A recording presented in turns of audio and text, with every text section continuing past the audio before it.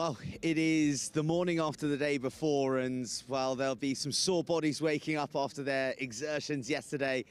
All the boys who are playing at the 36th St Joe's National Schools Rugby Festival will have to re-steel themselves ahead of the business end of the competition, as silverware is most certainly on offer today. You have to put away the performances from yesterday. Even if you've won every game, if you've lost every game, today is a new dawn, and today is a fresh opportunity to stake your claim for going home with a trophy. The Dulwich waits for only 8 teams who made their way through to the Cup quarter-final, while the plate, the bowl and the shield are on offer for those sides who didn't quite cut the mustard yesterday. Having said that, there's some absolute class in there. We're going to be starting with the bowl quarter-finals this morning on pitch 1 and pitch 2, and the teams are Hurst, Wit Church High School, Strathallan from Scotland and St Joe's as our opening fixtures. And just hearing those 4 names, I'm sure you'll appreciate some pretty decent rugby to be played, and has been played by those schools so far in the tournament. Coming to the Cup, well, there's class all the way through it. So difficult to beat. I think it's been universally accepted that this is the highest caliber St Joe's Festival in its history. I wouldn't be a betting man, to be fair, about who would be progressing to that Cup final today, or who indeed will be hoisting the De La Salle Sophie. It's a little bit more of a quiet lull here at St Joe's, it being an early Sunday morning and the exertions of enjoying yourselves on a Saturday afternoon, and maybe the frivolities of a Saturday night in the wake of some fantastic rugby that we enjoyed all day yesterday. But the bagpipes of Strathallan and the drumbeat of the St Joe's Tunnel tell you that it is game time, and time to join our commentators for the first of our Sunday action on day 2 of the 36th St Joe's National Schools Rugby Festival. Good morning, ladies and gentlemen. It's another beautiful sunny day here at Belstead Road in Suffolk.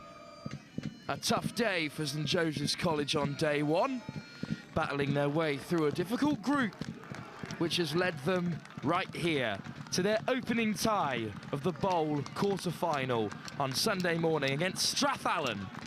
New boys to the festival who themselves battle through a very difficult group. Talk more about St Joe's and Strathallan's journey. I'm with Will Stace. Good morning, Will. Good morning, welcome back to St Joe's. It's a pleasure and an honour to be here. St Joseph's College got a chance to prove their points, prove their worth, prove their class. St Joe's versus Strathallan, key point to make. Current head coach of Strathallan, Nick Hill, was once at St Joe's last season, wanted a new challenge. He moved to Strathallan and they face each other in a bowl quarter-final here on pitch 1 very early on. Difficult day for St Joseph's College on day 1. Talk us through the results and what they mean ahead of day 2. So for St Joe's, that first game versus Hampton, they really shocked that side. I believe that we could have got a lot more out of it, and I'm sure those lads do as well. It was a tough game, but Brighton, they came up the blocks firing in that second game. That went away from us too quickly before we could get a hold of it. In that final game, RGS High Wycombe, the group was away from us before it even started.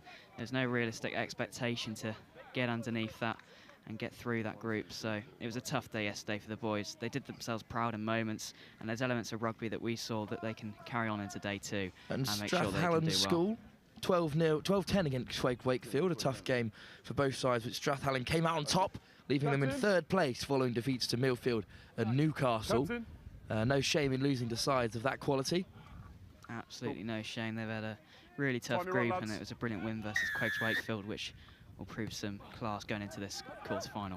Strathallan will get us underway, and Barry will take contact just outside the 15 here as the sun beats down on our commentary box. Blacker through the first contact and up to the 10-metre.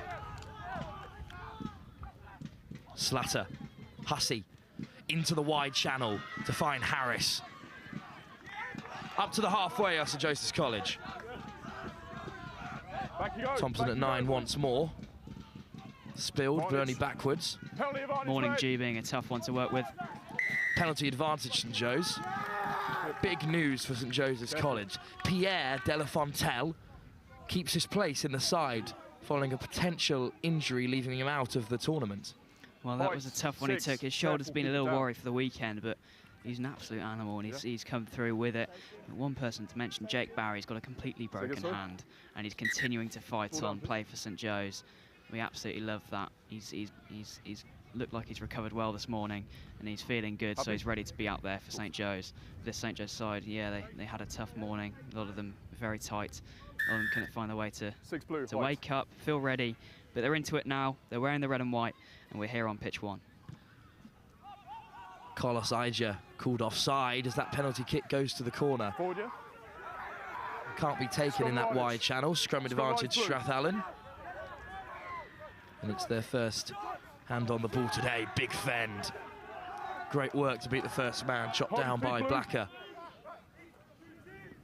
Chisholm. Inside ball. It's back with Hamish Chisholm at number 9. Hey, roll. Creeping up to the halfway. Penalty for not rolling away. 19, roll away. And an opportunity for Adam Anderson. Or Stan Brodie. To hammer Strathallan down the field. Penalties were a problem for St Joseph's College yesterday, Will. It seemed to be not releasing was the issue. So hopefully they've learned something, but in the early stage of this game they haven't.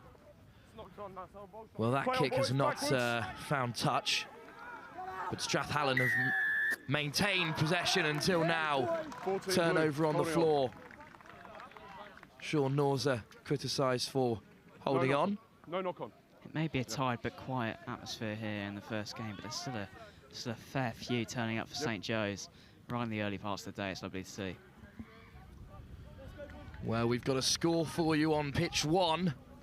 Hurst Pierpoint have taken the lead against Wit Church in the bowl quarter-final taking place there this morning. I mentioned yesterday in the after-day show that Hurst Pierpoint, while the results didn't go their way, they showed their quality, showed their class. There's no surprise that they've got that score over in the early stages of this bowl quarter-final. De La Fontelle Okay, let's go, Joes. with the throw. Up goes the number 19, Fergus Cherrington. And it's with the backfield now. Excellent shot tackle by Strathallan in the midfield. And a turnover. 16, holding on. Harry Simmons-Smith with the crash ball. Turned over by Strathallan. Once again, Brodie has the opportunity to find touch. But yet again, the kick doesn't go off the field, and Salema can gather for St Joseph's College. But another turnover on the floor. Hold on, boys. Ball down there. Too many penalties in these early stages, Will. Yeah, it seems to be that way. It's a very scrappy affair in the early stages of this game between St Joe's and Strathallan. Clearing in the ruck. He's lifted him by on the horizontal. Yellow card to be given here. 3 minutes. And away, Matt Blacker is off for 3 minutes today. The yellow card gone down from 4 to 3 minutes as these games slightly reduced in time. And this time Brodie finds the touch.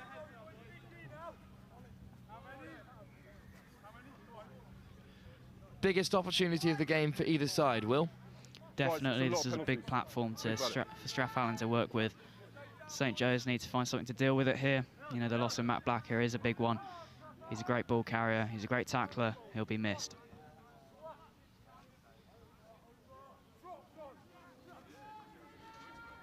Move. Up goes Murray Oliver. That's once.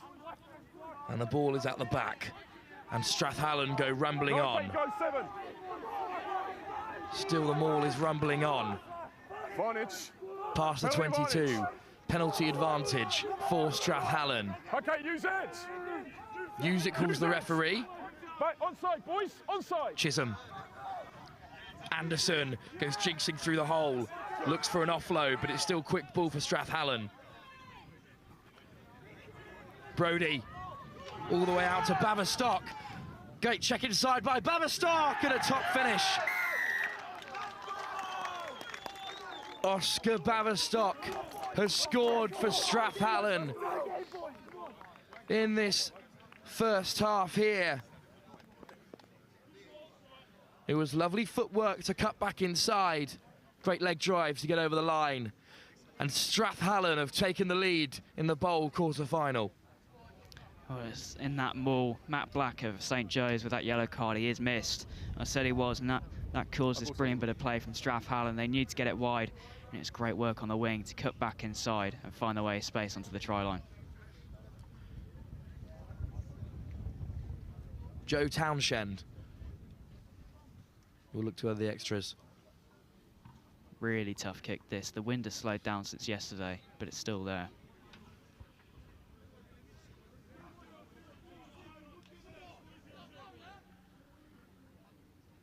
Clean strike by Townshend, just curling away to the left-hand side of the post. But 5 points to the good sits Strathallan in this first half against the host, St Joseph's College. What does St Joe's really need to do to respond here, Will?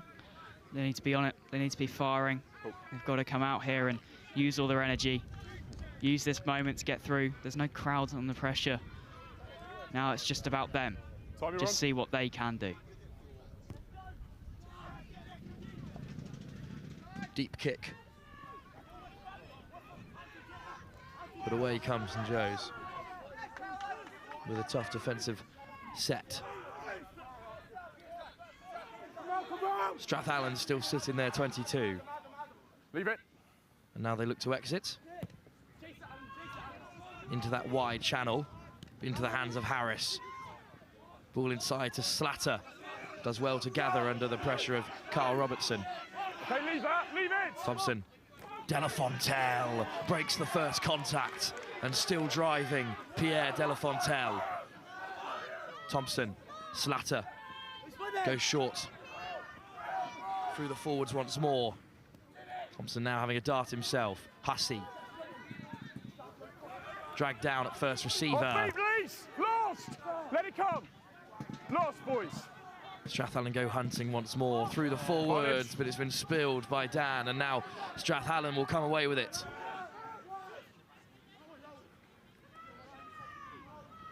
Loose pass into the hands of Brody. Good offload. Chisholm. Still camped inside their own half, and a turnover. Holding on. It's Eddie Patterson who's enacted that change, and 10 metres for backchat will leave Strathallan right in the red zone. Matt Black now on the pitch, so that's 15 men for St Joe's. They go out wide now. Hussey into the hands of the number 14, Salema. Dragged down 5 metres short. Picked at the base.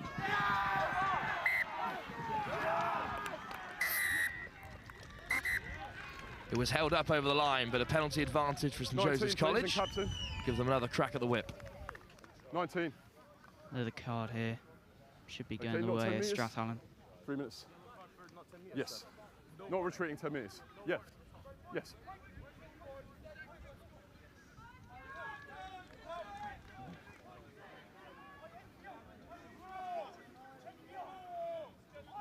Yellow card for Strathallan. This time it's their turn to play a man down as Jimmy Thompson will tap at the base. Good, powerful forward running. But St Joe's come up short. Penalty advantage. Picked at the base once more, and St Joe's are not over. A penalty advantage once more. Thompson goes for the line. Boys, it's a try. Try given by the referee. St Joseph's College had penalty advantage. They thought they were being pulled back, but the referee has given the score, Will. Yeah, a little bit of confusion. I think that's the early morning settling into the rugby festival. No one quite knows what they're doing, but St Joe's make it back level, and it's a huge kick for James Thompson. He held his bottle earlier on in the festival yesterday, but today it's an even bigger kick, one that has a lot of pressure on it, on young shoulders as well. Well, the try came from the tap penalty. St Joe's were just short, and some quick thinking by the surrounding forwards meant they tapped down the try from 2 metres out. It was a great carry from Harrison Smith. That initial one, it made a lot of metres. 2 points added for St Joseph's College, and they take the lead in this bowl quarter-final. And at half-time, ladies and gentlemen, as the referee's whistle goes, St Joseph's College will lead 7 points to 5. 19 for blue. Confirmation that 19, Zach Henderson, One, wasn't it? has seen a yellow card. Okay.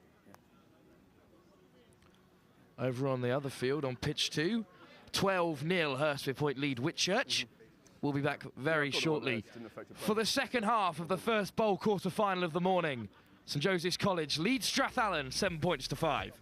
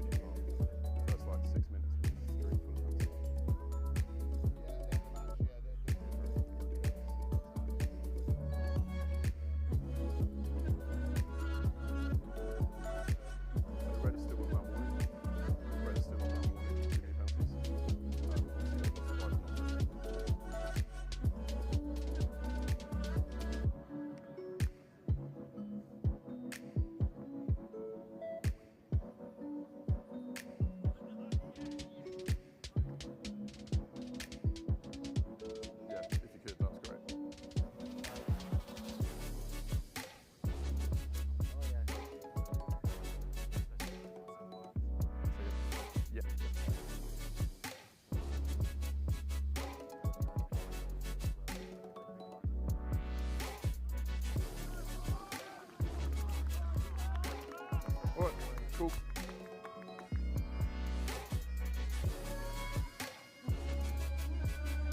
One and a half. 3 minutes. 3 minutes. Well, the bagpipes are blowing here on the near side of pitch 1 at the 36th annual St Joseph's College Rugby Festival. 3 minutes. Strathallan are 2 points behind in this bowl quarter-final to the hosts, who have racked up their first score of the tournament here on day 2. Will, something for St Joseph's College to hold on to. Definitely, and something they can add more pressure to. That yellow card is still in play. I believe about 2 minutes left on that card, so St Joe's with a lot of time to get something together. Slatter will get us underway. Midfield on the far side. Good direct running from Strathallan once more. No releasing in the contacts and an early penalty for Strathallan.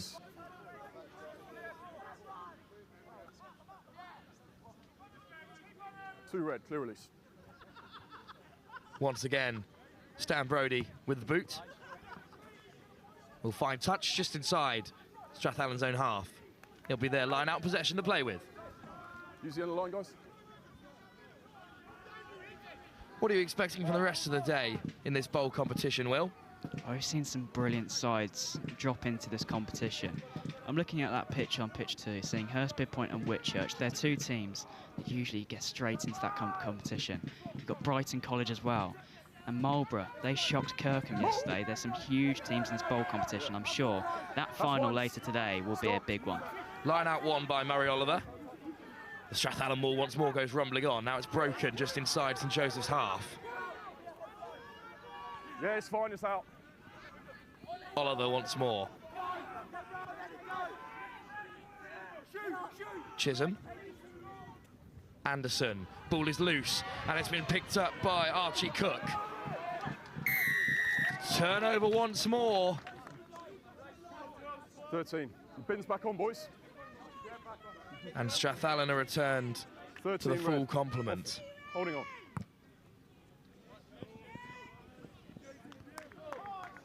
There'll be more line-out ball for Strathallan to play with. Good work by Archie Cook to sweep up in the midfield, but he just didn't have the support he needed. No, he didn't get the firing ruck coming over.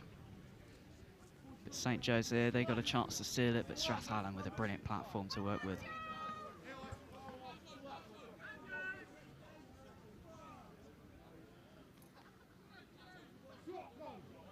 Chilton with the throw, finds Murray Oliver once more. Picked at the back by Robertson. Up to the 22, Strathallan are. Chisholm at 9. To Chisholm at first receiver. And it's been turned over. Off feet. Off feet. 5 blue, off feet. Murray Oliver just flying over the ruck, but sealing off illegally. And Jimmy Thompson will find touch. Guys, there's quite a few now. You need to keep your feet in the tackle area. Chances St Joseph's College to exit. The wind more on their side today. Definitely need to get out of there, try and get as far up the field they can. But penalties everywhere for both these teams. I think that's just a few little silly mistakes in the early parts of today. I'm sure we'll loosen up and get ready into the rugby action later on in the day, and we'll have some more controlled rugby. But for now, it's a brilliant contest. Pierre Delafontaine to get St Joseph's College underway. Finds Cherrington, but over the top for St Joseph's College, and Strathallan win possession back. Back feet, lads. On the 22. All right, boys, let that go. Oliver. Release! Over the gain line once more. Anderson looks wide, but the pass is loose. And knocked on the halfway, and good St Joe's line speed has forced a turnover, Will. St Joe's were up on that line very quickly. They're chasing down that Strathallan team, and it's a big scrum for them to try and get more on the board.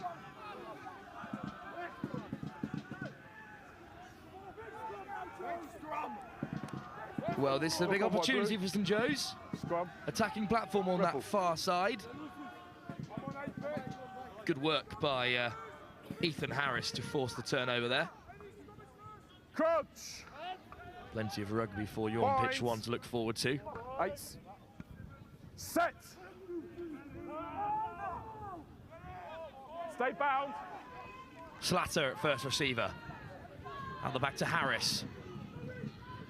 Over the top to find Salima, but knocked on, unfortunately, once more. Wasted opportunity, Will, for St Joe's. Yeah, just slightly. It didn't quite come off that work from the scrum. The pass was floating in the air. It's a tough one to deal with for Salima.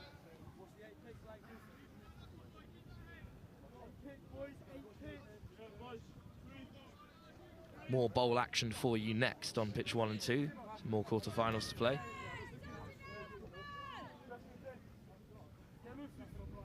Something to mention is the shorter format of these games. We've only got 20 minutes. That's such a short amount of time to make a difference and get that win. Marlborough Dulwich up next on pitch 1. Marlborough perhaps the favourites going in, but on the other field, Brighton will play as this St Joseph's scrum goes rumbling on. And it's a penalty at scrum time. Rare to see at this level, but St Joseph's College have affected a turnover.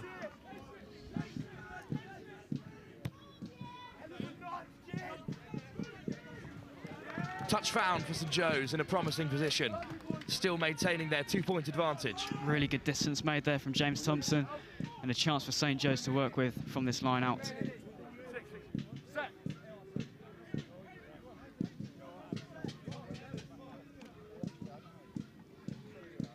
Hear the South African rugby tunes on the far side from St Joe's fans. They've got the saxophone out, Will, at 9 AM this morning. I love that. Thank you very much to Jack Bartley-Smith and Will Jolly, who have been a massive part of this squad, helping out with this atmosphere.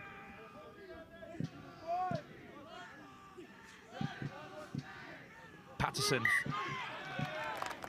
found at the front of the line out, but not straight the call. St Joseph's College just unable to convert these important opportunities so far. Wasted opportunities are something of a reoccurrence so far in this game, Will. You feel they could have put Strathallan to bed so far? They definitely could have, but Strathallan have also had those opportunities. Both sides have been a little bit sloppy in the early parts of the day. But a sub being made here, and Eddie Lloyd, 15-year-old, comes on, number 8. All right, let's go then, boys. If their scrum was anything like the first one we've just seen a couple of minutes ago, St Joe's surely have a chance to get this ball back. Chisholm to feed this scrum for Strathallan, set, who've come a long way to play in this tournament. St Joe's get the shove on, but Strathallan will exit. Anderson, shotted by Slatter. And a turnover. Straight off their feet are Strathallan, as they've been penalised for before, and back chat losing 10 metres. Delafontaine looks to go quick, but... Back. Not yet, no. Back 10, guys. Guys, none of you are 10. Keep going on that man. Keep going. Strathallan in trouble with the referee. That's not the first time they've been pinged for their back chats. Posters, the call. Another big kick for Jimmy Thompson. Yes. St. Joe's, that is the right call in my opinion. They can get into a lead that will put them a try ahead. Great tackle by Slatter on his opposite man, Adam Anderson, who's glided through defences all weekend. It seems to be a St. Joe sort of thing. You see the small lad. They always have big shots in there. George Norval, one to mention. I remember watching that last year. He'd tackle absolutely anyone. And he's the same height as me. That is short. Dreadful chat. It's too early. Thompson from in front of the post adds 3 points for St Joseph's College. 10-5 the score with just under 2 minutes to go.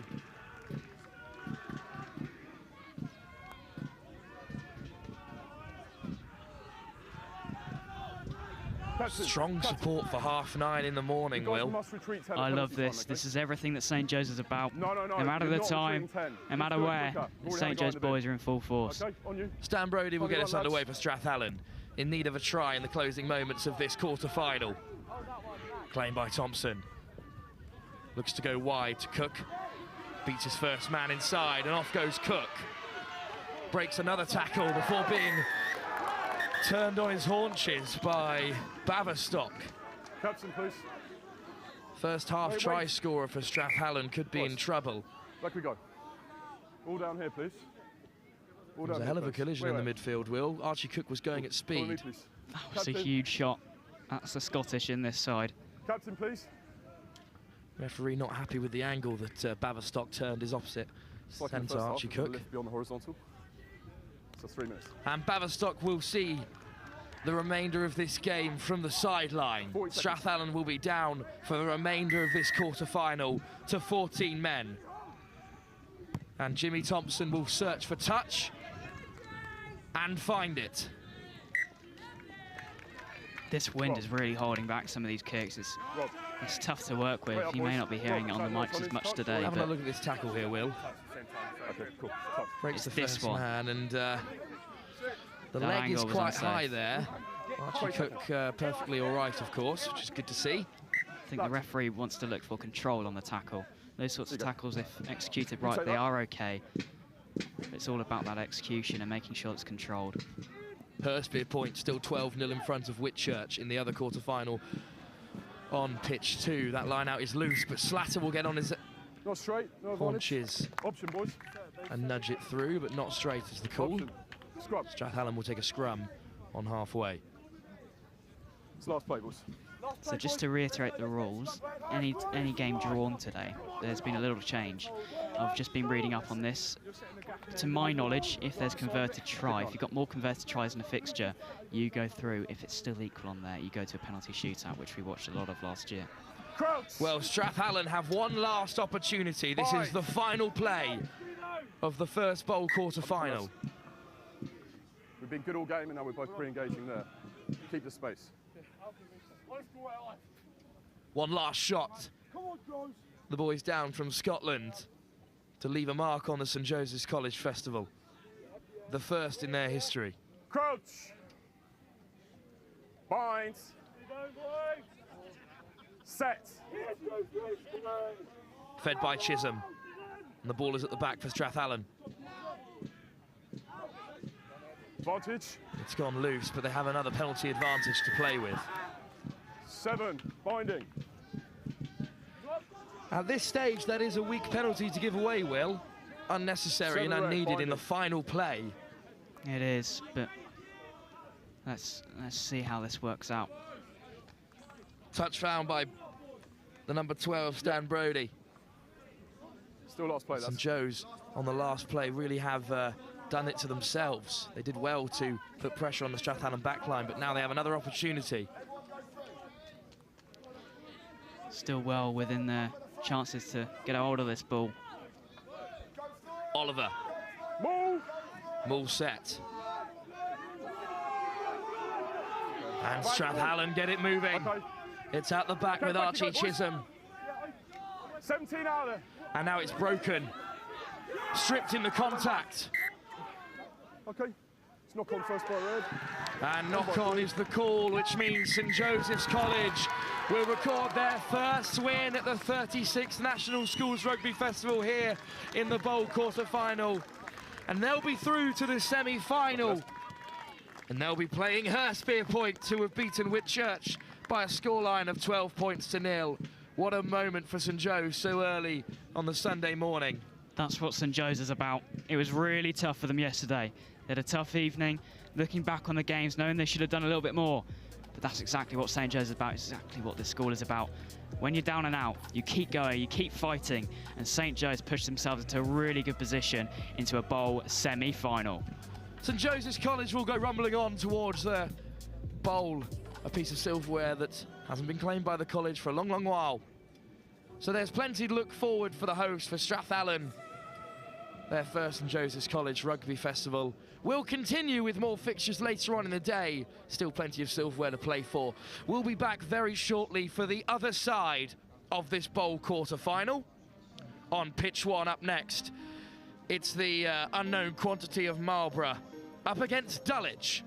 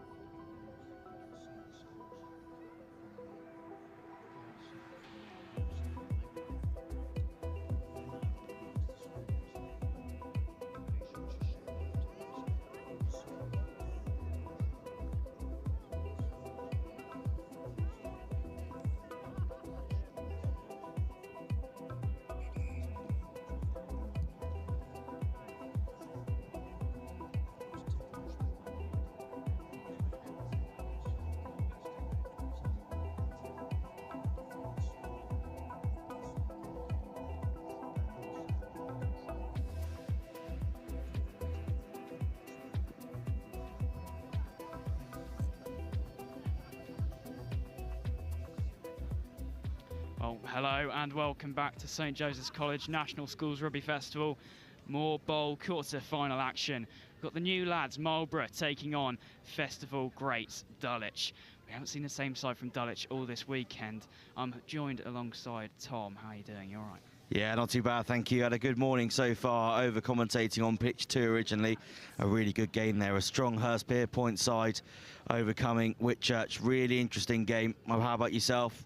Yeah, I've been enjoying these games. I've watched St Joe's to start off with today. They got a brilliant win against the new lads. Not biased at all. No, I'm not going to be biased, but you know, I did enjoy it a lot. But Marlborough, they had a really tough group. They had a really, really tough group. They shocked Kirkham. They shocked Trinity.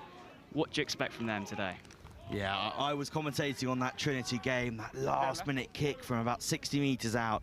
It was amazing. I had a game with such tense drama. It was brilliant.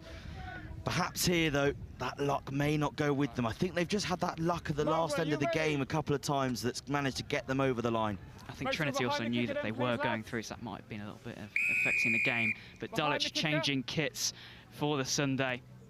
Might be due to a clash, we don't know, but Dulwich kicking off, and they're on the left-hand side of your screens.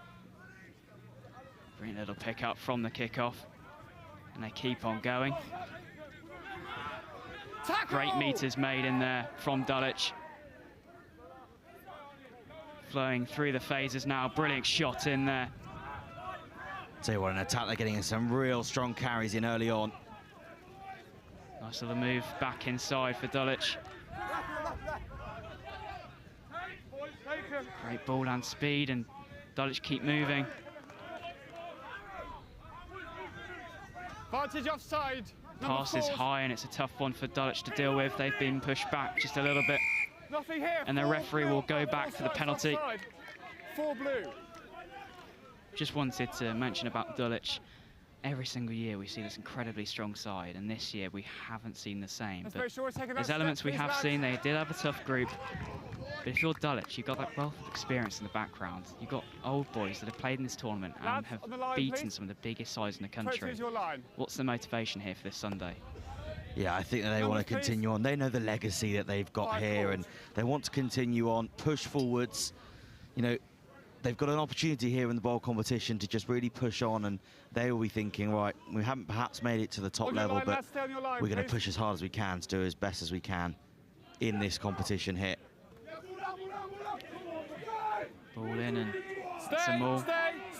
Quite equal in power, but Dulwich looking to move forwards. More men getting in, the driver's moving now. Play advantage. Keep going forwards, really pushing Marlborough back. Dulwich got the advantage as well. Advantage now for Dulwich. Moving it out wide, using the ball. They keep going. Still making distance are Dulwich. Great start to the game here, Tom. Certainly is.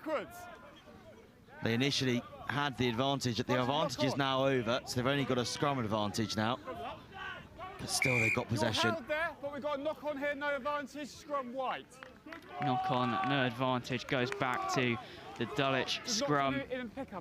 It's been a fast-paced 2.5 minutes here on pitch 1. What do you make of it, Tom? Yeah, it certainly has. Dulwich trying to come into this hard and fast, looking to get the pressure on. Some big, strong carries from the boys there, but yeah, perhaps not the start that they would have wanted. They had a good opportunity from that maul, and they just left it wanting. Owen Castle here for Dulwich will put the ball in. Dulwich in their fixtures coming up to the festival. They've faced big sides, so obviously their results will be a little bit tainted. They haven't faced the smaller ones in and around them. They've faced some really big sides. Their fixture list didn't prove that they were that quality, and yes, they didn't do that as well. But a chance in the bowl, they could finish 9th here out of this competition. It's a huge opportunity for some of these teams that fell short in the group stage to prove a point, to show how good they are. For teams like Dulwich and Marlborough, the new lads, you've got Strathallan who also new. What does it mean to win that bowl? Yeah, I mean, it's massive, and I said yesterday in the review show that, look, this is a 2-day tournament. These lads all go back to the hotel. Dulwich running through here. Number 13 just goes over. Try is given. What a score for Dulwich. They've had a strong opening stage. right from the kick-off, they retained possession. And a few phases later, they go through. Slippy hands, but they managed to use a couple offloads, and that's a brilliant pacey run on that left-hand side. Dulwich in the driving seat. Yeah, and it's just what I was saying about before that try, is that, look, this is a two-day tournament. They've got an opportunity here on day 2 to come back with a different mindset and different way of playing and really put to bed everything that happened on day 1. So that happens for both teams. And as we said, Marlborough got lucky in a couple of their games that they were able to just get that win on the last second. So Dulwich will be thinking here, look, you know, this is not a team that have done particularly well off their own back. They've had a few lucky results, so we can really put one over here. In the review show, no one mentioned Dulwich in that bowl.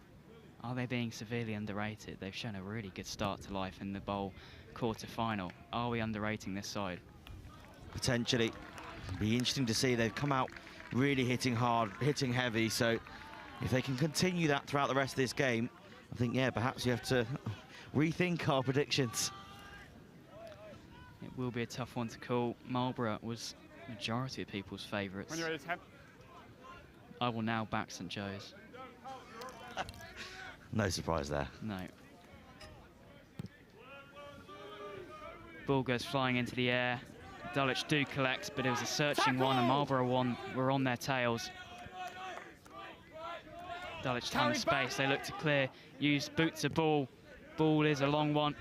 Tough one to deal with for Marlborough's number 8. He does collect, goes for the kick again, into no man's land. Mully trying to deal with it. Kicks once again. Guys. Hold! Marlborough in a brilliant position to go back at Dulwich now. Tackle! Ball's out. Certainly do. I mean, Marlborough haven't had actually much time on the ball in this first half. This is their first possession, I think. Yeah, 5 minutes without having possession, and so now is an opportunity for them to do something with it. They're going for the phases nicely. Nice ball, hand speed, using to go out wide. They do. They keep going. It's the number 13 driving on forwards.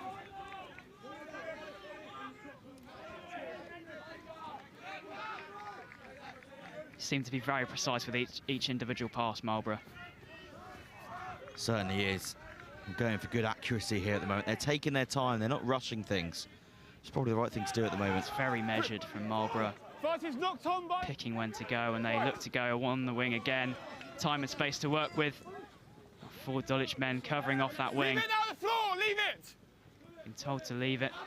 No, 16, no! Marlborough once again. Knock on. Keep going. Back foot!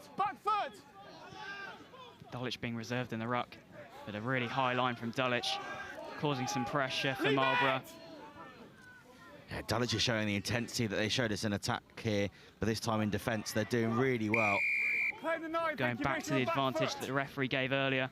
In this position, Dulwich did not convert their try. Do you look for points? They've done that straight away. Yeah, just being silly there. No point playing the 9 off the base of the ruck. Just may as well leave him be and just really focus on your defence otherwise. And now they've given away a penalty and a potential 3 points. I do believe that is the right decision. We've been watching Dulwich defend for about 2-3 minutes. And they're spreading. They're everywhere. You know, when that ball came out wide, you thought it was on for Marlborough. 4 or 5 Dulwich men came chasing them down. It's a huge opportunity for Marlborough to push themselves into a better position on the scoreboard. Certainly is. Dulwich are they're really using their drift defence well. It's great to see they're showing that space. They're enticing Marlborough out to the wide channels, and then they actually just break and they come through and cover those tackles. It's a strong kick, and it is over. We're into the 9th minute now, and the score is Dulwich 5, Marlborough 3. The side that shocked a lot of our pundits on the sidelines still find themselves behind with 2 minutes to go. They will receive the ball off this restart. How important do you think it is, game management? It changes from the 70-minute games they're used to playing to these 20-minute games on the second day. How crucial do you think those points are? really crucial. I think that's why, you know, we've seen quite a lot this weekend actually of taking the 3 points, taking the points when they're on offer. And it's a balance really, isn't it? It depends whether you back yourself to be able to get in that position again, either to take another penalty or to get yourselves a try on the board, just ticking your way closer into that score. Because yes, you'll get that 3 points at the moment. They're still 2 points down. They're still behind here, Marlborough. Unless they can get more points on the board in this second half coming forwards in the last minute here, they might struggle. How good of a platform is this line-up, though? 5 called. Yeah, really good. You'd hope that this would be a good opportunity for them. Just inside the 22. And we watched earlier, Dulwich really had the power and the maul. So maybe they'll look to get it out quite quickly. Seems to be plenty of backs ready to receive. Certainly is. Opted for a 5-man line out. So, yeah, you're right. Off the top it goes and out to the backs.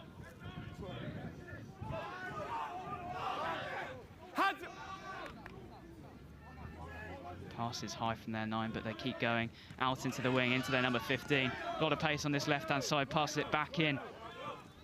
Making a bit of distance here now, Marlborough. Advantage now, not rolling, are Dulwich. And they give Marlborough the penalty. Thank you, back 10. There's your mark. How good is your kicker? Are you going for the corner? There's your mark. Yeah, it looks like he's lining up for the corner this time. A little bit of a unsurety from the sideline, but they do go for the corner in the end. Something we've seen more in this festival is very, I won't call it lackluster, but people have not been as keen to go direct to that corner. They're not aiming for that 5-metre line because it's so dangerous. If that ball gets turned over, you lose that possession, it can cost you games, it can cost you tournaments, it can cost you that win. Yeah, exactly. And it's not as bad as it was yesterday, but there is still a light breeze around. And oh, it's really affecting it. If that gust springs up, you know, usually it's useful to have it behind your back. But actually, if you're aiming for that 5-metre line and you end up going for the corner too early, the ball can get drifted into that dead ball zone. Stay through the middle, you're fine, yeah. Marlborough getting drifted further into that left-hand side of the pitch. Bring your leg, off the leg! Keeps driving forwards, though, almost on the 5-metre line. Looking to use it, they do now. Out the backs they go. Ball floating, but Dulwich are up high. And they do make some distance and move them further back, and that's brilliant work from Dulwich, causing the penalty. And that's what I mean, that will potentially be the half, and Dulwich have got out with the winning look in the half. You could just read that there, just tell he was isolated. I think that, you know, they were looking for that swing behind and it just didn't come. Perhaps that's a show of the win there as well, that kick not going to touch. Dulwich very close to retaining possession and being on the try line, but Marlborough have another opportunity. Seeing a few scrappy moments early on. Bit of tiredness in all teams and all hands. Still making some great affairs of rugby. Lovely offload out the back. Keeping that ball alive for Marlborough. Get out of there! They have lost ground though. Oh, they've really lost ground. They've been pushed back by this Dulwich side. I feel that Dulwich do have a point to prove, and they are proving it. Marlborough use boot to ball, go long. Dulwich there to collect, bounces nice. Using the step, that's a brilliant step to evade the Marlborough man. Keeps going, he's still running that number 15 of Dulwich. Yeah, driving forward, he was set quite far back there as well. I think teams are become aware of the ability yesterday for teams with the wind at their back to kick down into 22 and win a 50-22. That's brilliant work from Dulwich. They held out a lot of pressure in the back end of that first half by Marlborough. And we sit here half-time at the break. Dulwich 5, Marlborough 3.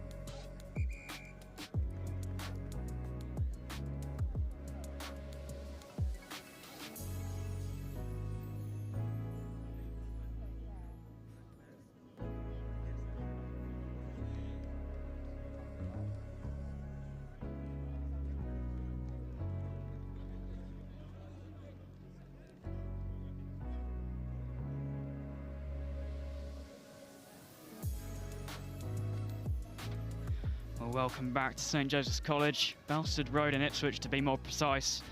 For some more bold quarter-final action. We saw a brilliant first half and Dulwich with a point to prove, and they came firing out the blocks with a brilliant early score. Didn't get it converted, and Marlborough, they came back into the game. They got a penalty, they were close to scoring, but it never came for them. Tom, what did you make of that first half? Yeah, we were just talking at half-time, weren't we? We just didn't expect Dulwich to be seemingly as dominant as they have felt in this game. We thought there'd be a little bit more of a mix within it, but Marlborough's showing us towards the end that when they get the ball in hand, they can do some interesting stuff with it. They can be exciting, but Dulwich just is so powerful and so intense that it shuts down a lot of what Marlborough are trying to do. That's a brilliant tackle in there. Leave it now, leave it! Marlborough now have possession in their own half. No lift. They're so accurate and precise with those passes, Marlborough. Direct and on the money. Boot to ball, used, goes long. Bounces a nice one for Dulwich. They use it, they use their number 13. Out on this left-hand side, he was a try scorer early on. And Marlborough really working hard in this ruck. Powerful and strong side are Marlborough. Yeah, well, Dulwich have done well to keep that ball there. A lot of pressure coming from Marlborough. Marlborough now pushing him onto the halfway line. Dulwich used the box kick into some distance in his own half. Is a 50-22-1, doesn't go out. 50-22 is in a lot of action yesterday. All on from Marlborough now tackle, and Dulwich have made some distance after that box kick. Tackle! Another strong carry. Dulwich cracking on in this second half as they did the first.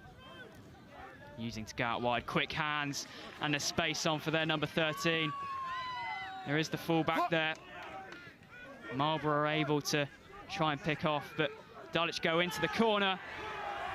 It's another score for Dulwich. I've got time off. I've got knock on. Or maybe not. Knock on by White. Assistant referee spoils the party. Knock on is the call. Dulwich ever so close. Owen Castle on the line. Knock on by White, scrum blue. And it's a scrum down for Marlborough. Heartbreak for Dulwich, that. Yeah, the assistant referee Alfie there, just chipping in. Number 5. Now space, please, both teams space. It's slow and it's stable, okay? So now we've got an opportunity for a scrum. It's going to be under high pressure though for Marlborough, right on their 5-metre line, and we know how intense Dulwich can be in defence as well. Set! Dulwich will almost see this as an attacking opportunity to try and make this Marlborough defence shaky and nervous. Big shot in there from Marlborough. Ever so powerful. Leave it now, you're off your feet! Marlborough go out wide, bit of time and space to work with, but Dulwich do get across. Force the knock-on as well. They forced the error there. Oh, so Dulwich, their intensity and their strength has worked there. I said they'll see it as an attacking opportunity. They for sure have. Dulwich with a brilliant place to work with here from this scrum. Let's watch this again. Marlborough get the ball out wide. It's a lovely searching pass. It's a really tough challenge, and the ball just floats down and knock-on called. Space and height, please.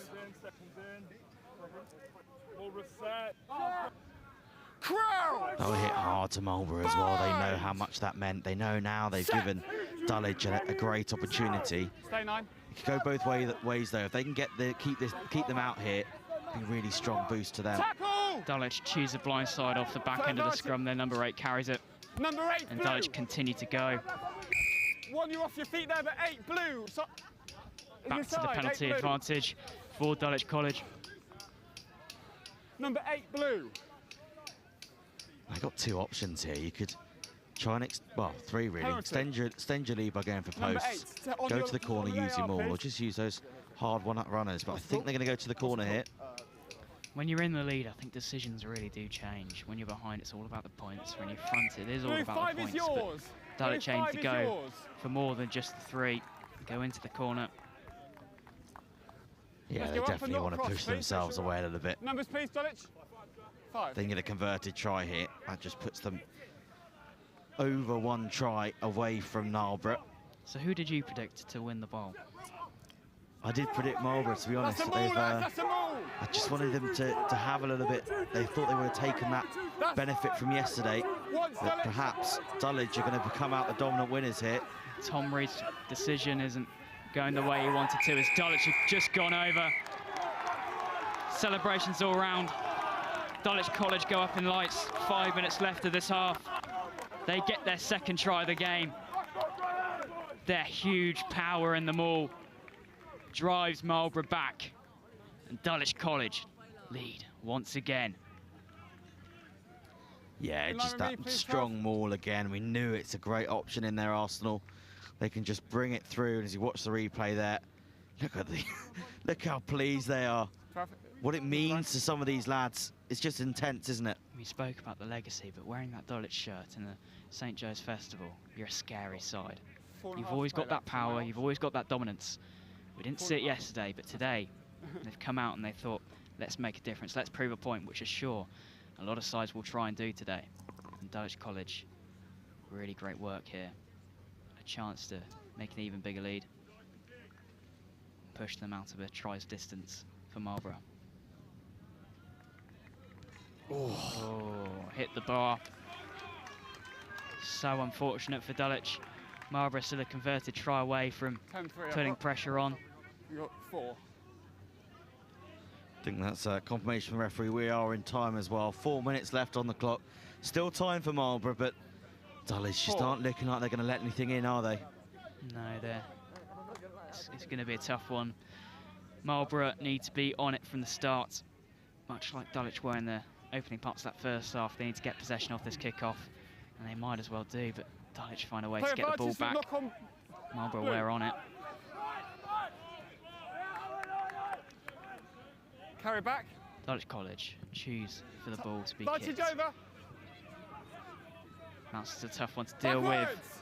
Backwards is the call from the referee. I'm not too sure about that one. Looked like it went just a bit sideways, but Dulwich College with an opportunity to keep going. They're now almost on the halfway line. Great distance made. Some great carries and a brilliant offload from Dulwich. They still get the ball out. Tackle! Ball's out! The ball came out quite quickly, but Dulwich were able to deal with it.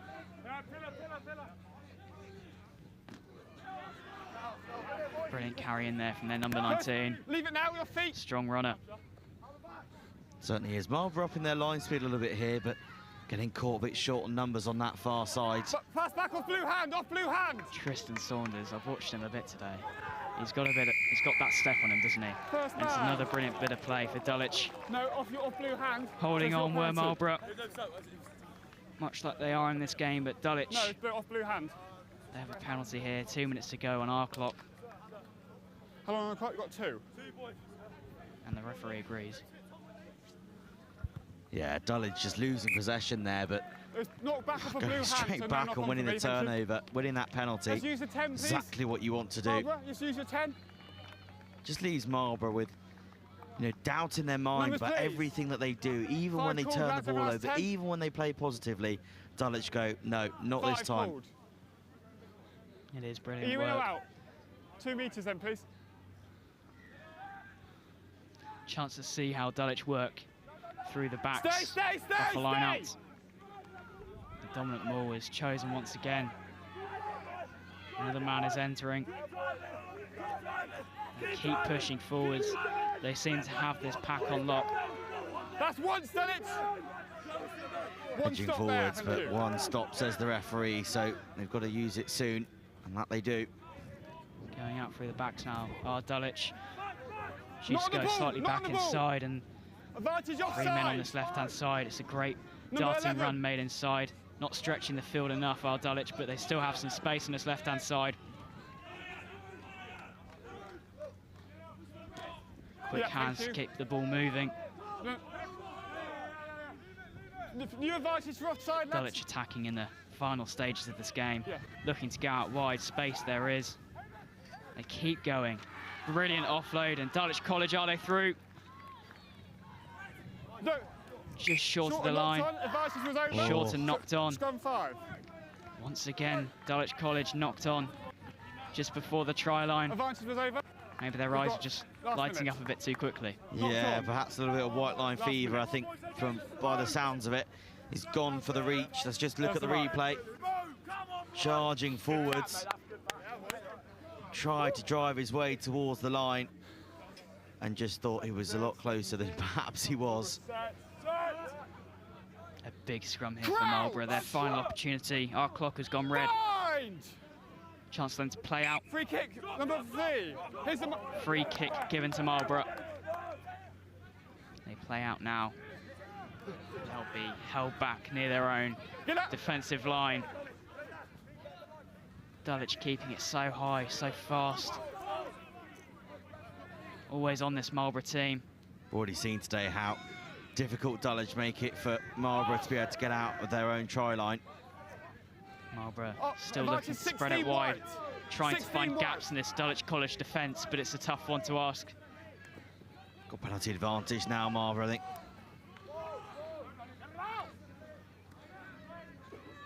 It was Hamish Malenchi was caught offside, yeah, 16 white. Here's the mark.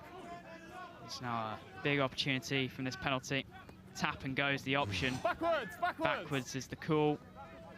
Just not working for this Marlborough side. Seems to be held back by Dulwich. First man. And that's the game, surely. Dulwich have been so strong in defence. First man. Yeah, the referee confirms it as well. That is last play. So Players just confirming that. Make sure we're 10, make sure we're 10. As long as they tap it before, get Out rid of it that goes. Dulwich College. We didn't see them in their usual sense yesterday. They've come back here, pitch 1, an early start at 9:40, facing a really tough opposition that have put it to the biggest sides in the country. And Dulwich College take all 3 points and move on. They go into the bowl semi-final, and Marlborough, we relegated into the Shield competitions. Thank you, Tom, for joining me. No worries, thank you. It's been a pleasure. Dulwich 10, Marlborough 3.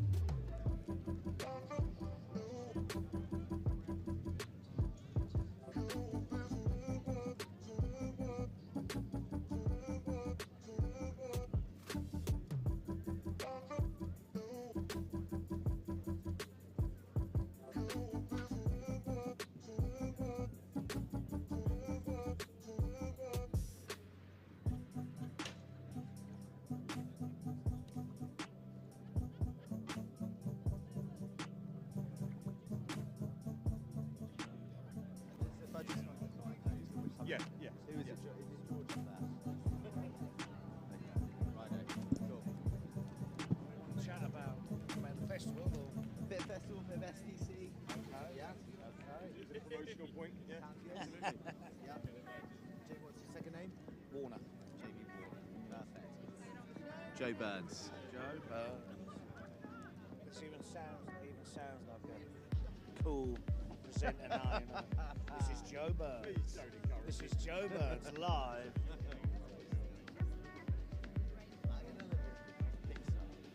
How long has STC been about for then?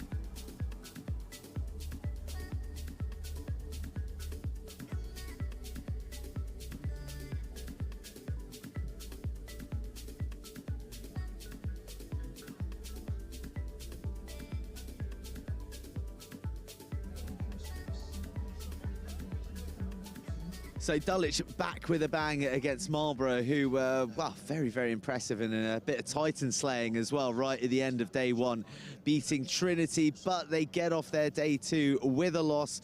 Dulwich with the win, and coming in after a St Joe's win, a much-needed St Joe's win against the New Scotsmen. So, a few shake-ups and lots more actions come with the cup competition next, with Denstone versus Kirkham. But I got one of the tournament sponsors with me. I've got Jamie Warner here, who is the, what are we saying? We're CEO, creative genius, the kingpin of STC Clothing, which stands for Sports Technical Clothing. Sports Technical Clothing, there's a bit of a story behind that. But yeah, let's talk about the St Joe's Festival first, Jamie, and why you've been involved, why you've wanted to be involved, and also with the school.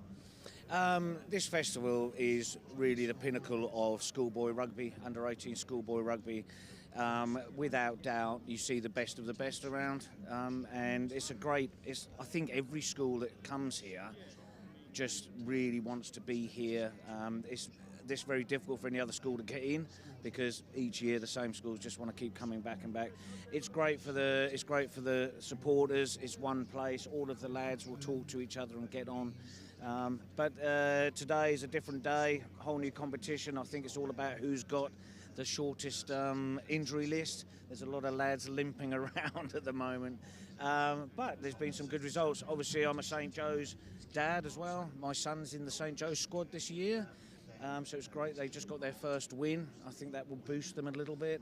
And we'll just see how the rest of the day unfolds. But if it stays like this, Joe, it's going to be a cracker, isn't it? I mean, we're truly blessed, aren't we? I mean, I feel, I can't remember the last time it was a wet St Joe's. So it's a pretty good occasion to be at, even if you're not on the field as a spectator, especially if you've got a vested interest like yourself. Very much so, very much so. For me as a dad, it's great to have a son out there playing, but also for us as a brand, we're the kit partner with St Joseph's College, and to work with such a school that's got so much history in the sport is great, and the whole build up to festival. So the boys, even my own son, didn't even get to see the design.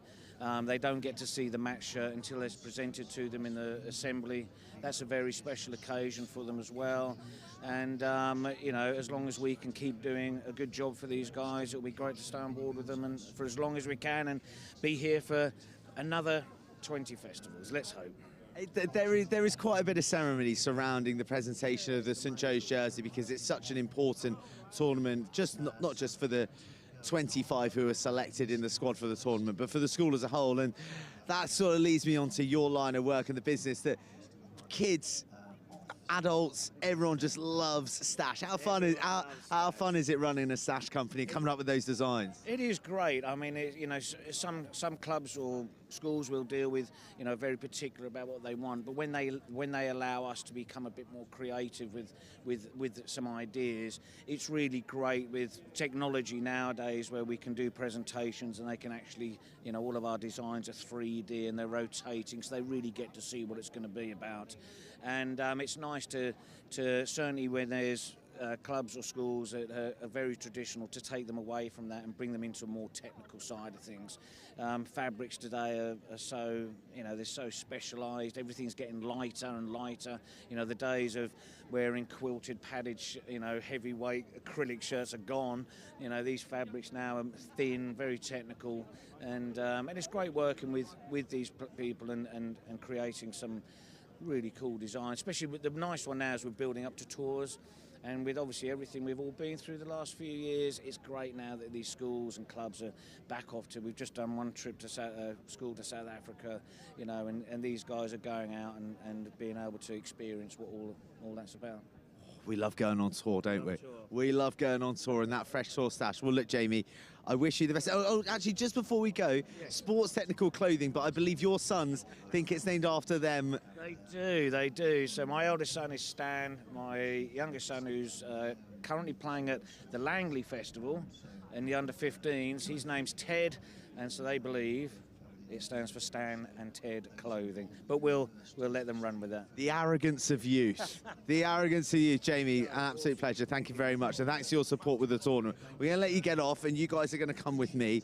as I backtrack or sort of moonwalk through the festival a little bit and up to a different stash retailer, one that is known for its fun and its flamboyance. Oh, here we go. Come a bit closer. I can see my cameraman's a little bit reticent. He's put off by the budgie smuggler-clad individuals. I've got George Taylor here. George, good to see you. We know each other from a long way back. This man's been in budgie smugglers all his life. I think he came out of the womb wearing them. But, mate, you're here supporting the tournament and bringing the budgie smuggler vibe to St Joe's. It's the first time we've been here, and it's been a great day yesterday. The sun's shining again today. Good day to be selling swimwear. It's an amazing tournament, and it's been extremely well put together. And to get around schools and universities a bit more, which we've not really done before, is where we're trying to go in that direction. Get the next generation of smugglers ready to go, ready and firing. That's the key. What is it about the budgie smuggler? Because I think that people who are listening in or viewing at home, they would have seen budgie smugglers when international players had their shorts pulled down in driving rucks and the frays of contact areas, and they just seem to be the absolute go-to pair of pants or swimmers for any rugby player worth their salt. Definitely, but you'd be surprised. It's a funny thing to try and convince those that haven't quite been converted yet. It helps that professionals are wearing it, like Sir Jack Noel wearing them the whole time and things like that. But another thing that we believe massively in is getting that body positivity message out there. So if we can get 17, 18-year-olds, university students, where there's a lot of pressure in life, you've got to try and look good the whole time. If we can get around there, make them feel a bit more happy in their own bodies and then have a good time whilst doing it, that's kind of our key message here, which is why we're thrilled to be at kind of a schools rugby festival like this. That is a fantastic message. I think that's one that we can all get on board with. What are some of the goods we've got here? Come and show us what you got, George. Come on. There we go. I guess. Well, we have some lovely bucket hats here. We've got some beanies. We have some bum bags and stubby holders. So if you wanted to put in a bottle of water or another drink of your choice.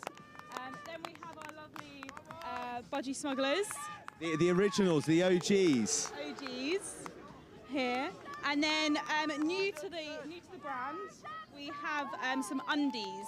This is the first time they've been seen, so you can only buy them here, but they should be online in a couple of weeks. How fantastically displayed by you there. And this is where it all started, isn't it? This is where it all began, the original budgie smuggler. These are the originals, but we do also do female wear as well, so just check that online. And if you are a female and want a pair, you can grab yourself some too. There we go. All right, okay, look, we've seen it all here. How good are these? I believe that the aubergine is particularly popular at St Joe's this year. So if you're in the locality, get down here and get yourself a bucket, get yourself some budgie smugglers, and we will get you back to the action right now.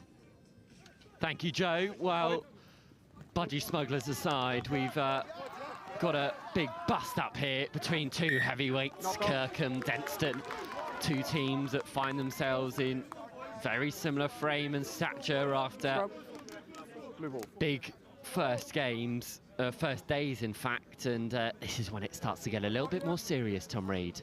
Yeah, exactly that. I mean, Denstone want to continue on from yesterday, 3 decent wins, and they managed to use their strength in their pack and show that they really are a force to reckon with this year. Well, already we've got a scrum. Charlie Reid at 9 will feed in the ball for Kirkham, who've gone with an all-star starting lineup. Straight across. Already penalty. It's scrum time, and anything set piece, including forwards, I think may even decide this game. So that first penalty for Kirkham's a big one. Yeah, definitely. Dominance at scrum time there from Denstone, but just not doing so legally, just coming in at the angle. So the penalty goes Kirkham's way. And Davis heads towards the 22. Wills Austin, who was impressive in the first 3 games. Throws. Going to the middle. Brought down well by Kirkham. They form this Mancunian wedge. Still going. Denstone, no, making a nuisance of themselves. Get out. Referee not happy with where Denstone players have ended up. Davis takes it in on a hard line.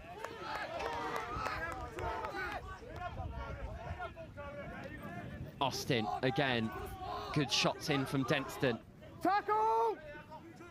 Trying to hold firm as Davis rallies his troops behind him. Uses that flat line. The line break is strong from Dryhurst Jones. Quick ball. Davis back on the angle. Still though drive. This is a strong attacking set from Kirkham at the moment. It's Gilmore. Davis now out the back door. Roberts across the Dowds. Strong tackle. Denstone need to get themselves out of there. Corkish, another name that we mentioned many a time this time yesterday. Strong hit though from Shahota and friends. That's what we saw yesterday from Denstone, that line speed and that big hit. Been a bit passive so far though. Austin. Let's go. Now it goes to Davis. Flat line, taken on by Scanlon, but Denstone trying to push them back to whence they came. Big hits in as well. George Perkins leading from the front.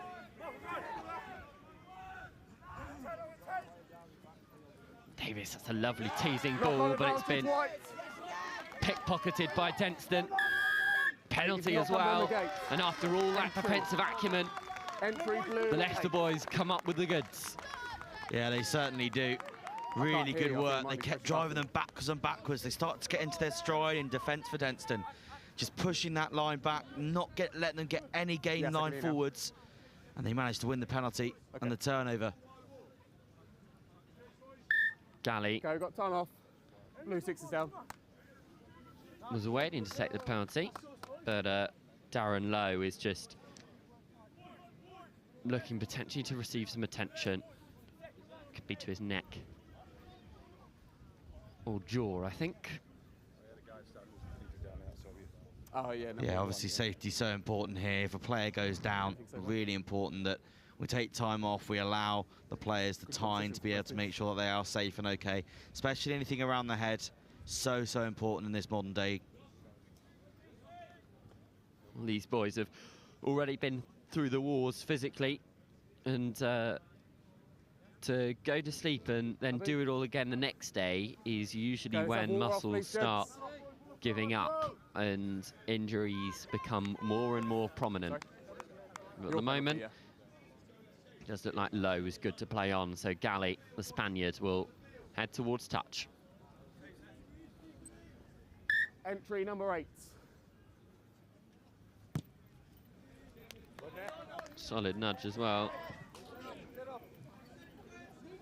Landing in a pool of unexpected parents who fairly surprised to see a ball land in the middle of their conversation.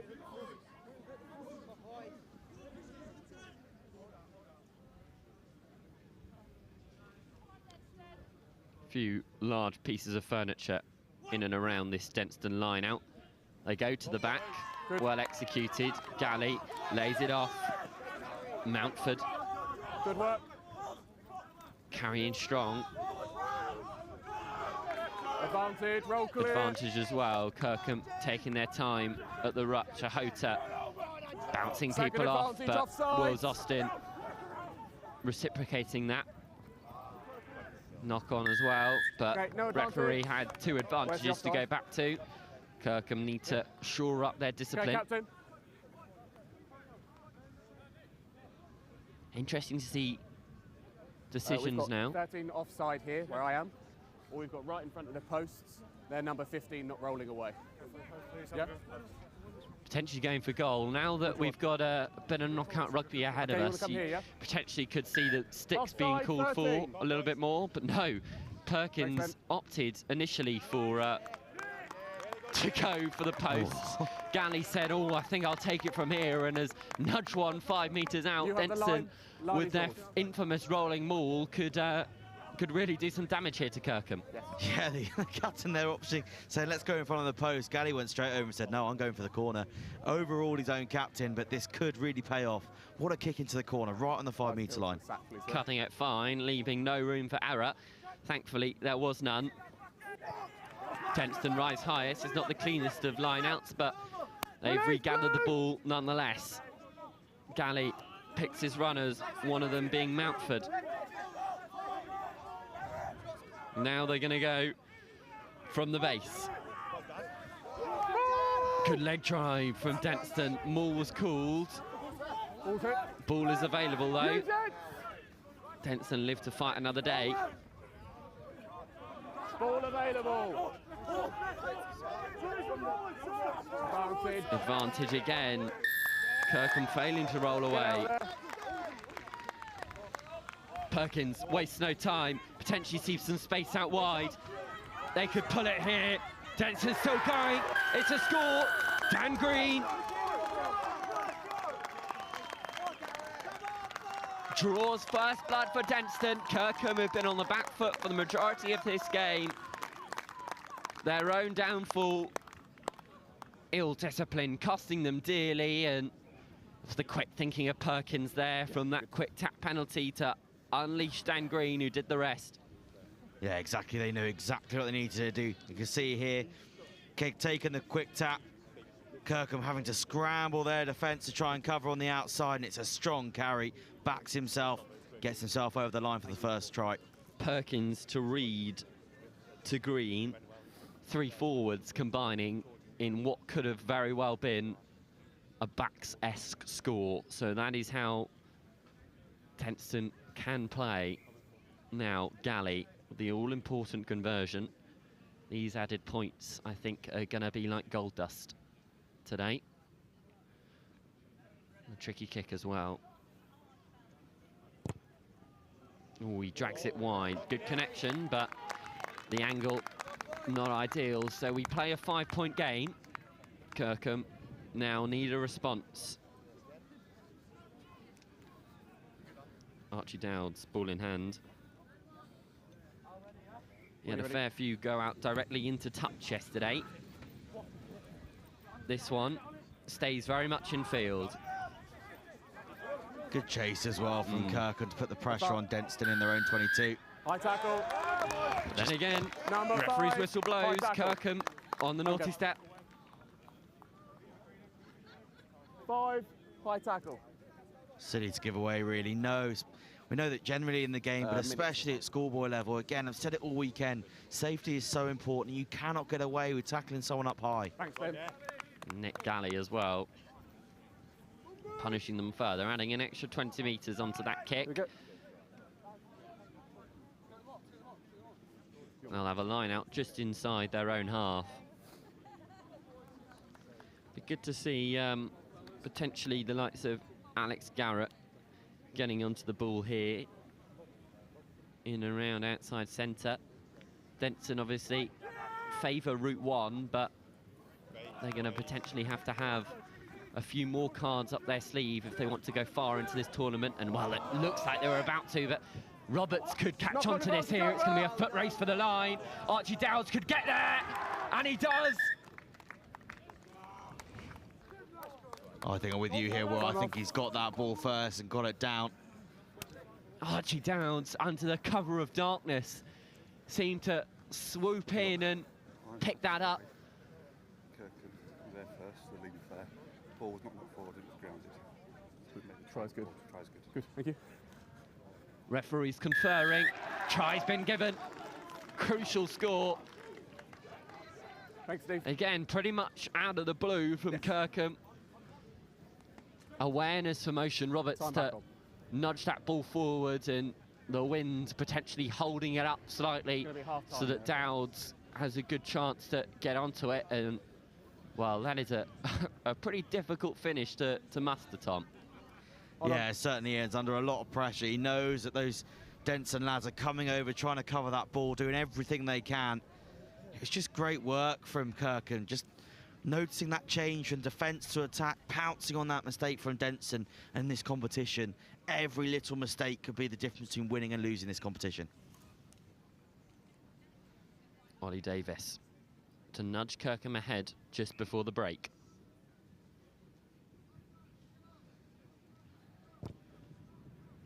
He goes wide too. Half time. We will have a draw at half-time. Well, you can argue it's been a comedy of errors. Both sides relinquishing pressure from each other and allowing for their opposition to get in behind. Kirkham, penalty after penalty, meant that Denstone could creep in through Dan Green, and very late on it was Archie Dowds who levelled it up with an opportunistic score out wide, but means at half-time here in this first Cup quarter-final, Denstone 5, Kirkham 5.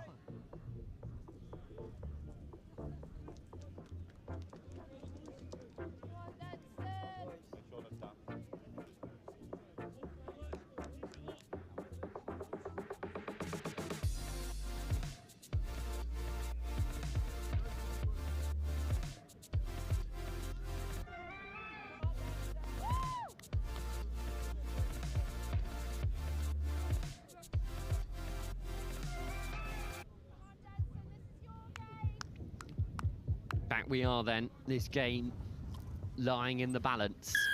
Dowds, the try scorer, gets us back underway.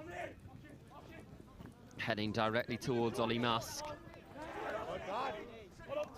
I mean, the hits and runs that are being made at the moment, just the weight and density of them is quite frightening, Tom, especially for a day two. Yeah, it certainly is. Said this yesterday in the review show that Denstone yesterday played with such intensity and they've got some real big hard runners. Just depends whether they can carry that momentum forward into today, and it looks like so far they have been able to. Out the back door they go to the try scorer, Dan Green. He's nudged back though. Off a foot, play on. Off back foot. Kirkham, I think, may have smuggled it. Perkins doing his best to try and retrieve it back to his side, but no, it's Kirkham ball, and Davis. Just through they go. That's Dryhurst Jones. Advantage. Advantage. Number one, rolling. Reed. Darts himself. No 9. Kirkham deputise. Davis through the middle. Perkins potentially goes high. Referee waves it on. They've got the advantage anyway still. Reed. Austin. He's got good support with him. This ball could be quick. Down the blind side they go. Davis. Little dummy through the gap. Davis still going. He's got Edwards outside him. Doesn't use him. Keeps ball in hand. Safety first from Kirkham.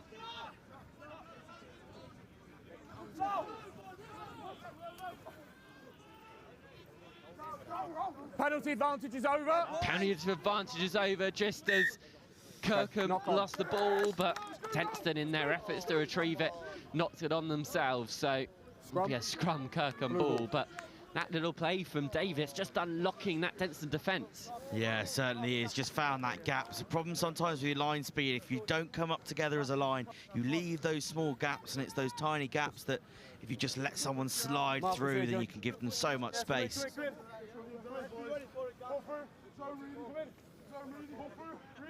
And Kirkham now can try and play one of their cards. They've got Davis and Effin Edwards out to the blind side, and Scanlon, Roberts and Lutus out there with Dowds, almost in a different postcode. It goes to Scanlon, who tries to cut back in field, met well by Perkins. A colossal contact between those two. George Perkins, a captain's contribution. I mean, Cam Scanlon's a hard man to stop, but George Perkins just showed us how to do it.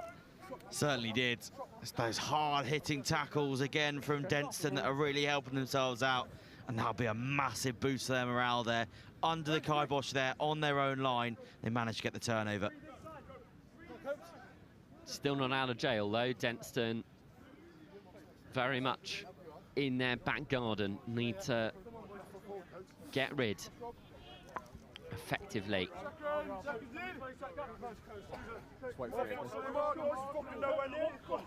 Seeing a change in the front row there for Denstone. Jahota coming off. Just going to see how this new front row deals with Kirkham here.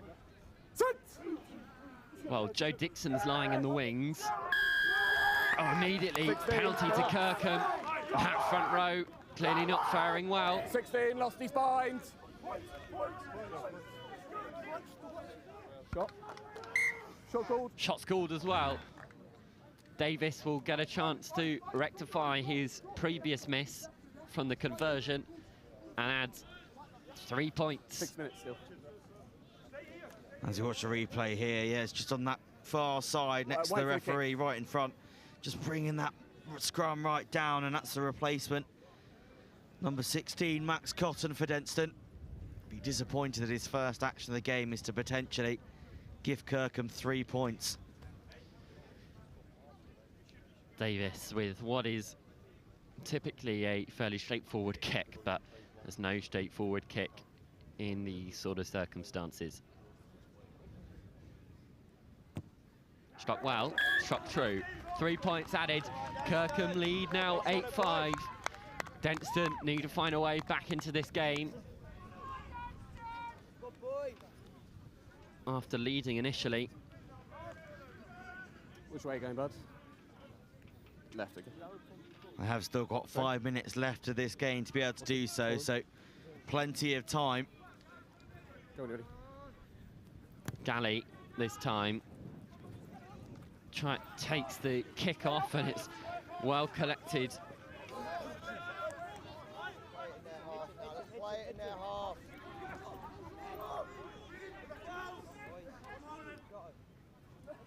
Davis out the back.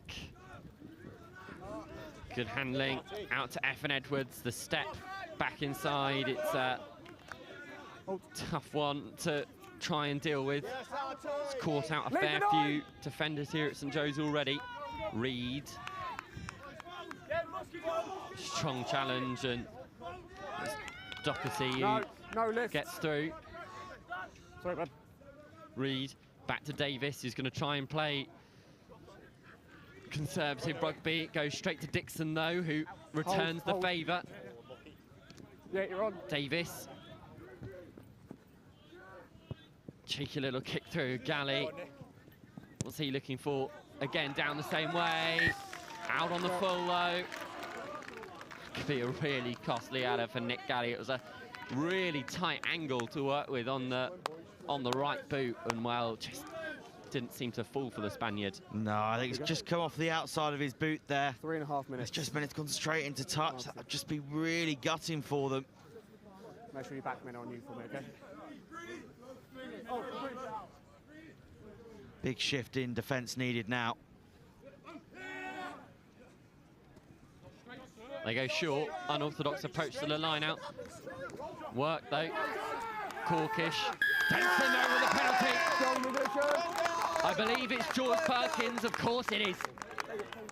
Give him the ball. Mr. Denstone comes up with the ball. And March 10. This is a massive moment for Denstone faithful.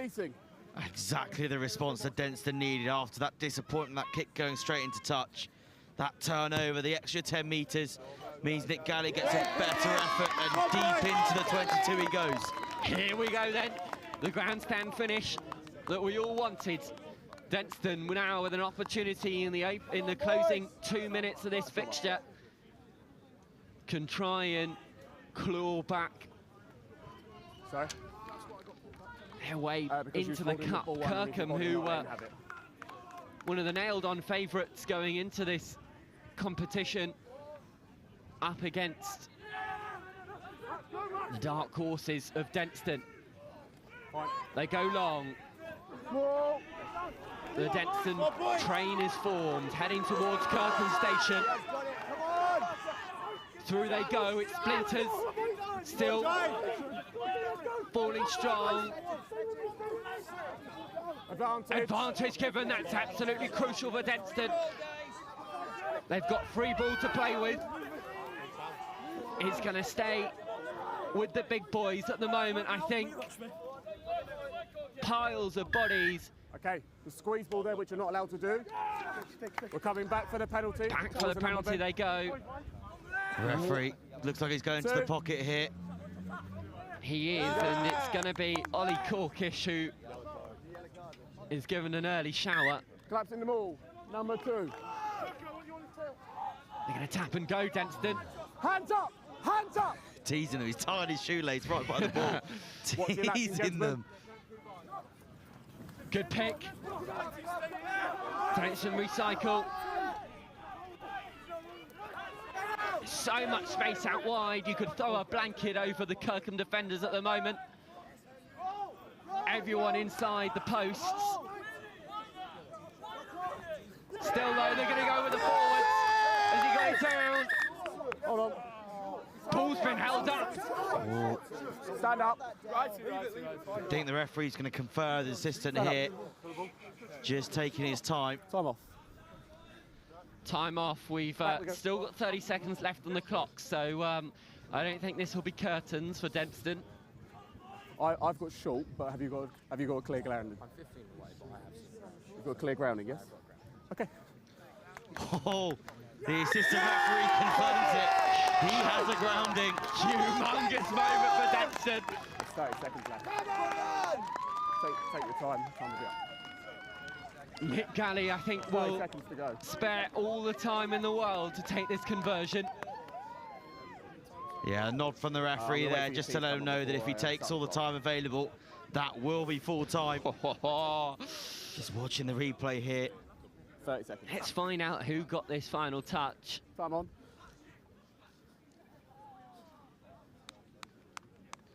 I mean, there's about 4 6s, 3 7s. So I think we're going to try and find out for you who the name in light should be for Denstone at the moment. Clock's in the red. Galley, this conversion. Meaningless. Yeah. He'll still have a crack at it. Either way, Denstone will go nuts. They will be through to the cup semi-final. Hit the post. Doesn't matter though. Denstone demolish Kirkham. The underdog story lives on. Certainly does. Well, if yes, there was anything to go by, that was going to be the result, but Christ, Kirkham didn't make it easy for them. It was such a tight and tough game. I mean, at half-time, we spoke about just how tight this was. But I think that, yeah, Denstone just really had that edge in the end. Well, let's have a look at this try. We can see it as it unfolds. Short there. I think it's from Ollie Reid, wearing 8. Picks up, goes, looks like he's grounded it. We'll give it Ollie Reid. He's had an excellent game, as have the majority of these Denstone players who can hold their heads up high. George Perkins leading his men towards a cup semi-final. Could we potentially be seeing the De La Salle Trophy finalists? Well, Joe has got a few of them alongside him to talk through the action as it's just happened. Ollie, Harry and Henry, a breathless Ollie, Harry and Henry from Denstone College, and the try scorer as well, the winner at the end. How was that, Ollie? Honestly, like, Kirkham is such a good side. We knew that. We knew they were going to be physical. It was a tough battle, and 20-minute games are so tough. To get points on the board and to stay consistent, it's hard to do that in just 20 minutes. And at the end, we just got the forward pack going and eventually got the try over. So yeah, what a win that is. What a win. What a win. Harry, how about you? How did you find it out there? Was it tense? Very tense. Obviously, we've had our history with Kirkham, quarter-final last year at St Joe's, so we had to come in with the same mindset, just beat them. Henry, did the confidence, did the belief ever waver out there going into the dying embers of the game? No, never dip down. We're always going closer. We always want to be thereabouts, and we stuck in, and we just dig in, and we go again. In 20 minutes, half an hour, against whoever, we don't care. Don't care. So happy to face anyone who comes at you during the tournament? Oh, now we are, yeah. I feel like now we've got so much confidence. I mean, 3 out of 3 wins, just made it 4 out of 4 today. Yeah, you know, 20-minute games, I've said it before, like, it's hard to stay consistent, so yeah, we're ready for another battle. Yeah, and how the energy level's looking? The squad's feeling good. You've got enough depth as well, because we know it at this stage of the tournament it becomes tougher and tougher because you've played so many minutes. Yeah, there's a few niggles in the squad, but as you say, we've got so much squad depth and good players that can come on. I think we're going to do well. Lads, we've loved watching you so far. I'm sure you want to get in the huddle with the boys. We'll see you in the semi-finals. Well done, lads. Well done, boys. How about that for a bit of day 2 drama here on pitch 1? Denstone getting over Kirkham for the 2nd year in a row, and it took every single last second to get them past that finishing post. They came here with confidence, they delivered the goods. People are talking about Denstone, but let's not forget, there are some fine other sides out here today. There's Wellington, there's Trinity. There's more and more coming onto the pitch and more big games to come. Stay tuned on the stream, guys. There's drama aplenty to come.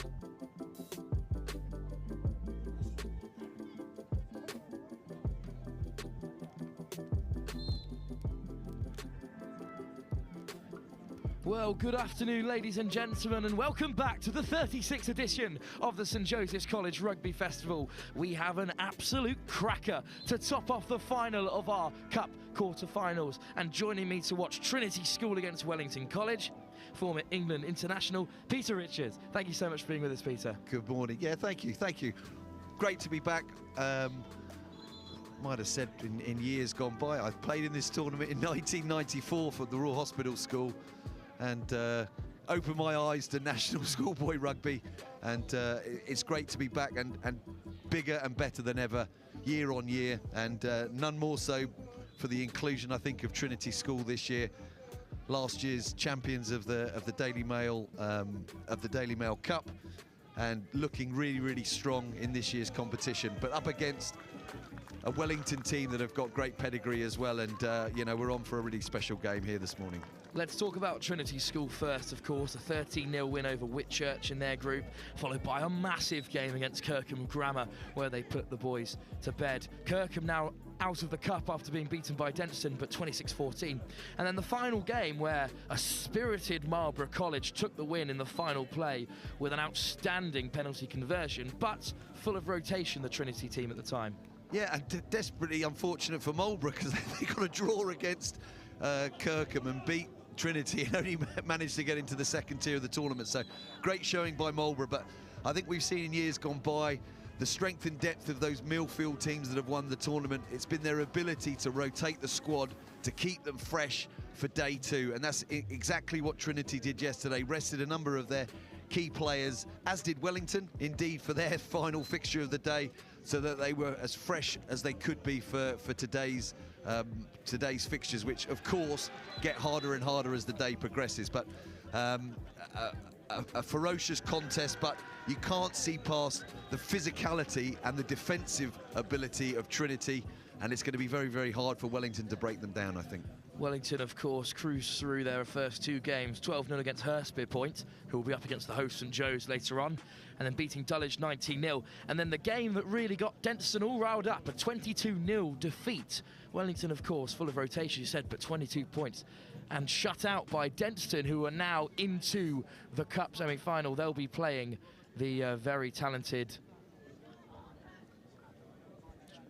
Milfield. They will be playing Milfield. I watched that game last. Thank you very much. They'll be playing Milfield, who put RGS High Wycombe to bed 11-0. Milfield, of course, yet to concede a try in this tournament. Well, the weather couldn't be better. All weekend we've had a slight breeze going from right to left as we look at it. So it tends to be that the points are scored down in this left-hand corner, but that sort of went against trend in the last game, with Denstone pulling a try to win the game up against the wind. But it's I always think of the analogy of 2020 cricket. Do you bat first and put a lead on the board to defend it, or do you look to defend in the first half? And it looks like Trinity, coming to the middle, are going to take that wind in the first half, but that might be dependent on what goes on at the toss here. Of course, this shortened format on the second day, games reduced to just 15 minutes. There's the Wellington captain, number 15, Ben Frampton, will be staying on the near side. Well, indeed. So what's happened is the choice has been made. I think Wellington won the toss. They've decided to post a score.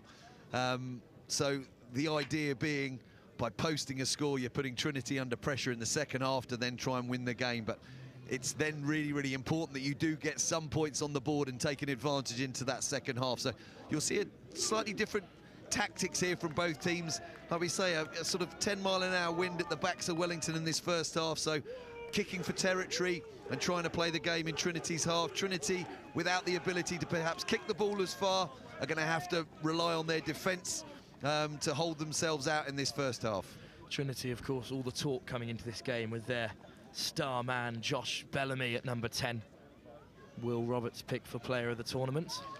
My pick for player of the tournament, Dan Stevenson, will be playing for Newcastle on the other pitch today, up against the very impressive Hampton side, who are undefeated this year. Kick deep to begin with by Wellington.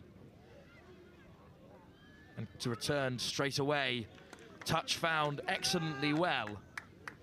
Well, that's a fantastic kick.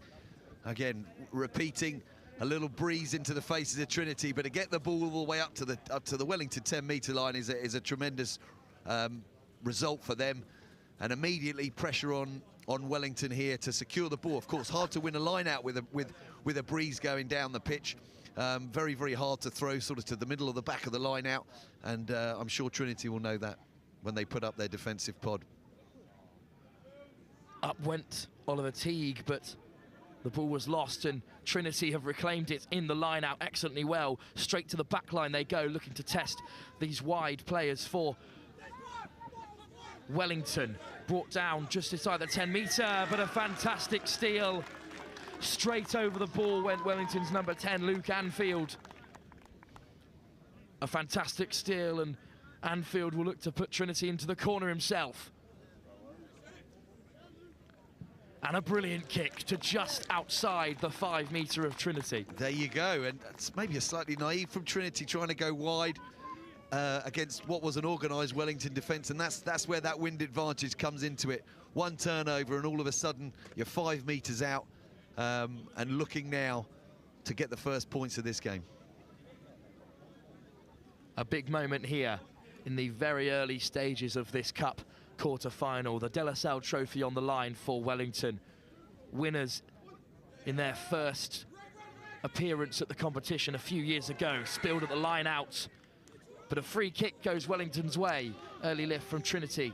Well, that's not the end of the world for Trinity. You know, defending a maul is hard enough, but I think they'll be happy with 15 men in the defensive line here.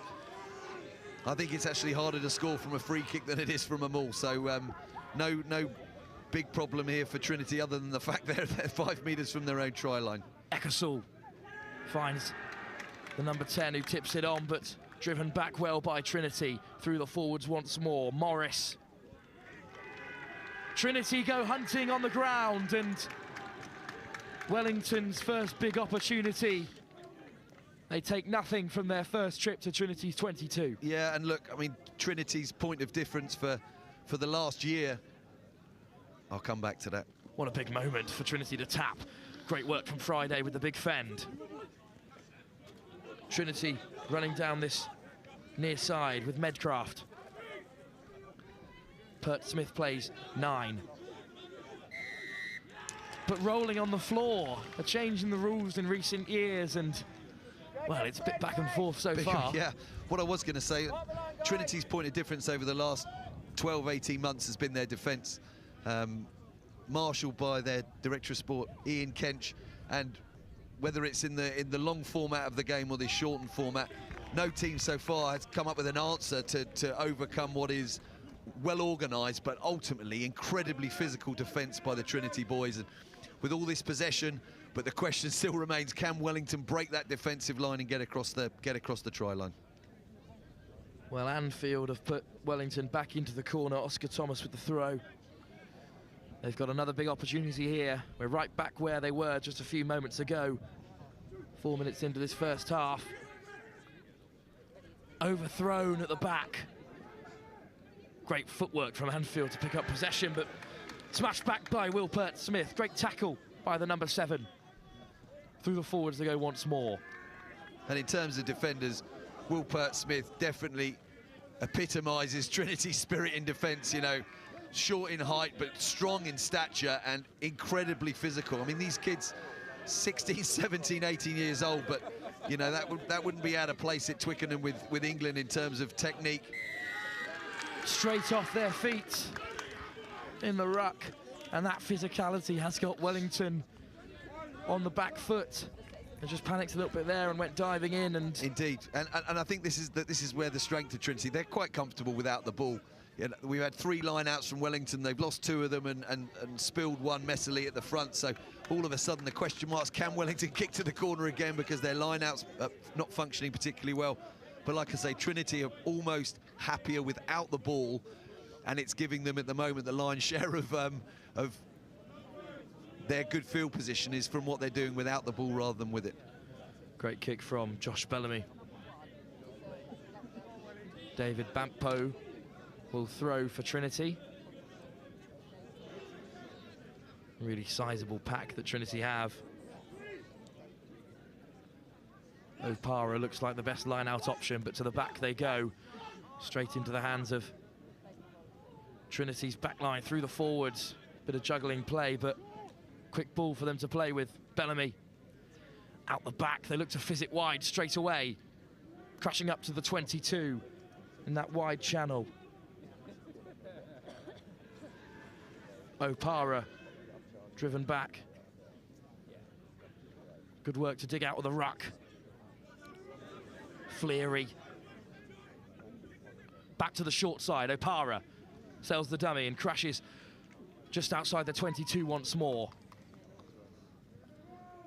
And this is great stuff from Trinity, but Lucas Friday, Mike Friday's son, former England scrum half, you can see that actually the quality, not just in defence, but the quality 9 and 10 partnership that Trinity have. You mentioned Josh Bellamy earlier, but the service he's getting from Lucas Friday at 9 is fantastic, and enabling them quick ball and looking quite dangerous there with their first foray really into Wellington's territory. But like I said, Trinity would be quite happy with 0-0 at half-time, don't get me wrong, because they'll know going into the second half with that breeze at their backs, that's a massive advantage for them. So really for Trinity, it's a case of winding down the clock and getting to half-time with any sort of level of parity. Well, Finn Kennedy was absolutely in the corner there with 2 men outside him, but David Bampo unfortunately called for crossing. Bit of a let-off there for Wellington, who now have field possession just inside the 10-metre. Oscar Best. Bit of confusion, the line-out, or a perfectly planned move, depending on who you play for. Through the forwards, in the midfield. Ripped by Bellamy, but backwards is the call from the referee. Best. And this is what you love about Trinity, really. That's really what I admire. Bellamy, the fly half, but equally comfortable without the ball, putting in hugely physical sets of defence. And look at that line out for Wellington on Trinity's 10-metre line, and they've gone back 7 or 8 metres. Literally have no answer to this line speed and physicality that Trinity are bringing in. For anyone watching on, really the question marks for other coaches is how do you break this down? Quick hands in that wide channel, but only the touchline was found. And now Trinity have an opportunity on halfway. We've seen already they love to take it to the wide channels on first phase. See if they can find clean ball at the line-out, which they do from Fred Websell. Through Pert Smith in the midfield. Lovely leg drive.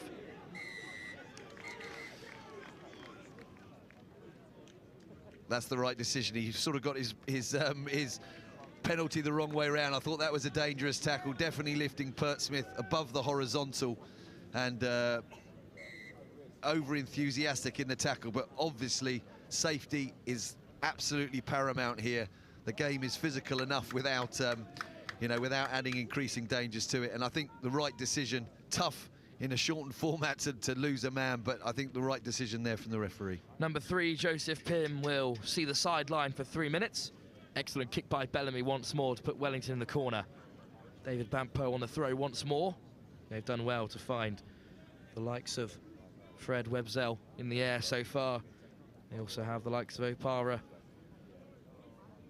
as options in that line out. Will Pert Smith is into the line, so Maul pending. Yeah, and that's probably the right call in this position. Again, coming wide within the 22, you've pretty much got to score. So you'd envisage here Trinity keeping things tight, looking at mauling, and then looking at their power game to get them. Quick ball off the maul as they look to go down the short side, but driven into touch by Wellington. Yeah, a little creative move round the front, sort of dummy drive with a front peel, but very small areas to work in, isn't it? There, 5 metres or even less by the time you've got around the corner of that maul, and unfortunately tippy-toeing into touch. But again, Trinity won't be too phased with this. They're in the absolute right areas of the pitch, and with Wellington's line out, I think it one from 4 successes so far. You'd expect them to put somebody in the air here, Trinity, and put the pressure on. They have, and it's the fantastic work from Will Pert Smith to disrupt. And it's tough, isn't it? Tough for Wellington. And there you go, half-time. Big advantage now to Trinity with that breeze at their back in the second half. And Wellington, you envisage, will be doing a lot of defending in this second half. Half-time in perhaps the biggest game so far at the St Joseph's College National Rugby Festival. It's all locked scores at 0-0 at the moment. Trinity School have weathered the storm of Wellington College, and now with the wind at their backs in the second half, can Trinity get over the line and drive their way into the Cup semi-final here at their first outing at the St Joseph's College Rugby Festival? We'll be back very shortly with the second half.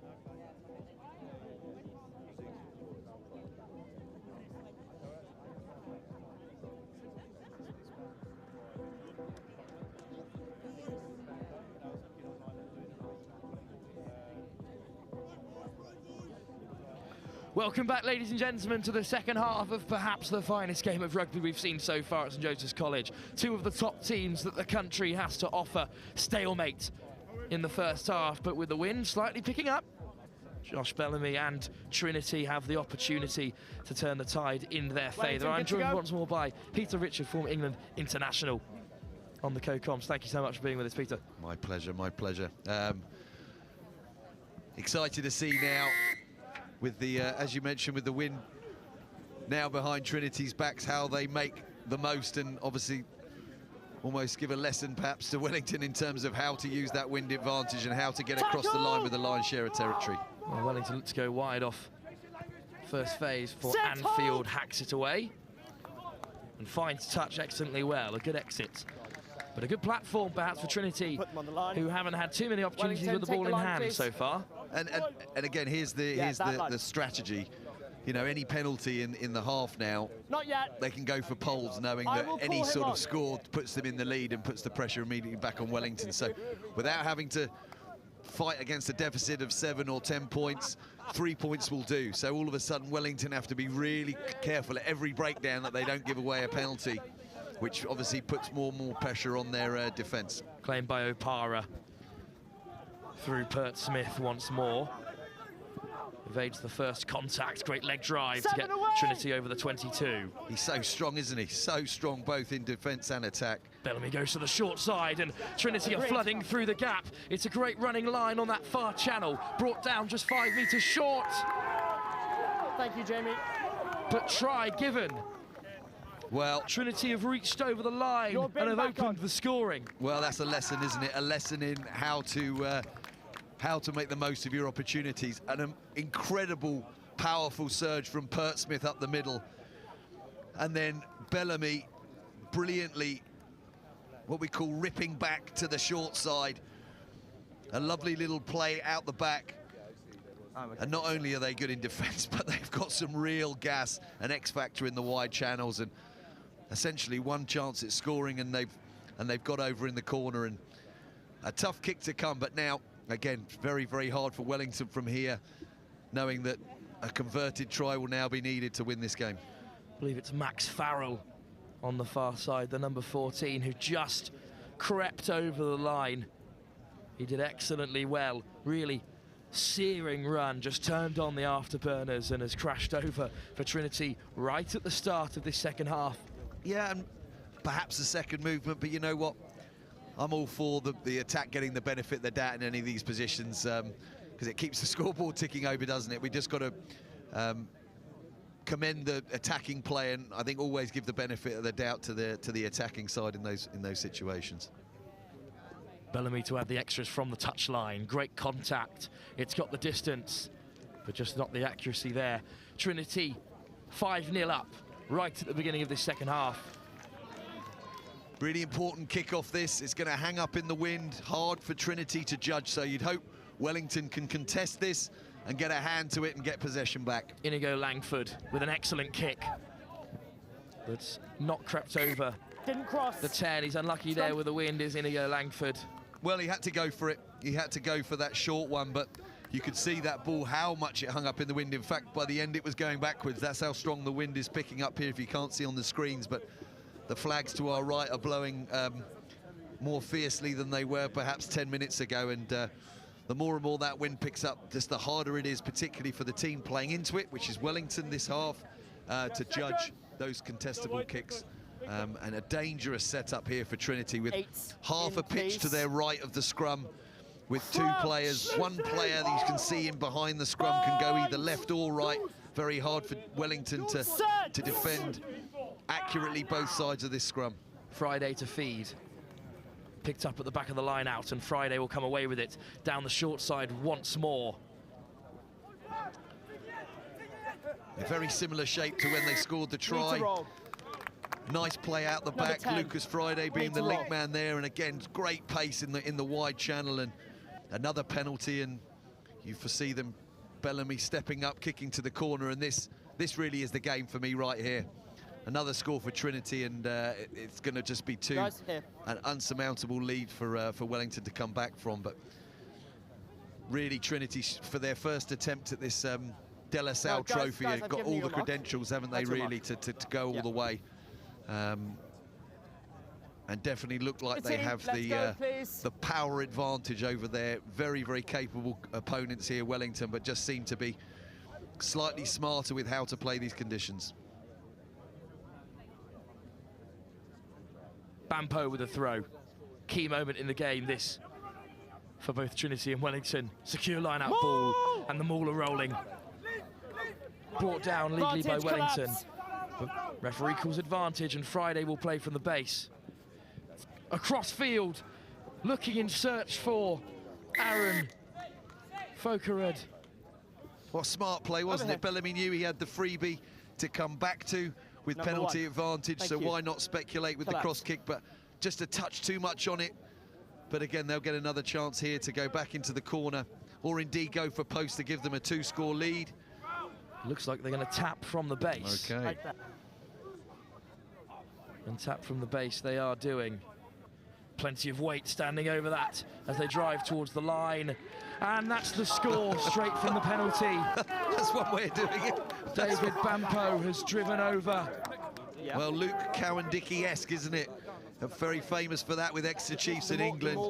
Rather than setting up a ruck, actually just scoring straight from the tap. And very, very powerful play there by Trinity again, showing what they're all about. And 3 entries into Wellington's 22 has resulted in 2 tries. So very, very clinical finishing there by Trinity. Great work from David Bampo with the support of his forward pack. Kane Fleary in there, putting in a shoulder to drive him over the line. There's so much size in this Trinity pack. How do you stop it? I mean, he's got a great body position there. Clearly a very powerful lad. And he's got his body height absolutely perfect. Back parallel, very, very low. Virtually impossible for Wellington to get underneath him and make any sort of positive tackle. And you can see by the reaction on his face, he was happy with that one. Well, not long to go here in this final of our Cup quarter-finals on pitch 1. Bellamy will look to add the extras for Trinity. currently sit 10 points ahead of Wellington, previous champions of this tournament when they were led by Finn Baxter. Bellamy pierces the upright. And 12-10 the score will sit going into these final 2.5 minutes. Well, they're the real deal for me, Trinity, and with a few players, Trinity players behind the post with their shirts on, expect to see some changes and some key players maybe rested up for their semi-final. Tap back by Wellington and they'll retain possession. Morris is shotted down, but great work for them. They're in need of a change in score quickly. Sanger takes contact. Back to the short side goes Teague. Well, great counter drive by Trinity to snuff out any threat. Stop. Well, they haven't missed a tackle, you know, and at schoolboy level on day 2 of this competition, their accuracy in defence is just top-notch. And Wellington did a tremendous job of winning back their own kickoff. They had to do that, but slightly light in that midfield ruck, and a great counter ruck from Trinity pulls a knock-on and an error out of the scrum half for Wellington. Yes, and you'd expect Josh Bellamy here, the percentage play would be to kick the ball long, but having seen Josh Bellamy play for a couple of years, I don't think he'll maybe go with tradition. He might have a look at a little run here. 8 in. Bind. We're coming up to our final minute here. Set. Guys, we're not stable. We're not stable. Let's reset. And a reset at scrum is exactly what Trinity will be after. Tuck that inside shoulder. Keep your height this side. Yeah, Wellington setting up defensively here, if you can see on the camera, but both wingers back almost 15 yards from the front line, marking the kick. And Bellamy, being a smart player, will have seen that. And actually, I expect them here to run left. I think towards the camera, this is the play here would be to play to the line on the left-hand side. Angles, loose head, penalty at the scrum. Scrum fed by number 21, Drew Gormley. But Bellamy now has an easy opportunity to hook the hammer down. Mark is there. Terrible news on pitch 2 if your name is Wilfred Kemsley, and yesterday you predicted Newcastle to win the tournament and Dan Stevens to get player of the tournament. Hampton have scored again, extended their lead to 12 points to 3. Yeah, and that's going to be a cracking semi-final. Hampton unbeaten this year in the long format of the game, playing against Trinity, unbeaten so far this year in the long format of the game. That is going to be a monumental clash in the semi-final, about 30 seconds. And really look forward to that one coming up just after lunch. So Milfield, Denstone, Hampton and Trinity. Yes. Who are your tournament favourites, do you think? It was the loose head. This. Well, although I think Hampton are a tremendous team, on the tight head. I can't see past a Milfield Trinity final, if I'm honest. I just think to break down this Trinity defence is proving virtually impossible for anyone. So unless there's ill discipline, and Hampton can get themselves some points on the board through kicking, but they don't look like conceding tries. Kirkham yesterday got a couple in quite a high-scoring game, but Marlborough were unable to get across the try line. Wellington, who are a top quality outfit, make no doubt about it, have not been able to get across the try line here today. And I think as the tournament progresses, I think you'll just see their defence get more and more intense as they start to almost improve as the weekend goes on. And they really look like the real deal. A fantastic set piece. Great halfbacks and a great defence, and I think that has all the attributes for a successful team at this tournament. Just 30 seconds left in this tie, as Trinity look to put the hammer down, really set a marker ahead of their semi-final later on. And I think Milfield on the other side of the draw, most certainly the best attacking team here from what I've seen. So that's always when it's a good matchup, when you've got the best defence against the best attack. That's not to say that Denstone are an incredible team, have done incredibly well, and Hampton as well. But adjust to them. From what I've seen, I think Trinity and Milfield look like my favourites to go through to the final. Interestingly, Milfield still yet to concede a try, the only side with that record in this tournament. Loose at the line-outs, but picked up well by Gormley, who's being driven towards the touchline. Excellent well by Wellington, who are not content to lie down and take this result. but Ollie Wilcox is, as he chips the ball safely past the touchline, and that will spell the end to Wellington College's cup run here at the 36th St Joseph's College Festival. Every year the tournament reaches a new level of quality, and Trinity is certainly bringing that to this tournament. Thank you very much, Peter, for joining me on commentary today. My pleasure, and perhaps see you a bit later. Well, I certainly hope so, as Trinity go marching on into the Cup semi-final. Don't go anywhere, ladies and gentlemen, because we've got plenty more rugby action from the bowl competition, as well as the two competitions underneath that. For all those defeated in the first round, will be coming up very shortly here on Next Gen's coverage of the 36th Rugby Festival here at St Joseph's College. We'll be back very shortly with plenty more games here on Next Gen 15.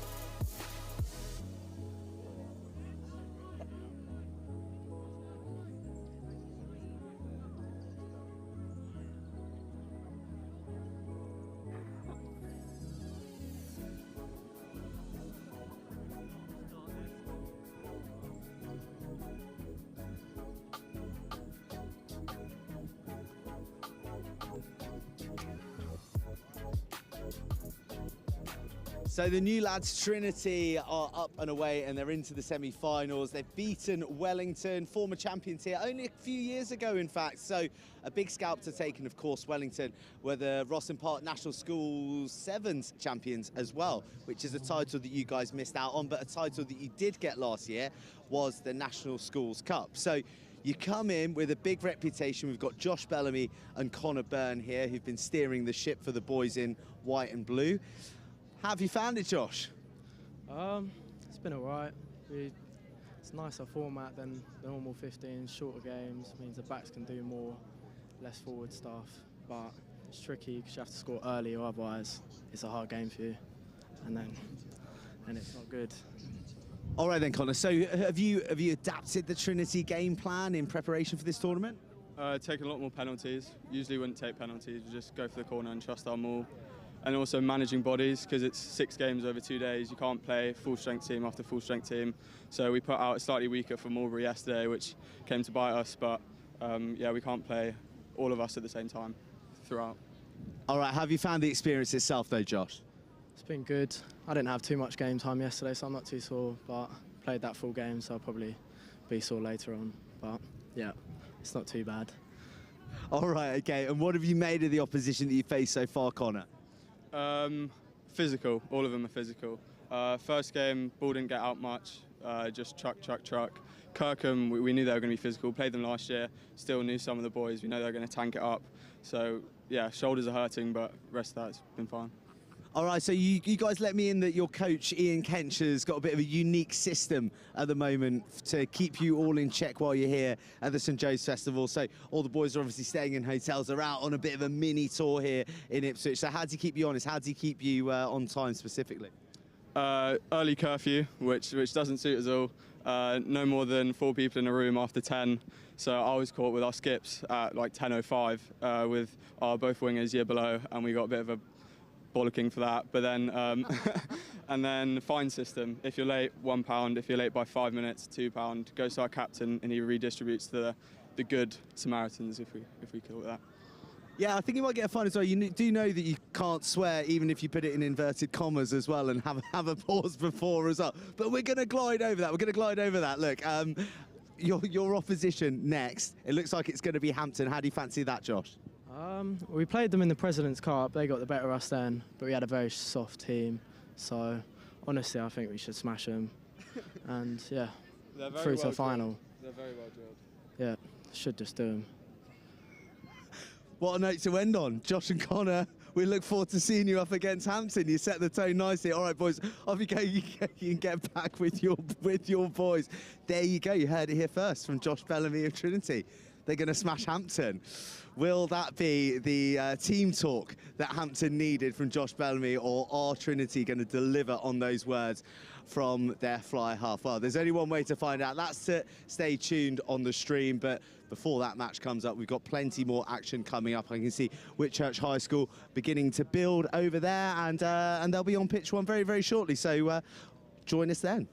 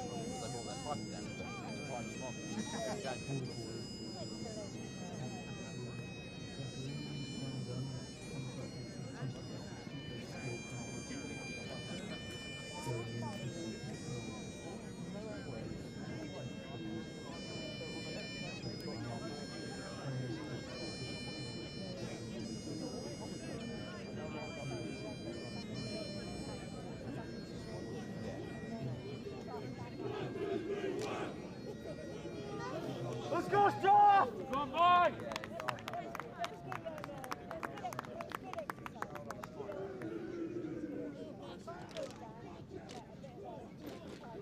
So welcome back here to pitch 1. And we have Wit Church versus Strathallan here at the St Joseph's Rugby Festival 2022 here in Ipswich. I'm joined in commentary by Mackie Lighthouse, as he's known to his teammates. You are one of the Wit Church boys, unfortunately not on the pitch today due to injury, but thank you for joining me up in commentary. Thank you very much, Tom. So, be Strathallan to kick off from left to right on your screens in the navy and gold hoops. Wit Church on the right-hand side in the black and the blue. How are you feeling about this game? I'm fairly confident for this game. I mean, in training before, the boys are very up for it. So, I'm excited to see what happens. Certainly will be. And as you say that, a little bit of a curse. An early penalty given away. And straight away, they point towards the post. Early opportunity here for Strathallan to get some points on the board. And it's the number 15, Joe Townsend, who steps up to the tee. Not quite the start you lads would have wanted. No, definitely not. You know, I think that's the reason we've lost most of our games, is because early on the other team's taken points and just created momentum through the game. So this is not good. Well, despite there only being 20 minutes, this is only the first minute of the game. Yeah. And actually, the kick has gone wide. So a little bit of a respite there. Townsend not quite getting the accuracy on that kick. So a 22-metre dropout is awarded to Wit Church, an opportunity to clear your lines now. Cover ball, guys. Time's off. Just trying to acquire a ball. Assistant referee, lovely grubber, just pops over the head of your loose head prop, Max Bignall. Yeah. Captain. Captain as well. Yeah. Time it. How important is his role as captain within your team? Oh, Max Bignall is probably one of the best players I've ever seen. You know, he hits anything, and his scrummaging is impeccable as well. Well, look forward to seeing that as we go through the game. As Strathallan charge forwards after that 22.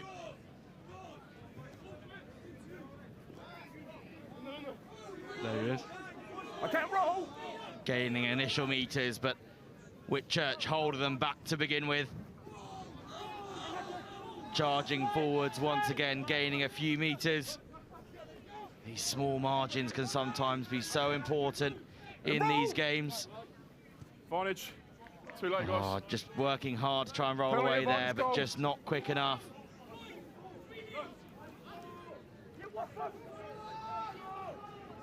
And Strathallan charging forwards.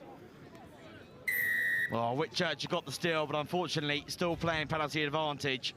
So the referee comes back for the original penalty, not rolling away. Tad bit unfortunate there, perhaps just getting trapped inside the ruck, but it's so important to get out of the way quickly in this game. Yeah, I think probably have another shot at goal here. Oh no, they're going to the corner. Opting for the corner, deciding that the first attempt wasn't quite good enough. The wind has died a little bit from what it was yesterday, but still certainly could play a factor in these games. Take the line, guys. Strathallan currently playing into the wind. You can see there, just getting trapped. I think it's your number 6, Remus Hallett. Remus.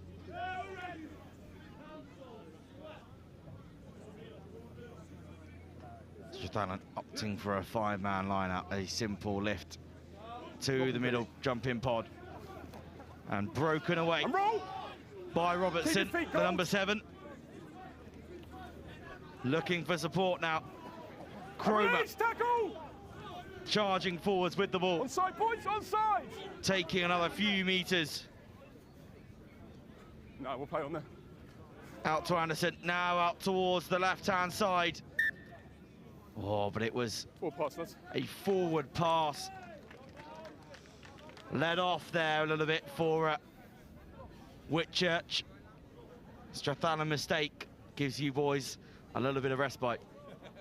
Yeah, not a good start, I don't think. They've been pretty much in our half the whole game. Well, they have been, actually. It's not looking good. No, plenty of time. These are short format games, and today even smaller than yesterday. Only 20 minutes rather than the 25 awarded throughout the day yesterday. Make sure those players stick to the stringent time, but won a free kick there at the scrum from an early engagement from Strathallan. Yep, free kick. And a chance to clear your lines.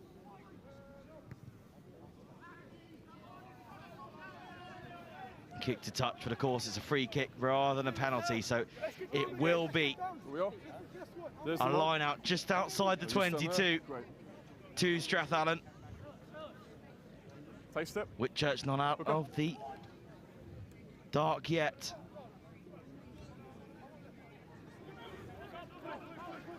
But we still remain scoreless here. 5 minutes gone so far, so we're halfway through this first half. Hands out!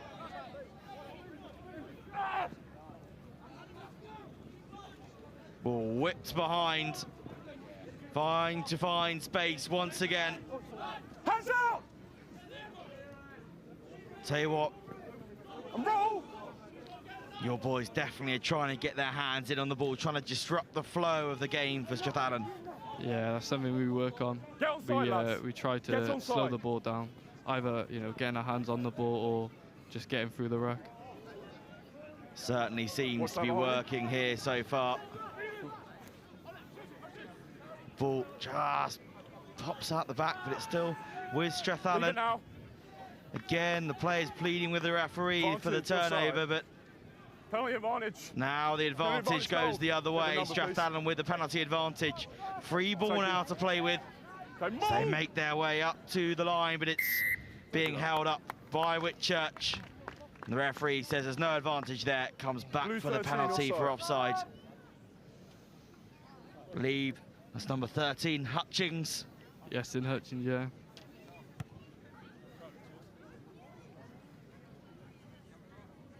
As a kick to the corner, just 5 metres out here. Here we go.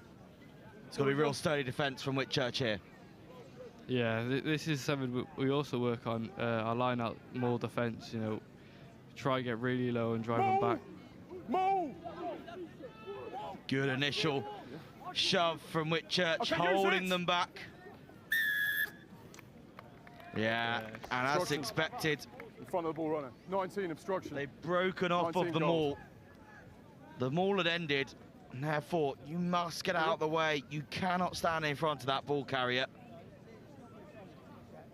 Again, good defence by Wit Church, but relieved by a little bit of poor discipline from Strathallan. They'll be pleased so far that they've managed to hold them out. Yeah, I mean, a little bit disappointed that we haven't really had an opportunity to attack yet, but I mean, our defence is looking very strong, so take that as a positive. Certainly is, and you've got an opportunity here now, first proper time with your hands on the ball, I think. Yeah. We are just waiting for a ball.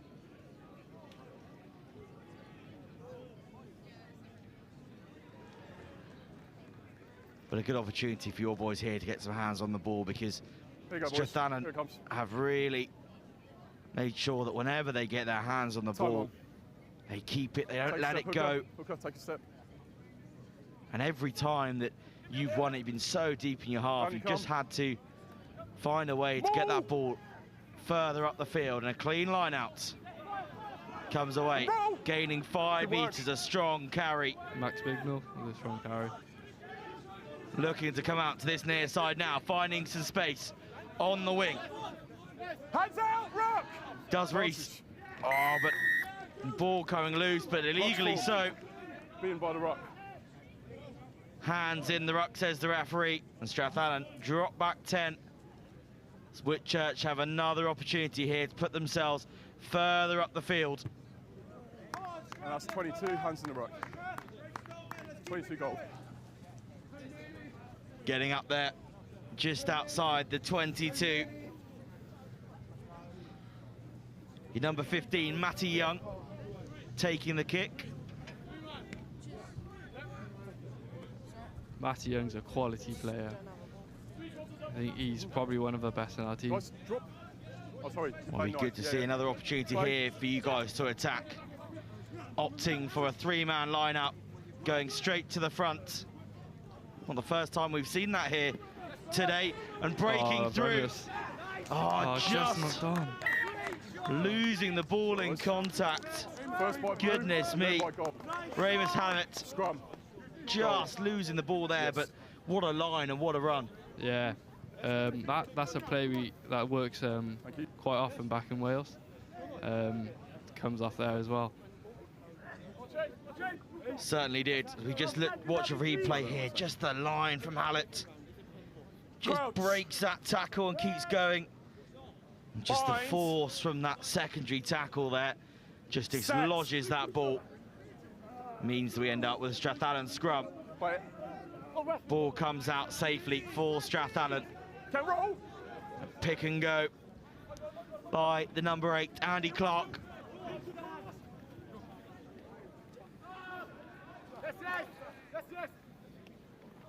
There might be a turnover here for Wit Church. Play it. Maybe not. Oh, it's just been knocked on. And that is half-time here, so a really tense first half. Perhaps Strathallan, the team that have been slightly stronger, but they've only had the ball in play the most. They've been able to keep hold of it.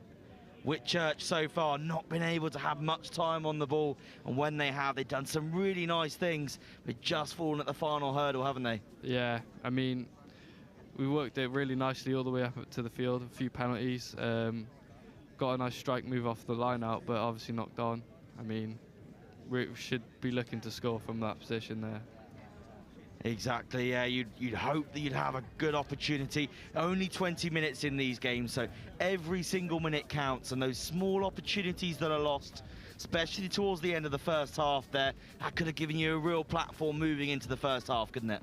Yeah, I mean, we really looked to build momentum early on in the game. Obviously, not quite what we wanted, being under, we have to defend the whole game pretty much. But, the defence was pretty good, so could look at that as a positive, I guess. Certainly is, and promise been shown an attack for the second half as well. So 0-0 here at half-time between Wit Church and Strathallan, but join us for the second half very shortly.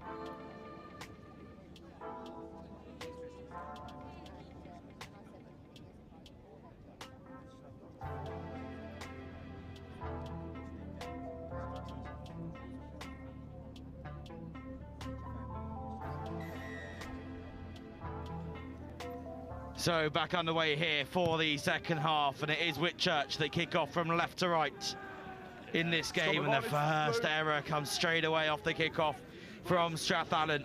A good opportunity here now. Ooh. Yeah, a little bit of a tip tackle there. Thank you, boys. Balls down. Picked up straight away by the referee. Marks for the balls over here. No, they're captain only. Listening to the chat with the captain here. Yeah, this guy. So it's this guy, okay? This guy. So, again, I've got you. So we've gone above the horizontal, and he's landed on his shoulder. So it's a yellow card. I understand what you're saying. Yeah, very clear from the referee there. Brilliant. Found his man. You're smiling a bit too much there at the moment. But yeah, that is a great opportunity, obviously, for Wit Church here. A yellow card to number 7. So we watch the replay here. Just took from that knock on. Oh. This forward or not?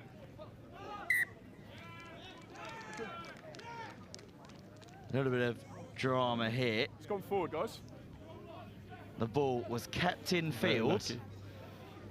Really good work to launch himself from out of play, tap the ball back in. However, the ball did go forward, so it must be a scrum to Wit Church. Do you feel more confident actually that you've got a scrum down here? Is a scrum a better platform, do you think, than a line out? Oh yeah, we work on our scrums a lot more than our line outs. Guys. Although you drop a guy, we need in the 20 opponent 22, we've not really scored much. You know, we're not that clinical, so crouch. We'll see. And do you prefer the attacking platform of a scrum for your backs to be able to pounce than you would in a line out? Yeah, we like to play off the knock on there, but normally we play off the back of a scrum. We give it back to the backs more than we do a line out. Yeah, definitely a bit of a cleaner ball, typically off the back of a scrum, isn't it? Particularly at schoolboy level, can only be pushed back 1.5 metres. So if you do come under the kibosh a little bit, then you're able to hold them back. Advantage offside.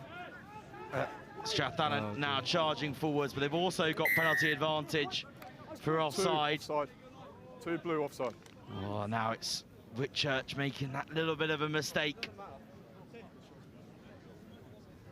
Shame, had such a good platform there and just couldn't come off the pass.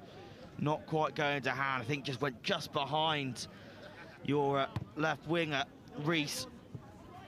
Wasn't able to take it, but the kick, goodness me, not a good kick at all. It stayed in field and been returned now by Wit Church.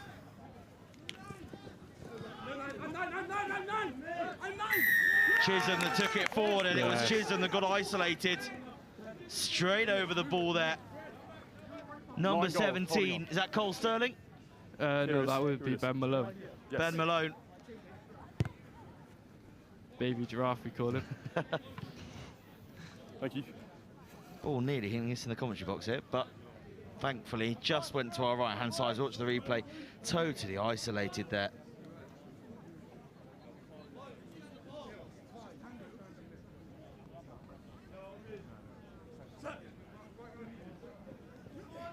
Forwarding round to the back. Nice forward. Rampaging run there from Bignall. Still going. 20 metres he's gained there. Strong platform. For you guys to be able to attack from. Oh, what a great run. Oh dear. Started trying to hold him up, but told to release by the referee. Leave it, boys. Just 5 metres out here now. No, the ball's there. Okay, it's a mess. Scrum. Bit of a messy one in there. The referee decides that back on. No one's particularly at fault, but it will be a scrum. No, guys, Robertson is back on, so Strathallan back up to a full complement. Scrum, ball. Here we go, there's the line, so. But nonetheless, another good attacking opportunity here off of a scrum. Hopefully this time, a little bit more successful than the last. Yeah, hopefully. I mean, he's back fine details we just need to clear up. Seeing pictures 8. here of I want you in Big on the Noel's barnstorming run. Crouch. Pumping those legs. Bind. Is that what he does in the gym? Just works on the legs. Yeah. Set. Builds up the strength. He loves the legs. A strong push in the scrum there from Strathallan, but it has gone round more than 45 degrees, so the referee has to reset it. Another opportunity here. Hopefully, a cleaner ball for Wit Church on this occasion. Still 0-0 here. 3/4 of the way through the game now. 5 minutes left on our clock. Crouch. Binds. Set. Strong platform, and the ball comes out the back. Popped inside. And roll. To Spittle, who gets within 5. Another strong tackle, taking him straight to ground. Once again, charging forwards, trying to take it inch by inch. Tackle. Getting closer and closer Release. to that try line. Could we have the first try of the game here? It's been all Wit Church this second half so far. Let it come, leave it. Surely they've got to get something out of this. A prime opportunity. Hands up, boys. Roll. So close, they ought to go out to the backs. Oh, Just got isolated. Been the tale of this game for both sides, really, isn't it? That you can do something really, really nice, but as soon as you get isolated, straight over that ball and winning that turnover. Yeah. I mean, we do focus a lot on, you know, having a support player with you, but just not there on that occasion. Yeah, not quite going where they wanted it to, so the ball kicked just outside the 22, and it will be a line out to Strathallan as they bring a couple of changes. Close the gap, boys. You stay, you stay, you stay. They'll close it. Yeah, yeah. I think that is Henderson coming off. And McIntyre getting himself back on the pitch. The number 4. Is that outside or inside? And the kick Line's going outside. straight Okay, out. The take it back. referees We're over here. conferring. And yeah, as suspected, they're outside their 22, so they will go all the way back to where that kick was taken. And now a good attacking platform once again. You said your line out wasn't quite as good as an attacking platform as your scrum, but you're still pretty confident? Yeah, obviously I'm confident the boys doing well here.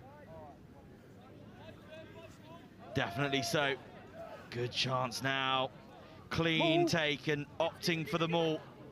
A little bit of disruption from Strathallan, but it is Wit Church to go forward, but unfortunately deemed to have gone to ground by a Wit Church player. Oh, 2 minutes. Back you go, boys. Oh, hang on a minute. Just taking a little bit of time. Oh, it might be an injury. Take a little bit of time. 2 minutes left on the clock here. Really, really tight game. 0-0, scoreless at the moment. Now is absolutely crucial, isn't it? Yeah.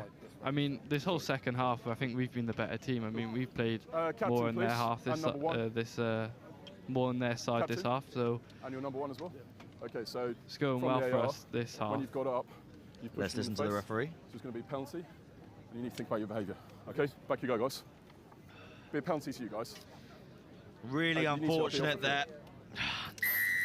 Max Bignall, the number 1, just having a little bit of rush of blood to the head perhaps, and shoving one of the Strathallan players in the face, so it is a penalty. Yep, just where you are. Oh, what a way to just... I know it's going to be a scrum to Strathallan anyway, but to give them a penalty there, not quite what you need to do with such short time left on the clock. Take the end of the line, guys. Not what we needed at all, but... Move over, guys. I mean, they not a Keep good moving. kick from them. Left, I think we can right still foot on do the end of the line. good from this position. Okay. They're just inside their 22, but loads of ground in front of them.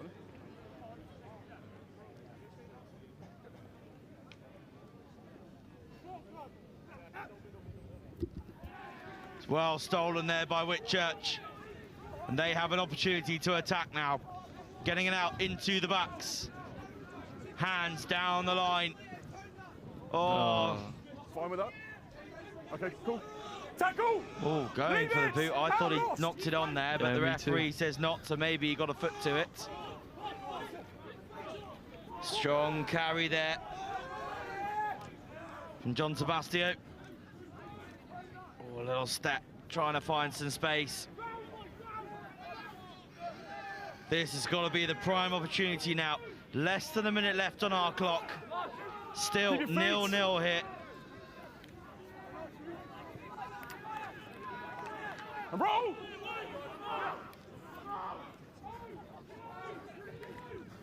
Hands coming out. Is there some space on this near side? Oh, great work. Great strength through those tackles there. Yeah, he's played the ball. Strong platform. Oh, and your number 14, Sinclair, being wrapped up here and held up in a maul. It is moving forward for Wit Church, so keep playing. Oh, lovely. Oh, and been brought down illegally. 7 seconds the ball. Good spot from the 17 referee goal. there. It's quite difficult when a maul's been formed in open play to be able to realise the 10 metres. issues Here we are, of the guys. pulling it Mark's down. here. You're prepared when it's off a line out, 5 metres out, but 17 to do goal. it there, Second really, ball. really good choice. Yeah. So again, to the corner now, is it through Young? One last roll of the dice then. What do you reckon here? Take it in with the forwards, go for a maul again, risk it, I or think get it out to the backs? I think we will take it in for a maul here. Try drive them over the line. Okay, well, we shall see. Gone for a maul, but a tackle made early. Oh, and the ball's been stolen by Strathallan. Yeah, that's a clear and obvious high tackle as well. And this could be Captain, please. a yellow card here. Okay, it is foul play. It is dangerous. It's not a bad one, but it's a yellow card.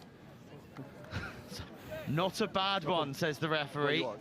But it is foul play and it is dangerous. That means Time's still you're up. without Sweeney for the remainder of this game as it stands. White. Yep. Now I'm looking around me. What happens if this game goes to a draw? What is going to happen? But at the moment, that ball has not gone into touch. Seems that it's gone backwards. Foot stays in.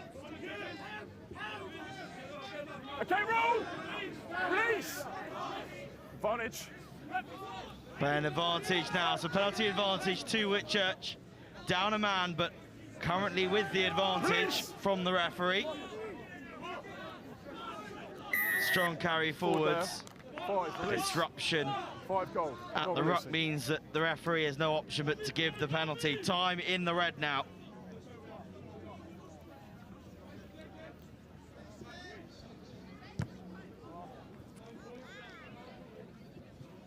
Young going to touch, gaining probably about 10 metres. Probably not quite as far as you would have hoped, but very difficult. 5 metres from the touchline, the right footer, always a difficult task. Yeah, probably should have got a left foot kicker on that one, Ben Spittle. But, you know. Potentially gone through a 3-man line out. It doesn't go well. The lift not successful, but thankfully able to clear it up for Wit Church. But Strathallan are doing their best at this ruck time here to try and spoil the ball. Could we have some late drama here? This 0-0 game. Oh my goodness me. It was a chip through by Asia. Wit Church still have the ball, but 20 metres back from where they started with it. Guys. Watch it behind me. Moving forward once again. Wit Church boy down in the middle of the field. I think that's Young that's down over there. Advantage. But playing with penalty advantage now, Wit Church. Off the little dink over the top from the box kick. But they'll come back for the penalty. I doubt we'll take a little bit of time here for Young to receive some treatment, and we do. Time is off. But the clock is in the red anyway. Oh, we could end up with an absolutely thrilling finish here. How much confidence have you got right now? Are you still staying strong, or are you a little bit worried that we're going to have to go into... you're not going to be able to score before that final whistle. We're going to have to look at other options. If I see anything, obviously opposite. No, I'm very confident in the boys that we can do well. I think we will get we'll get a try. Oh, strong thoughts there. Reckons he'll get the try. Well, it's going to be an ask. 60 metres away from the try line. I'll do a time check on that, yeah. Can we have a time check on the yellow? It can be a long old way to go, but it can be a short distance if you just hit that right line. And Wit Church have shown us already that you can hit those nice lines and be able to get through, so there's still that promise. Yeah, but with our 15 down, Matty Young, I mean, he's one of our best players, so it's a big loss if he goes off now. As we see on our screens, number 13 Archie Rankin for Strathallan chasing after a loose balloon. Getting the better of him. Doesn't sit quite the same as a rugby ball. Water off, please. Water, boys. Clock's dead. Yeah. It will be here, yeah. We'll just let him get off first.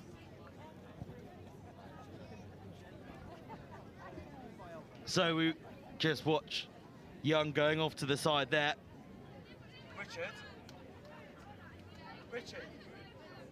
Can they go to extra time? Number 1. Or is it kick to goal? It remains 0-0. I starts Tom and he wasn't sure.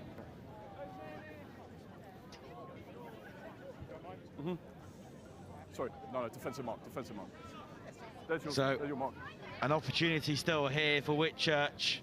Only 15 seconds left on the yellow card, so potentially could see the return. We're just going to check the rules and regulations just in case this one does end up in a 0-0 draw.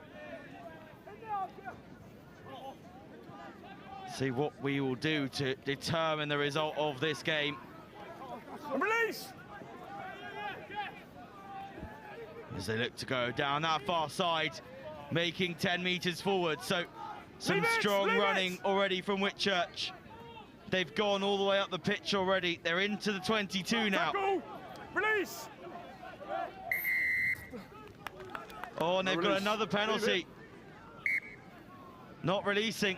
Wait. On the line, boys. And they've taken it forward 10 metres as well. Kick the ball away. 5 metres out now. What an opportunity. Yeah, Captain? I think, do we win if we go for 3 points here? We do, don't we? And they have gone for 3 points. Yeah. With a score 0-0. Cool. Unless this hits the post or drifts wide and it stays in play, this either goes sails through the post and we get our winner, or we stay 0-0. Ball's live, guys. Goodness me, this will be tense. We've just had confirmation that should this game remain at 0-0 and this penalty kick is missed, then it will be a place kicking competition to determine the winner of this game. What drama. Just keep an eye where this ball goes. This is exactly what St Joseph's College Rugby Festival is all about. These close games, the drama between two really strong sides who just haven't been able to get the edge over each other just yet. It's either going to be a last-minute winner or going to go down to a real tense place-kicking competition. Yeah, very good defence from both teams this whole game. Who's that taking a kick for you as well? Fraser Britton. He's a year 11, actually. Wow, so a young player. A big... Oh, it's just come off the post. Oh my God. But the ball is loose, it's still in play. Goodness me. Oh, get out of there. agonising. No. But they still have the ball, the Wit Church. still have the opportunity here. Are they going to go down the far side? Still with the ball. Up to the 5-metre line now. Charging forwards, back up to the full complement. The yellow card is over. Oh, just held short. Trying to push forward once again. Some really big tackles coming in from Strathallan. Pass out once again, still coming forwards. Strathallan trying to steal that ball, but not doing so legally. Oh, he's driving forwards. Getting close. A metre away from the try line now. Advantage offside. Playing advantage. He's over the line. Into the try. Yes, it is. Goodness me. What absolute drama here at the end. 0-0 for a whole 27 minutes of rugby. And wow,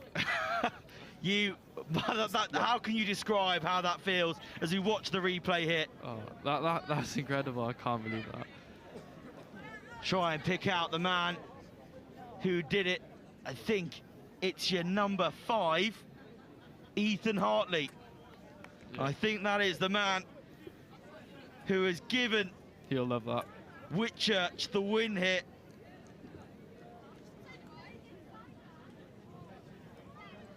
Wow. I mean, there's a conversion to come now. It makes no difference. You've still won.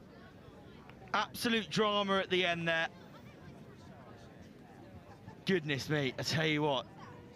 Rugby, sometimes, I mean, 0-0 all game, but it was always so tight, so many little sides that just that last-minute error or a really good turnover that meant that you couldn't always keep hold of the ball. Same for Strathallan, really.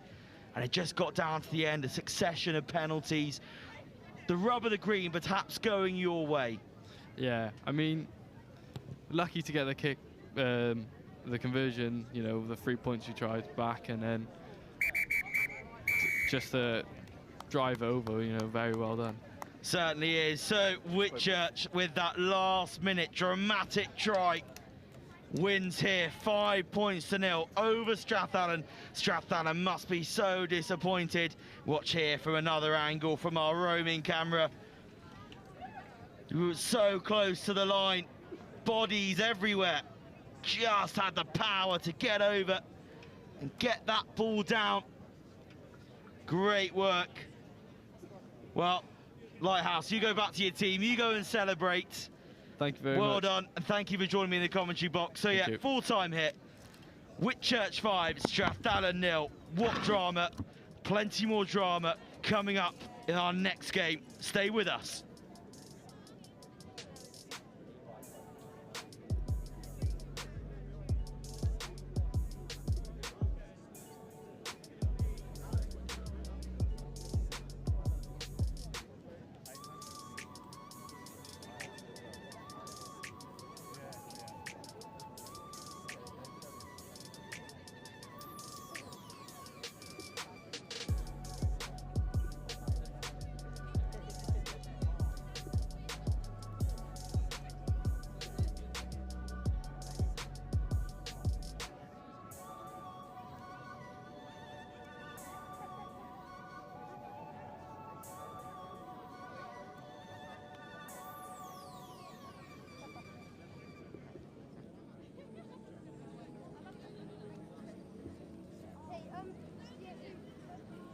What drama. I tell you what, Wales versus Scotland never fails to deliver, but Wit Church High School prevailing at the end, absolutely gutting for the new boys from Scotland. But what a game, what a thrill. And as the boys on comm said, that just sums up the kind of drama that we come to expect here at the St Joseph Festival. But something that is new that we're bringing to the St Joseph Festival is a bit of cheerleading, because we've got Mikey and Steph from the Oblivion All-Stars who are going to be giving us a performance in a moment. And guys, we're delighted to have you, and we'd just love to know a bit more about the Oblivion All-Stars. Yeah, firstly, thanks for having us. It's great to be here.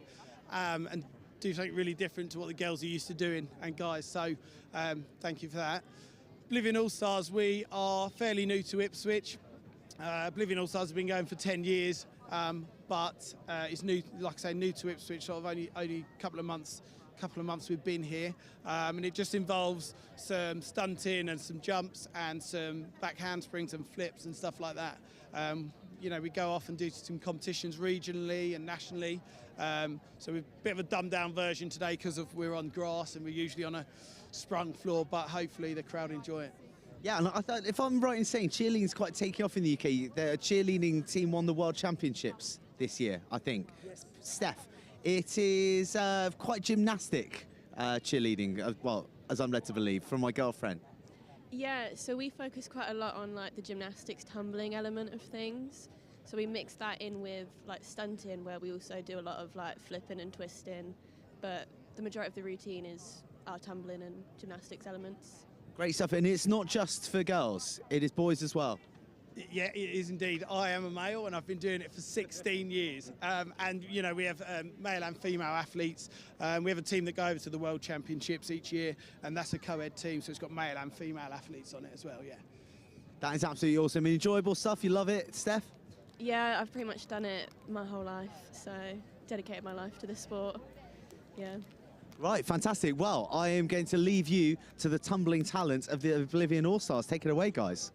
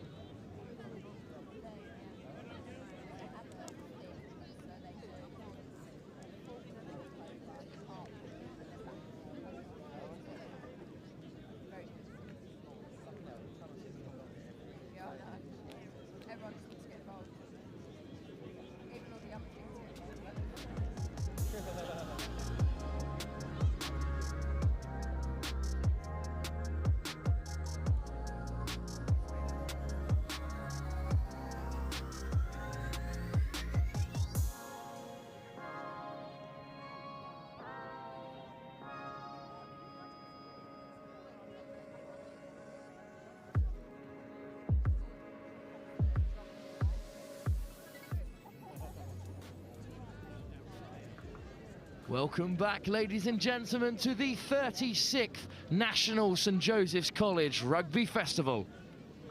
Up next on pitch one, it's the hosts in the bowl semi-final against Hurst Pierpoint College. And joining me on co-commentary today, former St Joseph's College student, professional rugby player, and now head coach of Hartpury's Academy, Dan Murphy. Thank you for joining me, Dan.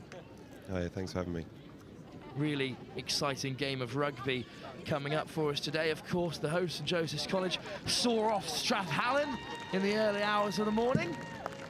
But now there's some proper support out there on the pitch. Dan, of course, played in a few of these college festivals yourself. How important is this home crowd when St Joseph's College come to play?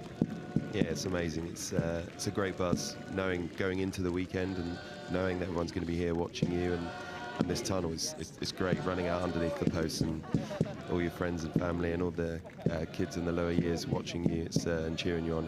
It's an amazing buzz to get the game going.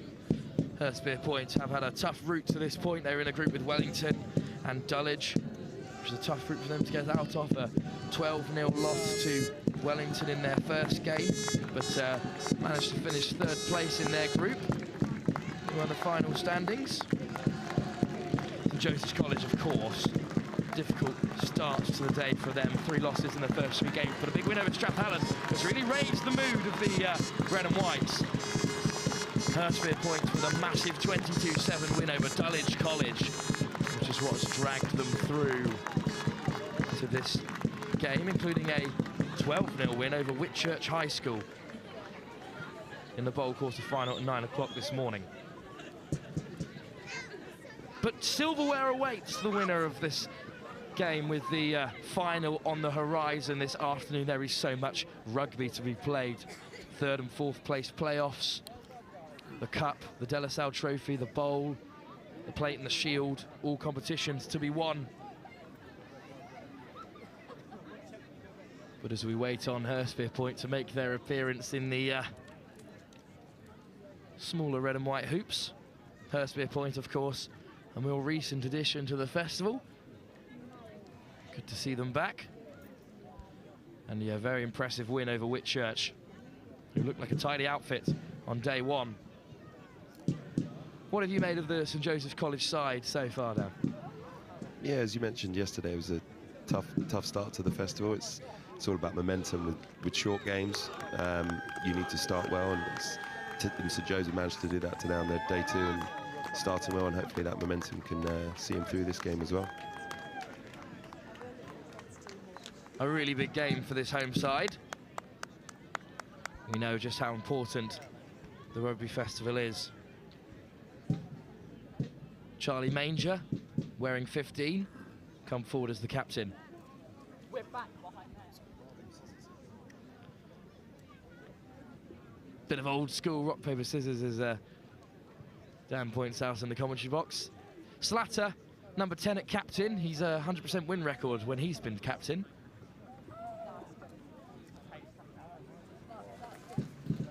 We'll shortly get the game underway. St Joseph's College playing with the wind in the first half.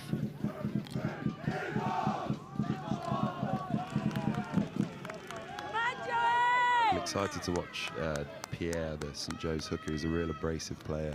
He's been putting himself around. His arrows are very good around the line-out. He's almost a bit of a talisman for this pack for St Joe's.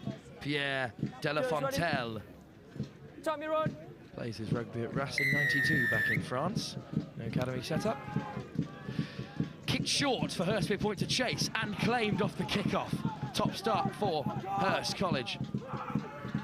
Through the forwards, number 7, Ronan Daniel. Back to the short side they go. Starkey, driven back. Slow ball for Hurstpierpoint. Through the forwards, they go once more. But turned over at the breakdown, and St Joseph's College retained possession on their 10-metre. Taking an extra roll on the ground, 17. Good defensive set there. Numbers on feet, stopping the collisions right on the game line. Really good defensive start. Slatter will have the opportunity to clear. Blood. We've got some blood on field. Slight delay to the start of this game. Plenty of overtime played in the Wit Church game that's fallen just before us.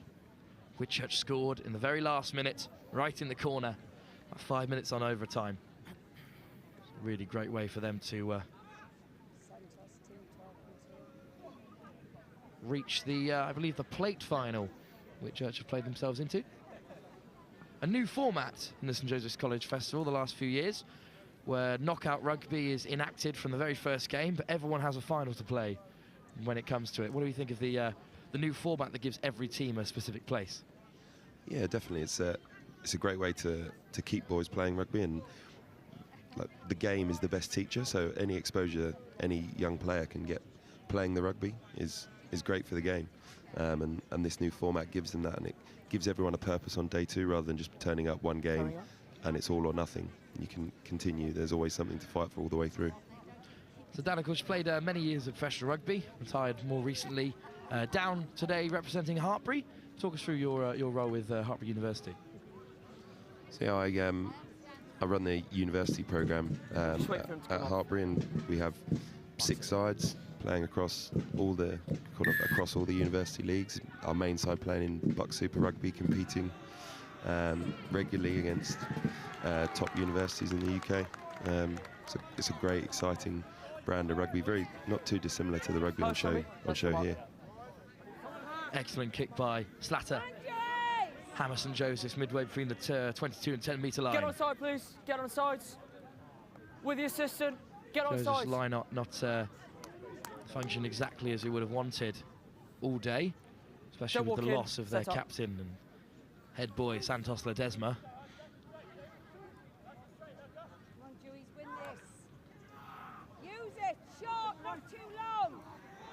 Overthrown from De La Fontelle. Hurst Point will come back at St Joe's through. Great shot in the midfield on Ed Tussler. Take us up. The box kick is called by Louis Nesler. But they go back through Josh Mann. Josh Mann having to play out from the fence. Great run from him. Driving up to the 10 metre, good counter drive in the ruck, and De La Fontelle goes through the line. De La Fontelle's great turnover and leg drive. Slatter plays 9, in goes Christopher. Dragged down just inside the 22. Knock on there, we're coming back to the first one. No advantage from the knock on. You highlighted Pierre De La Fontelle before the game. Great intensity from the hooker. Yeah, like I said, he's almost a talisman for the forwards, and you look to those guys especially in games like this, to do something. And he's done well there. He's counter-rucked, he's picked the ball up, he's got through, got St Joe's back on the front foot, and now giving him attacking scrum. He's thinking of shopping around for UK universities before he heads back to France. I think I'll be trying to beat you there to him. I'm sure he'd love the city of Bristol. Slatter running at 9. To Hussey at 10. Dominant scrum, a great platform. Spilled by Stan Warner. You've made no progress, so we're coming back. Referee calls no progress from the kick, and there'll be an opportunity to exit for Hurst Point.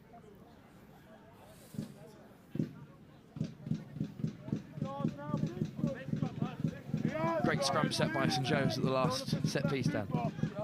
Yeah, they need to back it up now, put a bit of pressure, make Hurst Point get into their exit game. They can sort of capitalise in this first half.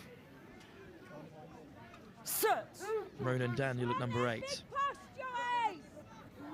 Has the ball at his feet. Great counter drive by St Joe's. Dug out well by Hurst Point, and Manger can clear. Only as far as Kieran Salema, who looks to take on his man. Great shot in the midfield. And turned over. Excellent work on the floor by Hurst Point. And a great exit has given them penalty possession. 14 holding. Just inside their own half, and the boot of Manger will hammer Hurst Point down up to the 22.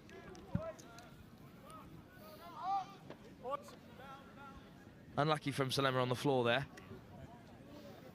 It's tough in such a short halves that momentum swings are really big, and you almost need to capitalise when you gain those pressure points.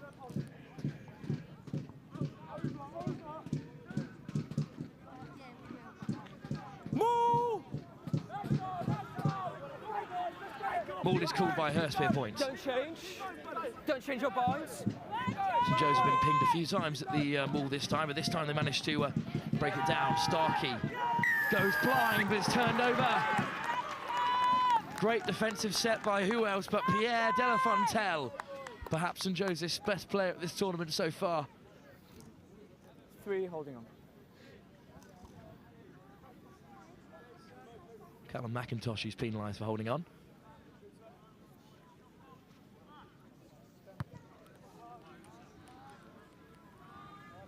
Line out on halfway. Yep.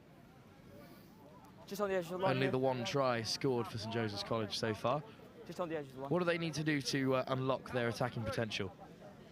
Well, as I mentioned before, it's just capitalising on that pressure. Momentum swings are huge in this game, but when you get the momentum, you need to take points when they're on offer, whether it's 3 points or convert your line out and get them all in the corner. It's all about scoring early, because then you're trying to battle from behind is very tough in these games. And your set piece is a big part of that. Spilled in the line out. They've gone to the back once more, St Joe's. Fergus Cherrington can't get hold of it. The line out not functioning the way St Joe's would like so far. No, it's tough watching Pierre throw yesterday. That back ball was their banker ball, and using that to set drives, and it's really hard to defend from the tail. But they're not quite clicking this morning. Hurst fit point possession on halfway. Looking to show some of that attacking dynamism that saw off the likes of Wit Church and Dulwich so far in this tournament. Loop round the back to open up a bit of space. Here's Manger right on the outside, ships it across to Conway. Conway looks to take on his man, dragged down in this wide channel. Hurst fit point have pierced St Joseph's 22, a fantastic line through the hole by Kempson. Advantage, entry 24. Penalty advantage. Out the back, into the hands of Tussler.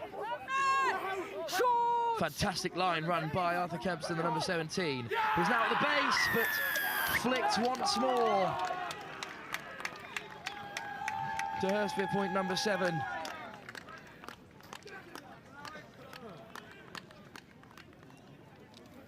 Just in line with me. I believe it's Max Cannon playing at 7 today. This is lovely play though. St Joseph's College just not aware of the loose man. He just wandered into the wide channel. Hugs the touchline well. So smart bit of play from Hurst fit point. Yeah, and again, capitalising on their momentum. They exited well. They kicked out, draw a penalty, put pressure on St Joe's in their own half, and then created an opportunity and taken it and scored. It's going to be a tough ask to get that momentum swing back in this short half. Just about got that.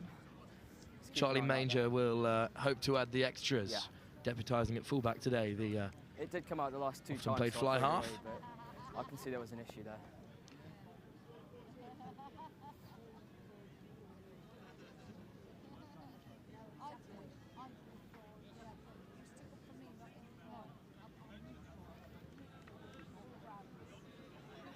This to go 7 points ahead of the host, St Joseph's College. And that will fall harmlessly wide of the right hand upright. What does St Joseph's College need to respond? Pull the momentum back, a good contestable restart here to gain a bit of pressure, and then take those opportunities, draw a penalty, maybe 3 points, maybe kick the corner and get this game level just before the half. Slatter to kick St Joe's. High and right and contestable, but spilled by Hurst fit point. Backwards calls the referee. And a let off. 14 and then played it back. A real let off there for Hurst fit point. 14, you're on the ground, you're not part of the game. St Joseph's College perhaps been a little bit loose with their discipline so far throughout the tournament. Yeah, again, I use that word momentum, and you need to be, especially after you've had points scored against you or a penalty against you, you need to almost be clean for the next minute or so just to gain some momentum or gain some foothold back in the game. Well, the side from Sussex have the advantage as we edge ever closer to half-time. Claimed in the air by Ronan Daniel. Shot in the midfield. No 5! Too long!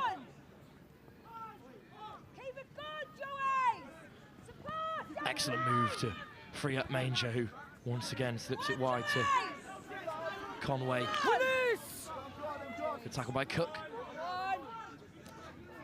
Flash across the face, but excellent line speed. De La Fontelle forces the turnover. And now St Joe's will play with it. Backwards off 11.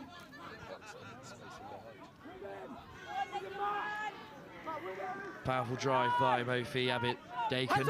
Slatter at first receiver. Slow ball for St Joe's to play with. Use it! Through the forwards. Tipped on to Christopher. Scrum advantage over Hussey. for the knock-on. Cook. Good decision to step inside, but the ball is spilled. And that will call an end to the first half. A half of rugby where St Joseph's College had a few opportunities, but couldn't hold the momentum their way. Hurst Point Govin, 5 points to the good after this first half of rugby here in the semi-final of the Bowl at the 36th National Rugby Festival here at St Joseph's College. The side from Sussex hold the advantage, and we'll be back right after the break to bring you the second half.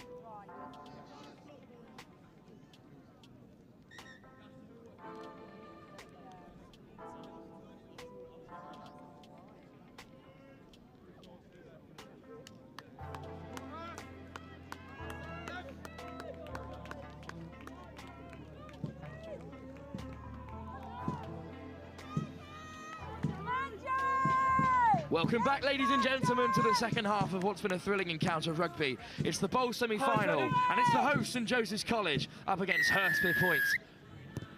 Joining me on co-commentary is Dan Murphy. Dan, what do you make of that first half?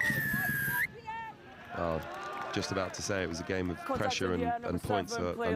Penalties are not a way to keep pressure on the game, and that's what St Joe's need to be doing in these early moments against Hurst Point, is build that pressure, make them crack, get some early points. So very high penalty count so far for St Joe's. How would you stem the flow if it was one of the Hartbury side you're in charge of? We try and keep hold of the ball for a while. Referees tend to favour the team with the ball, so a bit of possession, and that's what they were doing just before half-time, was building a few phases with momentum, and then you get into the swing of things, and you get someone making a wrong decision around a fold or a hold, and there's that overlap, and then you can get some territory. So it's all about keeping hold of the ball for periods of time. Starkey with the throw, and Ronan Daniel collects, and advantage Clark's by 21. Is rumbling on. Penalty advantage for Hurst Point, making great meters here. One sideways. They creep towards the 5 metre and now use the back line. Lovely offload. Swept up on the floor by St Joseph's College, but they had a penalty advantage to play with. 21, collapsing them all. St Joseph's College really could be in trouble here. It's tough when you've just had a penalty against you for a driving maul, and now you are defending another driving maul, so It's whether they compete in the air. Ronan, the Hurst Pierpoint, number 8, their main line-out jumper, he's a foot taller than most adults out here today. So it's going to be a tough ask to win the ball in the air. Oh, safe and secure in the back in front of number 7. Number 7, Alex Warren. A few changes of the shirt numbers in recent times, but Hurst Pierpoint get it underway. This time the ball is brought down legally, but they go crashing on the short side. And the score. Callum McIntosh went darting for the line. The number 3. Excellent spotting the gap there on the short side. And Hurst Pierpoint have doubled their advantage. St Joe's did a great job defending the maul, but it was what they did afterwards. There was a space on the short side, and I talk about those hold-fold decisions. And that's what happened there, and they picked again on the short side, just like their first try in the first half. Great leg drive by McIntosh. Fantastic score.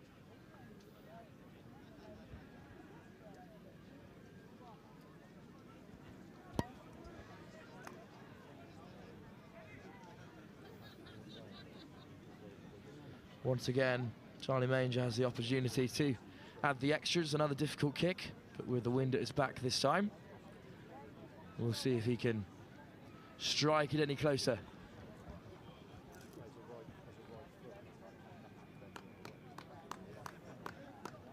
Can't hear anything.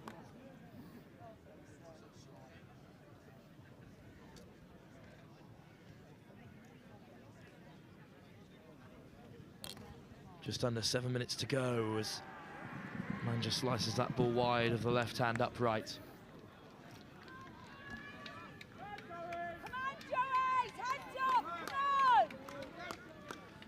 Well, St Joseph's College need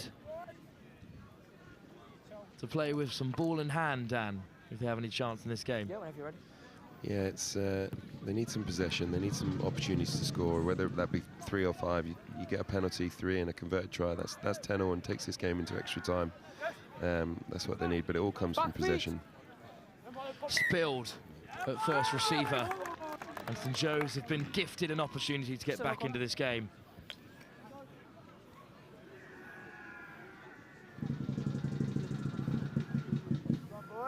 Okay. Line's got to hold the weight until we're set, okay? And the ball's in.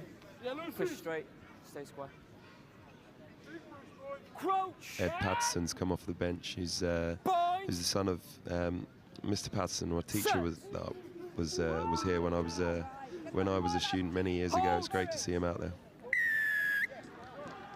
Penalty goes St Joseph's College way. Standing up, loose head.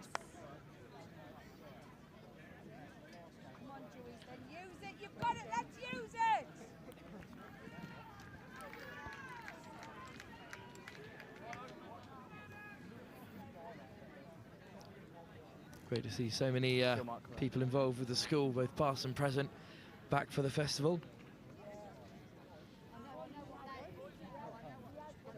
Yeah, it's great to come back and catch up with old friends, guys that you haven't seen for a long time, friends, family. It's always an annual thing that people migrate to, which is great. And it's good to watch St Joseph's College with the ball in hand this close to the line.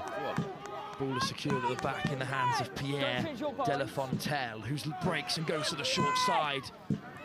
Just short, Delafontaine. Hurst Pierpoint come flying through the ruck. But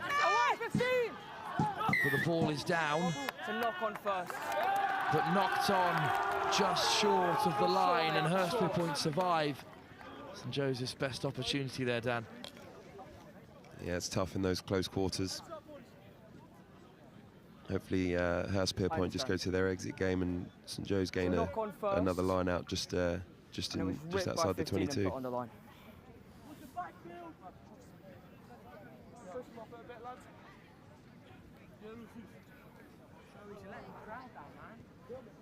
Crouch! Points! Hurst Pierpoint still under a whole load of pressure. Scrum on their 5 metre. St Joseph's College scrum has been good so far. But Matt Black has gone down on this near side. Okay. And Callum McIntosh will have another crack at him. Needs to be higher. Let's go again. St Joseph's scrum has been solid throughout this tournament. Yeah, I've been impressed with the St Joe's front row yesterday as well. They've got some good size in that front row.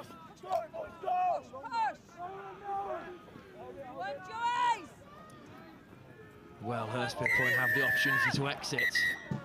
Penalty Hurstpere Point. And a yellow card. One, the game doesn't need that. Understand? Thank you. Well, Jack Hussey has 22, high tackle. will sit out for the remainder of this fixture for a high tackle from Jack Hussey. St Joe's will play the rest of this game a man down. Well, plenty predicted it. Line's yours, Joes. Brighton are rolling on into the final of the bowl, the second highest competition here at St Joseph's College. Brighton have won their game 8-0 over on pitch 2. On the line.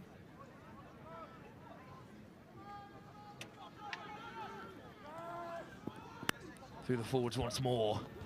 And now into the back line. Great running speed, but turnover on the floor. Who else? Pierre Delafontaine turned it over. 18, holding on. And Jimmy Thompson onto the field, the Northampton Saints number 9. Will find touch. Joes have another opportunity, 2 minutes left in this game. If anything, to give this supportive home crowd something to cheer in the final moments. Great technique. Yeah, very good. Low centre of gravity over the ball. They're not moving here. Another opportunity for St Joseph's College from the set piece. Set up.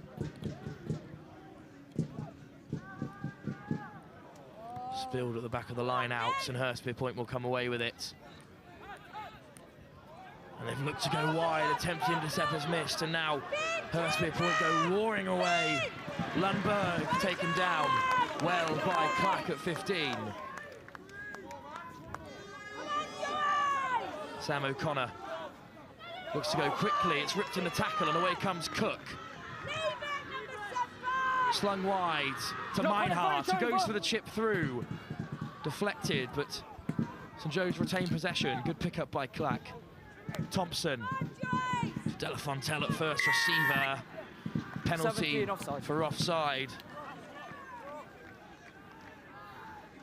Right on the halfway here. Go to the corner again, or St Joe's play quick.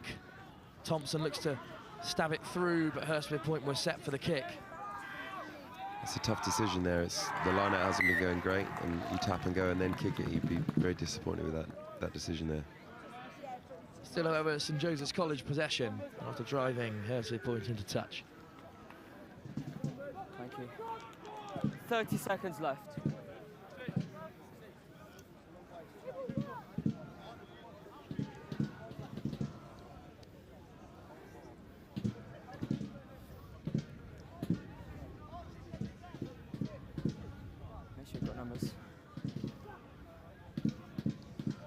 Claimed in the air by St Joe's, who go to set the maul. Front man. Still driving at St Joe's. Ball available for Thompson. Slatter goes out the back to Meinhardt. Puts it to the boot once more. But it's gathered by Lundberg. On the 22, Hurstpere Point looking for an opportunity to exit. Hooked high. Hold the front, wait! Okay, now. Clack returns the boot. There's your winger. And Manger calls an end to the home side's run at the bowl. And Hurstpere Point will be rumbling on to the final to play Brighton in the bowl later on this afternoon. It'll be here on pitch 1 right before the big show, the De La Salle Trophy. For the host St Joseph's College, one more game left to play to see exactly where they finish in this year's iteration of the tournament. Closing thoughts on the game from Dan Murphy. Yeah, being an old St Joe's boy, it's disappointing to see that result go that way. It's tough, but they didn't get any momentum in the game. Their line-out was struggling. Their scrum was good, but the game didn't necessarily be kind to them around the line-outs. It's tough, and then a yellow card. It's Hurst a point, fair play to them, took their opportunities, 2-3 entries into the 22s and took both, came away with points, and in a 20-minute game, that's exactly what this is about. It's a very short, high tempo game you need to execute when you've got the momentum. Well, there's still plenty of rugby across the day, including the Cup semi-finals, which will be on very soon here on pitch 1 and 2. We'll be back very shortly with more rugby here at the St Joseph's College Rugby Festival in its 36th iteration.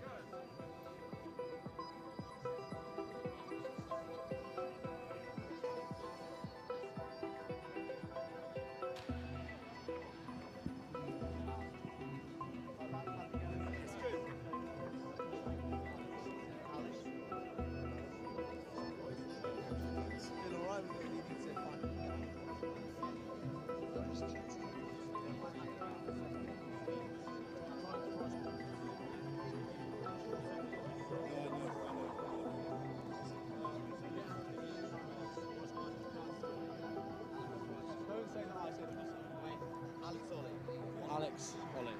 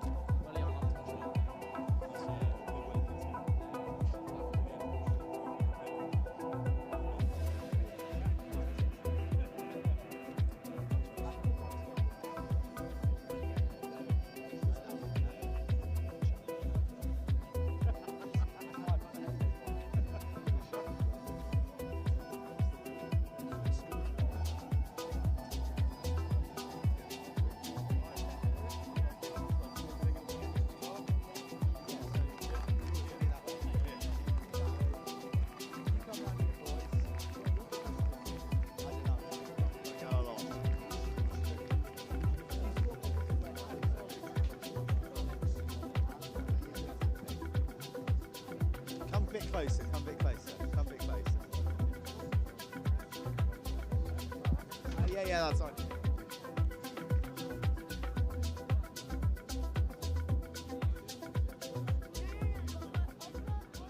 Okay, here we are. So we're pitch side with a couple of the Hurst boys. We've got Alex and Ollie here. A try scorer, no less. It's impressed upon me to get that into the coverage. And also a couple of owners of some absolutely awful haircuts as well, strategically hidden by the hair tape. But we're going to gloss over that because, guys, you had a challenging day yesterday. You're in a challenging group against some big teams, and you're a bit disappointed to not get into the cup. But here you are, you're in the bowl final. Yeah, well, I mean, Saturday morning, 9 AM, first game for both, well, for me, lower sixth. Dewey against Wellington College, very good side. I think we were quite unlucky. I mean, the forwards had them, but on the backs, just couldn't be clinical enough, couldn't get the ball away, couldn't score the tries. So what was the chat last night? How did you reflect on the tournament to lead you into playing so well so far today? Well, I think we had to make the most of the opportunity that we had the second day. I think because obviously in the first day we were obviously a bit disappointed in the evening, but I think we had to just, because everyone plays 3 games on day 2, which I think is great for everyone because it's knockout rugby, but everyone gets a game. So I think we had to just dust ourselves off and go back again. I think because I think we rate ourselves quite we're a good team. I think so. We had to just. I mean, we want to be contenders for the bowl and go far in the cup. So yeah, I think. Yeah, that's the joy of a tournament like this. There's guaranteed rugby on the next day, and there is an opportunity to sort of right the wrongs of day one and come away with silverware. I know this is your first time here, and we were just chatting before we went on air that you're just absolutely loving it. Yeah, it's like what an atmosphere! Like just coming down here, St Joe's in the semi-finals, and just having that crowd there. Some not said towards us, but oh well. But yeah, what an experience! Music, everything, everyone's here is nice. All the stands up. Like seeing all the big schools, haven't really seen them before, and it's just amazing. So I know that you were here last year. Like, did you find it elevates your game when you got the cameras, you got the crowds, you got the buzz of the venue? Yeah, definitely. I think it's more to play for. Like in a modest way, you want to play well. So it's like you look good on the cameras, and obviously. And obviously because we're not like a well-known school, so some of the tournaments, our games aren't actually streamed. So like, I think this is a great time. It's a new experience. Like you obviously got your Milfield who get all the screen time and the attention. So I think if it gives us a little bit of attention, I think it's always a good thing. So yeah. Yeah, mate, it's cool. We want to be giving you the airtime and giving everyone the opportunity, and certainly a bit of airtime that we're going to be giving is the Sussex derby that awaits the bowl final, because you're going to be meeting your old foes, Brighton. So how do you feel about that? I mean, you couldn't set it up any better, could you? Well, we played them in the block fixture really recently on a Saturday, and sadly they ran away with it. But I think we're going to come back, hit them harder, hit them lower, hit them stronger. Yeah, you're feeling vengeful, are you? Yeah. I think definitely. I think we're quietly very confident going into this game. I think I think our last two games, I think we've acquitted ourselves really well, and I think I speak for the boys when we say we're going to go full guns blazing into that, and hopefully we can get a win. Excellent, lads. Well, we look forward to seeing you out there. We wish you the best of luck. Lovely to chat, boys. Thank you so much, guys. I'm sure time to recover, get your head in the game for the final, and I think we are straight into this game. We were going to catch up with the headmistress of St Joe's, but there are players on the field and there's rugby to be played. So we're going to throw you up to comms, but rest assured, I will bring you the interview with the big boss later on. Thanks very much, Joe. Can I have a captain, please? Looking forward to that. Don't be deceived by that graphic. We've got Kirkham versus RGS High Wycombe ahead of us. Right, at the moment. Coin, you can call it. This is for the plate semi-final. Kick. So happy with this side? So you guys will be white, you'll be red. Happy with that? Yeah. Cool. Cheers.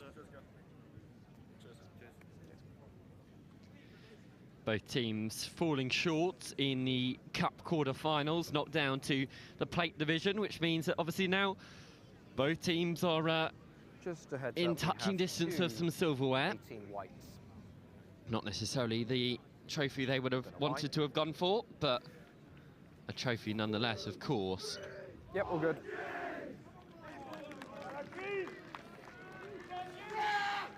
Sorry? We are going this way. A spectacle to see. Kirkham certainly ready, excited.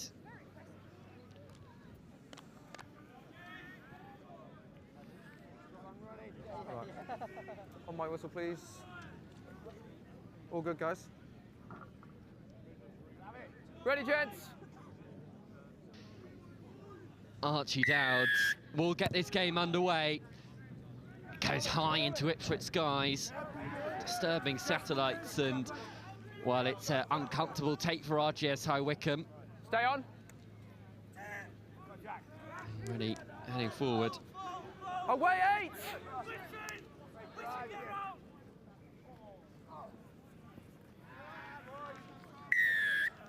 Number 3 penalty on to the 9. RGS High Wycombe.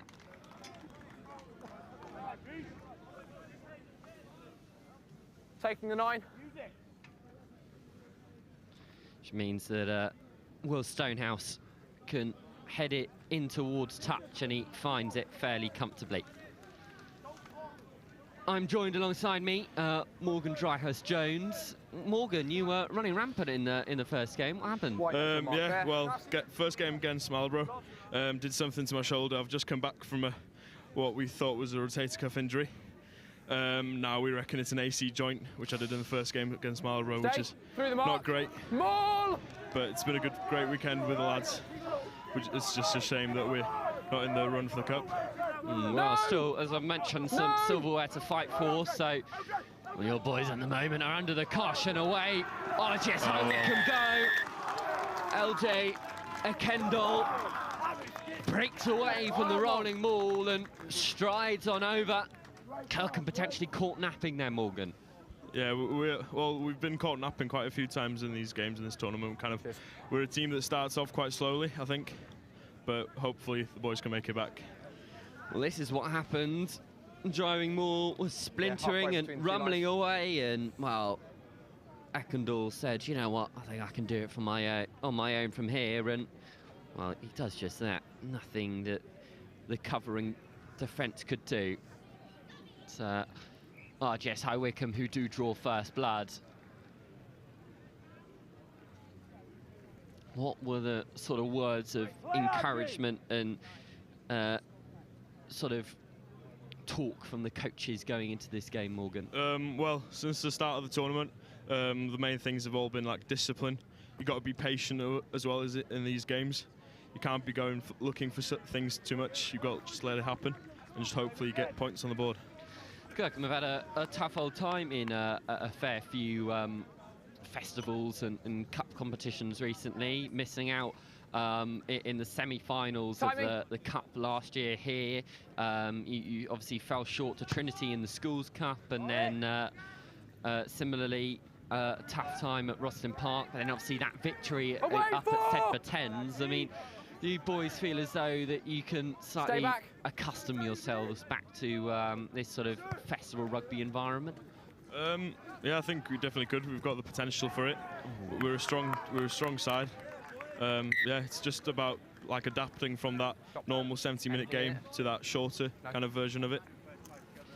Well, there's a big collision in there. I think knock on into touch. You've got option of line or a scrum. Two players felt the full collision of that. Well, I guess how Wycombe get the ball once more. Off the line out. Time off though. Got a player down. Player down, who's that, number 21? I think that's Will's gut. He's well, he's come on for the flankers this game. I think he's just receiving a bit of treatment after a collision with his own player.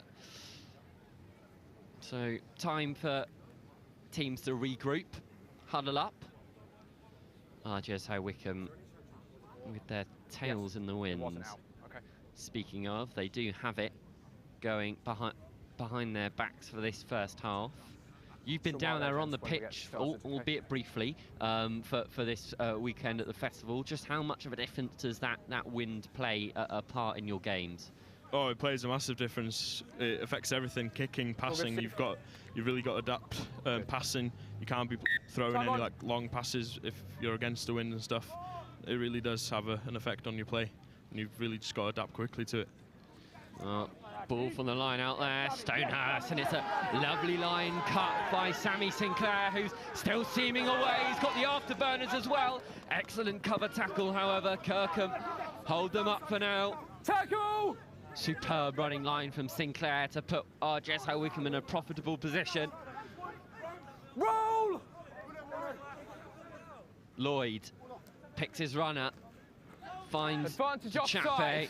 Number 16. Offside, free roll of the dice for RGS High Wycombe. They decide to go blind. Lloyd, a little chip over the top. Don't think anyone asked for that necessarily, so instead it's a penalty given. 16 offside. Points indicated. Points called for. RGS High Wycombe will look to get themselves out of a 1-point score. Number 16 was offside. I don't know which then.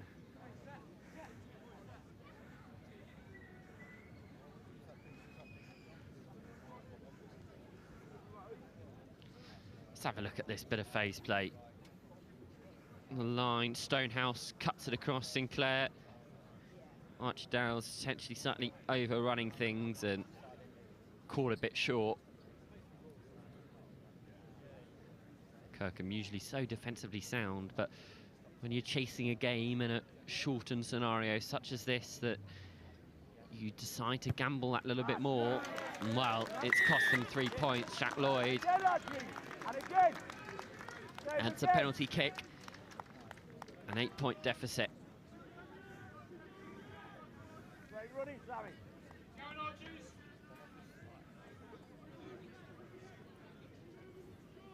Dowds on the restart. Well taken, well collected. And Chape. Leg drive. Wills Austin did well, though, to prevent the shove from going any further. Lloyd goes to the air. Well taken, and up into halfway go Kirkham. Austin. Lovely leg drive. Roberts. Dummies, tries to go himself.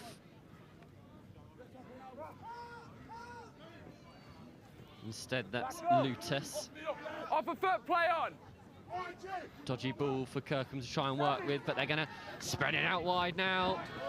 Strong tackle, though, RGS High Wycombe. Straight off your feet. Straight off their feet.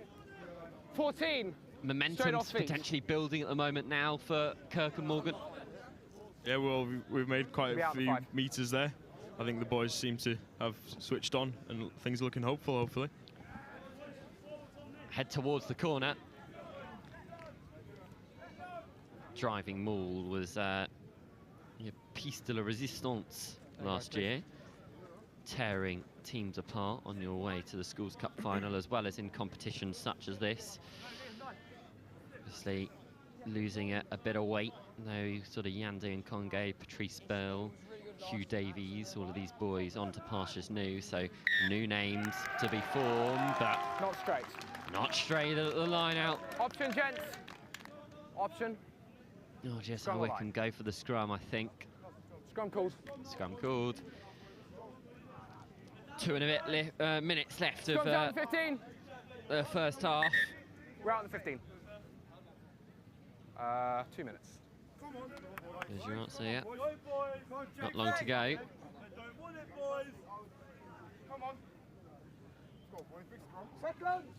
As these games shortened in day 2, so of course is the opportunity to make a comeback. Bind. It's very rare now that we see teams come from 2-3 scores behind to potentially secure a victory, but beauty of St Joe's is we never really know what's going to happen. There's Sinclair, who made that initial break for RGS High Wycombe not long ago. Lloyd to Chape. Jack Lloyd, I think, will head to the boot again. Back foot. Frequently used on his RGS High Wycombe side. Good contest advantage. Not collected in the air. First knock on off-white. RGS High Wycombe. First knock on white, that second box red. kick, nightmare to try and sort of regather from a Kirkham perspective. Yeah, it is. I definitely wouldn't like to be a wing in that position. Archie Dowds was put under the cosh. Okay. Lloyd's kicking game has been a highlight of RGS High Wycombe's play throughout their 2 days here at the tournament. Early engage. A let off though, Kirkham. It's an early engagement, and I don't think they're going to waste any time here. Ball on to Austin.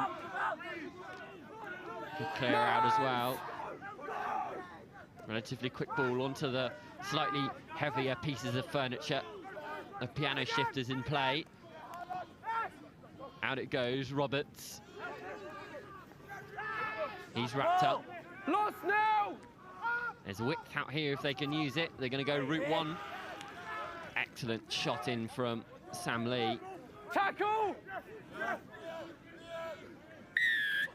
Just how we Gotta can get away quicker. all over the ball. Tackler. Slowing it down for 5. Kirkham. Away quicker, please. Archie Barber. Barber looks to the corner. This is what happened. There you go. It's been kept in by Lloyd. No, it hasn't. Nearly. It's becoming more and more difficult to try and keep a ball in field with new rules added, meaning that you have to tap it outside and then land in field. You've got to be at sort of contortionist standards now to manage to keep the ball in. Jack Lloyd couldn't do it, and now Kirkham could potentially get their names on the score sheet just before the break. Hold! We are now Through into the the mark. red. Advantage collapse. Advantage, Kirkham. Number 7 collapsing. Free play. Downs Okay, that's a looking for reform it. more, that's an obstruction. First offence is collapsed by red 7. Sam Lee collapsing them all. 7. Barber says to his forwards, go on then, have a go. Straight through, what a collision that Away, was. 7! Being heard all the way back in Manchester. No! Kirkham close.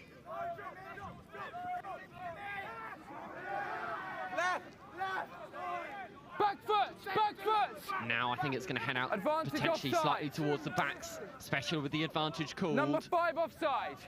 Through it goes, Barber looks for the cross kick. Downs could be on here. How's it going to bounce? Downs, has he got there? No, penalty. Matt there. Thin ice for RGS High Wycombe, I think. Might Captain. even be straight to the pocket. No, it'll be a team slap on the Too many wrist. penalties in this area. We need to consider As you said, discipline now, Kirkham just seem to be otherwise we'll lose warming back. up into this game, Okay. Morgan. We've had 2 Yeah, they offsides definitely here. do well. We're very We've close had to 7 collapsing over the there. opposition's try line now, and just hope that the lads can get away with the score now just before the second half. Time's off, I gents. think it'd give us a massive boost I don't know. coming into the second half and hopefully get away with a win. Tell you what, Mark, Archie Downs it was is not far away from that Where? at Here? all. Could argue that he might have even got that down. Nevertheless, Blocked it. doesn't matter. Barber will head towards the corner. One of the easier kicks of his career. Now Red, it's take the the turn line. of the forwards. Get your predictor Take out, the Morgan. line, Where's Red. this going? Front, Set off them. driving up. I reckon, yeah, Fred probably. It's probably definitely going to be a maul. Our mauls have been going quite well this season, so it's definitely going to be an option for us here. Just need a ball. Got one. Here we go. Arrows need to be strong. They are. It's brought down and stuck up the jumper. Through the mark. Away they go. Kirkham rumbling towards the line. RGS High Wycombe doing all they can Advantage, illegally. Referee may even award the try there Time and off. then. Time off. Away. Away. Away. Things are getting Take the guys heated. back. Let's I listen don't into have any this. clear grounding. Unless you have a clear grounding. Yeah. Take them back. Back you go. I don't have a clear grounding, but there is a side entry by... Thank you. Try's been given. I think you could award that to about 6 or 7 Kirkham forwards who all lumped over the whitewash at the same time. Nevertheless, it's a Kirkham score. Steve. Bread and butter stuff That is the half. from Kirkham Grammar. Yeah, it was a great effort from the pack there. Yeah, that driving maul's worked quite well for us quite a few times this season, and yeah, once again doesn't fail us. Trying to look at who comes out of it in the end. We're not sure. We'll give it to Kirkham as a collective. A team effort, that's for sure. And Barber could make it a 1-point game heading into the break, which make for a tasty encounter. The other games currently stuck at deadlock. That's RGS Newcastle versus Wellington College. It's on pitch 2. Both these teams looking towards a plate final. Kirkham struck ever so well. And it's straight through. What a nudge that is to bring us to a close in the first half. Well, RGS High Wycombe started the brighter. Their 5 points were then later accompanied with a easy 3 from Jack Lloyd, but right on the stroke of half-time, Kirkham throw themselves back into it through their driving maul. And that latest conversion from Barber makes it a 1-point game. Half-time score here on pitch 1. Kirkham 7, RGS High Wycombe 8.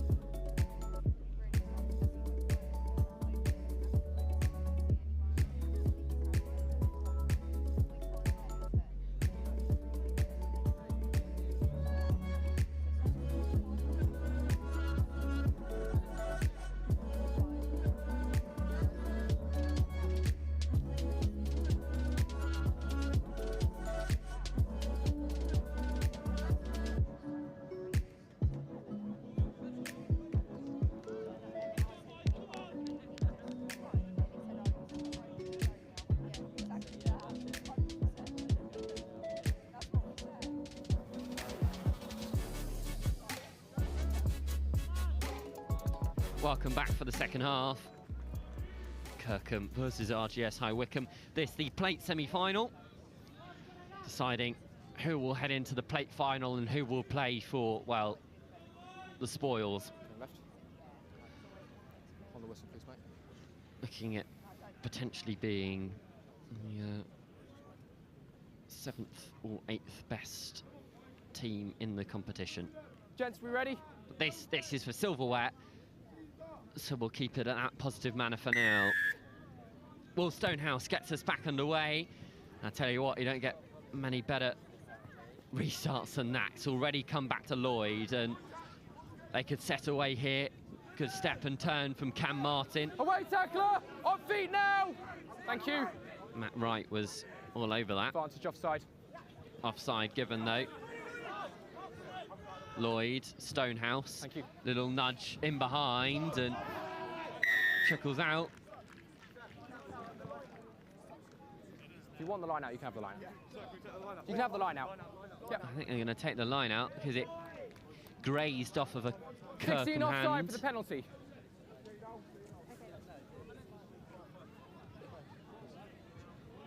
Compound errors at the moment for Kirkham, losing it at the kick-off and then the penalty, and then that little touch has set up a perfect platform to for RGS High Wycombe to try and extend their lead.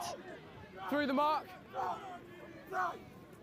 Still going, heading towards the line. I think it's a brace for LJ Ekendal. He's got his second. RGS High Wycombe second, and it's almost deja vu from the first half. Morgan. Yeah, it seems that we have switched off during that break, but I'm still hopeful in the lads. I think they can turn this around, definitely. I think, yeah, they're a good bunch. We're a good team, and yeah, we can make anything happen. Oh, this was the try, the rolling maul. Using one of Kirkham's greatest strengths against them.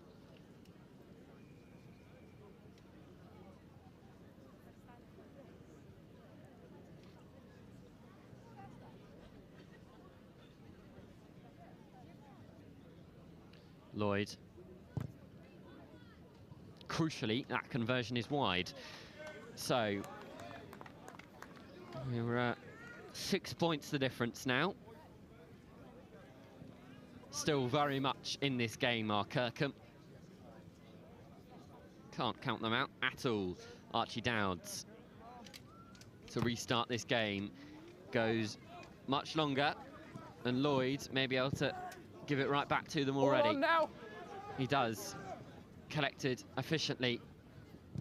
Retreat. Barber goes across face.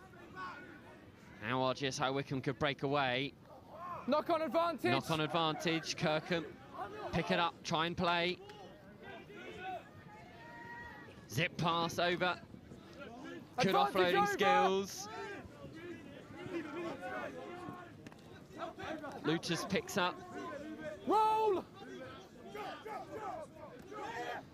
Austin heading towards the outside edge. Away one. There's numbers on here if they can use them.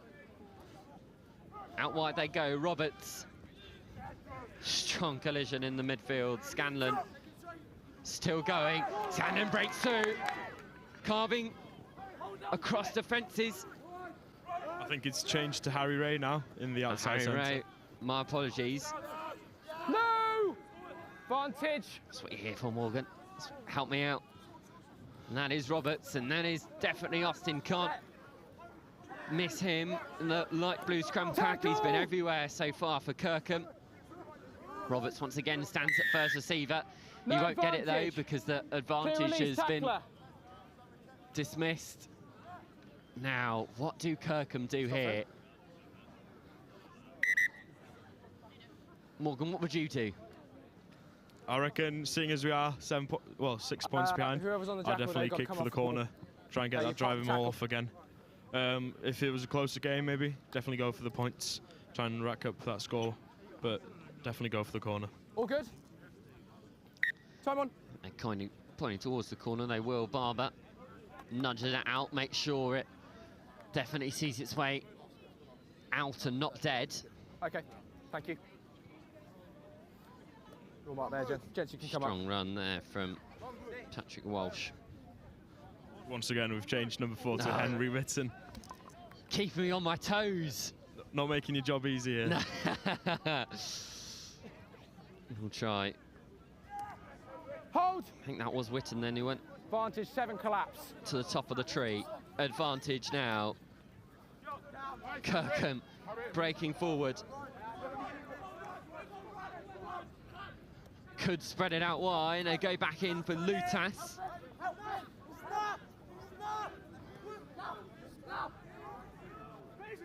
Round the corner. Turnover's fine there. Turnover. Another penalty.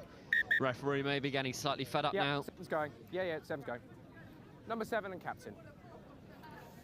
It's going to be Sam Lee, I think, who's going to head to the bin. You collapsed down there. We had a penalty warning. You've now collapsed again. You go to the bin. Sam Lee You collapse. will spend Collapse. 3 minutes on the naughty step. Sorry. 5 minutes. 5 minutes. 5 minutes to go. Barber kicks to the corner. 5 minutes. Take what seems like 500. You can't take the legs. Okay? You're taking the legs. If it's the first man, but that's not. They've engaged and you've taken legs. Okay? In 5. Here we go then. Another line out for Kirkham. Knock on Disrupted by RGS High Wycombe. 2 knock-ons. In the line out. Kirkham have got out of jail there slightly, haven't they, Morgan? On the 50. Yeah, well, wasn't what we planned, definitely, but hopefully we can get something going off the scrum now and hopefully get some points on the board. First knock-on off red. Second off white. Sorry? Yeah, you have to match because it's under 18s. Huh? 5, well then they have to drop 7. Well, RGS High Wycombe have the You've got to put a player in. numerical advantage. Yeah, because under 18s, you've got to match, guys. The issue is that you have to match in the scrum, so it has to be an 8 on 8. So reluctantly, I think Cam Martin has found himself at number 8, usually playing centre. Set! Hold! I think that lack of weight is evident. Through they go, Kirkham. Big jeers as that hit is made. Going with one-up runners, needs support. Out!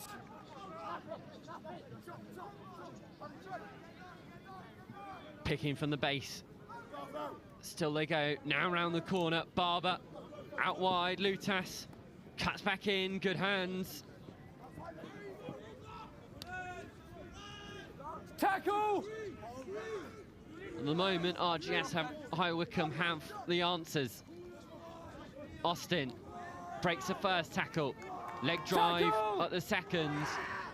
Got a release. They do. Stay on! Roberts goes himself. Can he find it? Yes, he does. That's great from Oshin. Oshin Roberts, clinical when it counts. 20 seconds. One of the leaders in this group. 2 minutes. Has done it all himself. 2 minutes. And makes it the easiest of conversions for Barber. Dare I say, almost confirmed. Yeah, I think Barber's boot's been very good this season, so 1 under the sticks is a guarantee from him. Let's hope he doesn't miss it now. Yeah, I hope I haven't jinxed him. Well, it's a crucial conversion at that. Yellow back on. And the time has expired on the yellow card, so after this conversion, Sam Lee will be back with us. Barber, 1 step, gets it. There we go. Kirkham back in front. It's a 1-point game. It's how we like to play it here at St Joe's. Tight, tense, into the final play. That clock, I think, slightly deceiving us. We've still got a little bit of time. James Kucera is on for RGS High Wycombe. And his restart is collected well. Kirkham just need to see this game out now. Try to clear and it's charged down. RGS High Wycombe could have the ball. They bundle them out into touch. Referee not yet calling full time. So a defensive line out on your 5. Mark's there. Yeah, you've been dragged into touch. Your mark's there. Oh no, this is RGS High Wycombe ball. It's apparently Kirkham who are out of play. RGS High Wycombe have it here. They're driving Maul. Maul! The result of 2 of their tries. Okay, that's now through the mark. Away they burst. Blades of grass away. Penalty given though, the double roll. Too many moves. We just need to keep our heads cool now for the last few plays of the game. And yeah, I think we can definitely win this now.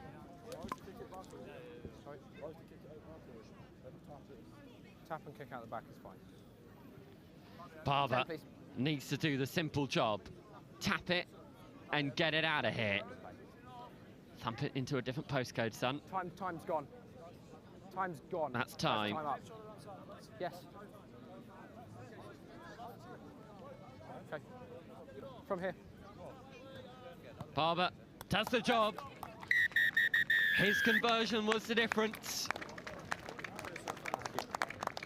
What a tight, tense affair on pitch 1. It's how we'd expect games to go as we head towards the closing stages of this competition.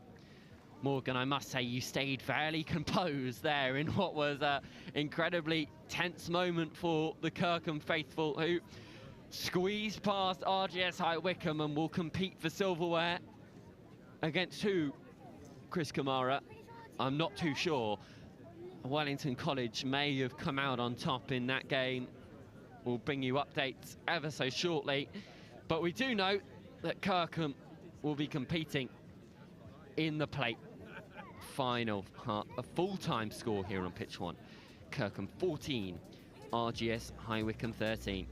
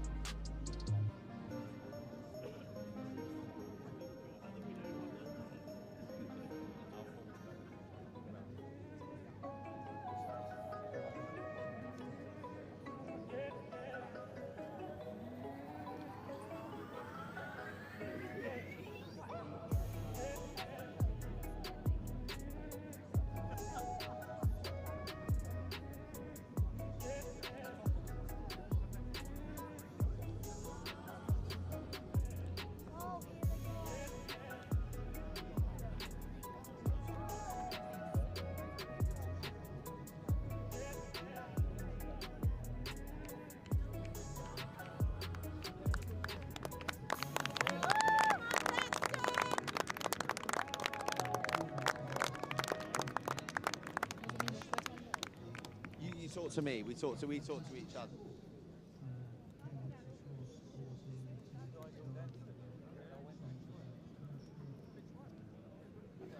Washing, making sure the diet. Yeah.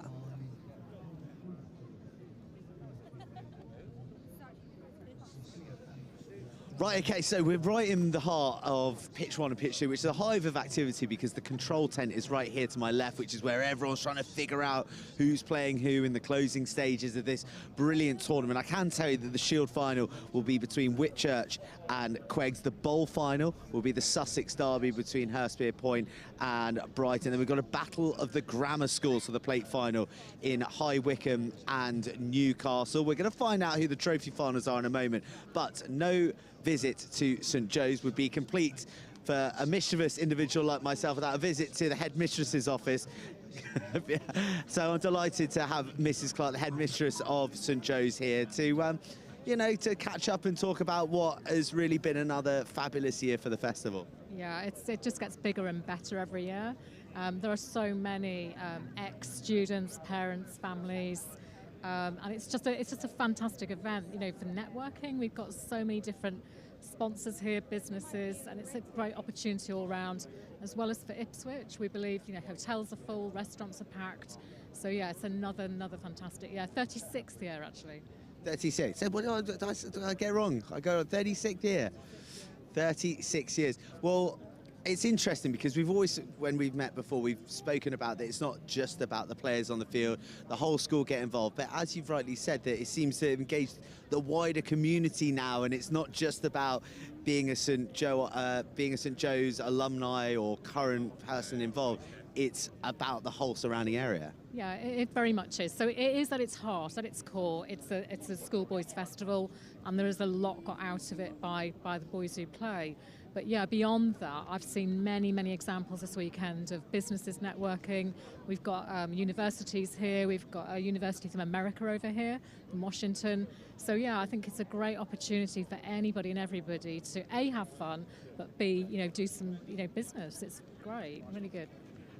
It's been really fantastic. I think it's evident by quite how many people who are just like teaming through every sort of avenue between the pitches, dipping in and out of the marquees, and all with big smiles on their faces as well. Let's talk about the rugby. Now, it hasn't quite been St Joe's weekend, but I know that you'll still be immensely proud of their performance and their endeavours out there. Yeah, so it hasn't quite gone that as well as we'd hoped, but you know, it's about being part of this event, and the boys understand that. They are a young team, and there is some massive prospects there for the future. So we are super excited to be able to play the other teams, but equally super excited about what's ahead. So it's about development as well. Yeah, we've caught up with a couple of your players, and I was struck by their maturity and, you know, their acceptance of, you know, it hasn't ruined our weekend. Just to be a part of this is enormous for us, and as you rightly said, we're already looking ahead to the future. Yeah, very much, and like I say, we've got all the teams coming on now. They are really excited about what's to come next year, so the 37th festival and beyond that. But they've had a great weekend, and I know there's more to come. There's some more events this evening that they'll be taking part in, dinner with parents, and then beyond that tonight with their friends. So yeah, a good all weekend for everybody. Fabulous. Thank you so much for taking time to catch up with us, Mrs. Clark. Thank you very much. And what is next? Speaking of the future, the immediate future are two absolute ding-dongs. It is the trophy semi-finals. We've got Milfield versus Denstone on pitch number 1, and we got Trinity versus Hampton on pitch 2. Which one do you choose? I don't know. Fortunately, we've got both on the stream for you, so sit back and enjoy. Thank you, Joe. Back here on pitch 1, and it is absolutely right. An absolute ding-dong we've got coming up here for you. Two of the heavyweight teams of this tournament so far. Denstone College versus Milfield. This surely will be an absolute stunner. I've got two lads from Denstone stood right next to me here in the commentary box. Gents, welcome. Hi, how you doing? I'm Lucas Wood. I'm an upper 6th student at the moment, and I play back row. Awesome. And yourself? Hi, I'm Henry Malford. I've been from this match. I've been withdrew for injury, so it's a shame. But Can't wait for the lads to get stuck into them. Yeah, and starting off with a short kick-off there. Milfield managed to gather it cleanly as they look to go out to the wide channels early on here, gaining 20 metres up the pitch. Still driving forwards, pumping those legs. There's good line speed here from Denstone, trying to keep them back. That holds them. Not easy to get forward against a dominant defensive structure. 4 white, late hit. Oh, just giving away advantage. No, number 4, no arms and a late hit. Number 4 from Denstone. Is that 4 Ollie white, Musk? late and no arms. Dan Green. Dan Green, change shirts. I was hoping you'd give us that list. You're now going to have to take it. I'm going to ignore my sheets here. Clearly they're wrong. You're going to have to jump in on those opportunities, gents. Okay, no worries. But Milfield kick to the corner, not quite getting as deep as they perhaps would have wanted. White, your mark there. But they do now have a line out just inside the Denstone 22. And I believe one of you has an interesting fact about some of the Milfield coaching staff. Well, I believe, if my sources are correct, that the forwards coach, Toby Hutchinson, is an ex-Denstonian, because he's in my cousin's year. Wow, so a little bit of personal rivalry perhaps coming into this game. He'll want his own team to do well, but perhaps slightly in the back of his mind, he will be happy if Denstone win. And they have turned the ball over there. Really good work at the Maul to get their hands on the ball and rip it out from Milfield. Looking for the box kick. Taken well, but great pressure there. Who's a minute? Crunchy tackle. No, really, I fly off. He normally doesn't get stuck in, but it's his time to shine. Certainly was. Absolutely crunched him there. What a tackle. That's all right then. Is that the kind of intensity and prowess that you lads want to play with today? Yeah, well, anyone will get stuck in for this team today, I reckon. Backs, wingers, front row, we've been digging in all day. Anyone to get through this game, we're going to have to stick in and just play the Denstone way. Definitely, and we've seen a bit of the Denstone way already this weekend, so hopefully it's more of the same as they take a good line out there. Crater more slowly moving forwards. Same all. Milfield unable to halt it at the moment. Gone past their 10-metre now, charging forwards. The ball is there at the back, but 15 metres made by that Maul, so some good ground coming up onto the halfway line now. Oh, the pass not quite going to hand, but it is picked up by the number 7. Whoops, to put boot to ball. It's inside, but it is covered back there by Milfield. Accidental, scrum, white ball. He's come off with the referee, I think. Press your button. Can't hear. I think it may have come off of the referee. Let's just have a quick look at the replay. See here, he just decided perhaps didn't have the numbers he wanted. Yeah, he so doesn't know it's going to come to him, kicked it through. Scrum, white ball. And the kick as it comes back comes off of, I think it might have been a Milfield player actually in front of the kicker, but as the referee says, not much they can do about that. So a scrum is still a good platform on the 10-metre line. 8, I want you on. Great platform for our backs to strike. You got Elliot Smith on the wing, but loads of burners to give it. Alex Garrett outside centre, power if you want it, or you've got Charlie Hart hovering in behind with footwork and a bit of power if wanted. Oh, good pick up there, not the best of passes. Some great speed through the middle. Oh, a high tackle there, and the referee's already indicated that he will be going for a yellow card. The double P for the whistle comes, the hand goes to the pocket. 7 captain, come off. It's number 7. He's shaking his head. It's not going to make any difference. Okay. Gents, it's a higher tackle, okay? He's changed direction at the last time, so that's his yellow card, okay? So it's a yellow card. Changed direction at the last minute, says the referee, so only a yellow, not anything worse. That's number 7, George Yep, Timmins 7. going off there for Milfield. High tackle. Looks like you lads are going to go for the corner. Yeah, interesting decision. I know we love a good maul, but it might have been a good idea to take the 3 points. Yeah, definitely at the moment. You've got the wind behind you. It's not played as much of a part today as it did yesterday. A little bit calmer, but it's still a little bit of a breeze behind your backs, isn't it? Yeah, definitely. Hopefully we can secure this line out and... Yeah. And yeah. Secure the line out, potentially go for a maul, you know? Potential option. And that's all you decide to do, but it's too far on the outside. Not straight, says the referee. So maybe that's 3 points. Should have definitely been the option there. Yeah, of course, I'll keep an eye on it. We'll see whether that plays a part later on. I get the idea, though. They know that they've got that yellow card in their forward pack. You've got an opportunity to potentially get one up on them. Just hasn't quite gone well there. No, maybe hooker Harry Clark might have thought the wind got up and just hopefully ease it back into the middle, but it's just died down when he's about to throw it. So it's just gone to the Denstone side. Yeah, exactly that. So it has resulted in a scrum to Milfield now.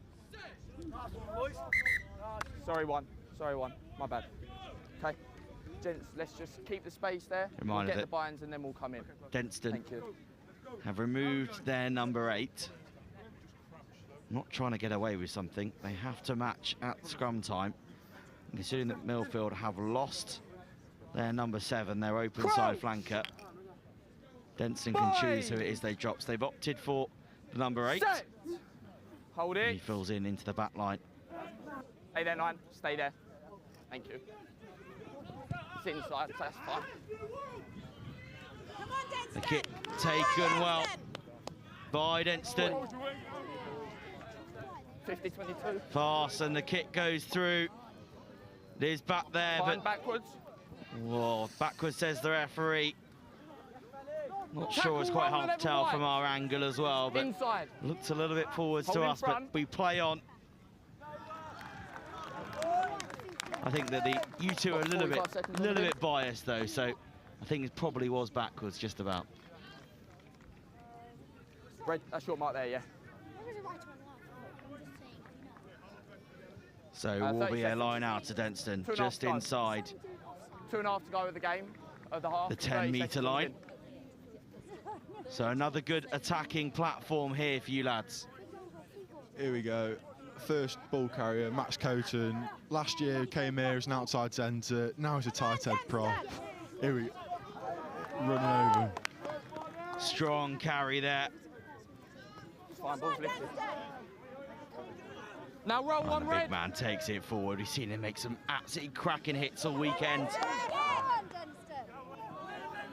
Quick ball, the intensity being played here by Denstone. Trying to hit the ball out the back. Jack Howell inside to Charlie Hart. Hands away, Red 6.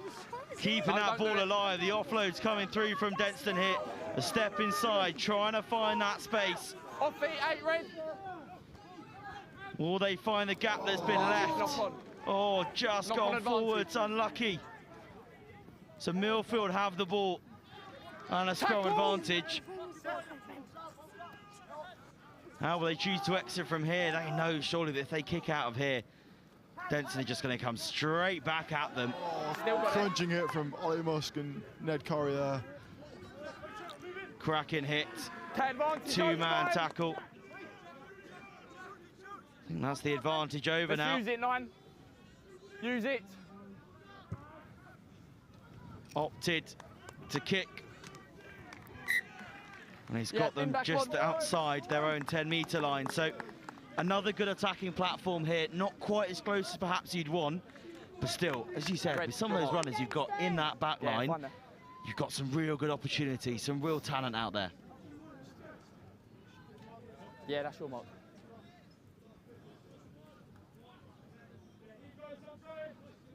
Using these pressure comes again.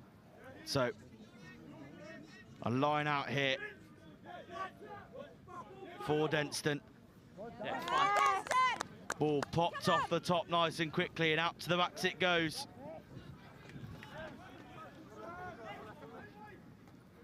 It's again moving it, just that little offload. Oh. stripped. And Jahota just knocking the ball on there, not quite going to hand as the offload came through. And then caught coming through the side. So the penalty came through. Now advantage, which we will come back for. In at the side from number 7 and then not 10. Very clear from the referee. It'll be half time as well. This will be half time here if they kick it out. Yeah, that's the answer.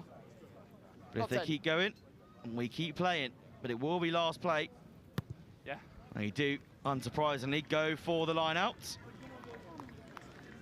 And time for Milfield to have their own opportunity at cracking into Denstone's defence. There you go. What are your priorities here, lads, in this defensive line-out just inside the 22? Either Ollie Musk at the back of the line-out will try and win the ball, or we leave it alone and we just kill them all if they go for that option.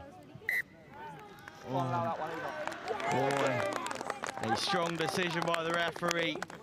Milfield falling foul of the issues that Denstone had just down this side of the pitch as well. As you watch the replay, the ball for the referee clearly caught outside.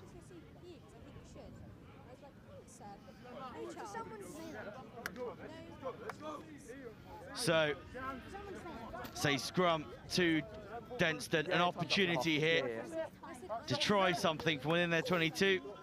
Or do you just try and keep it safe, get rid of it, and go to half-time? I reckon, depending on what type of ball we get, it'll either be straight out or we'll have a go. 8 pound. And we opted for straight out. Very obvious there that your scrum half wanted to get rid of that. So, a tense first half. Exactly what we expected here. Two really well-matched teams coming up against each other. Denstone having more ball to play with, but Milfield still seeming just as threatening as they always are. So half-time here, it's Denstone 0, Milfield 0.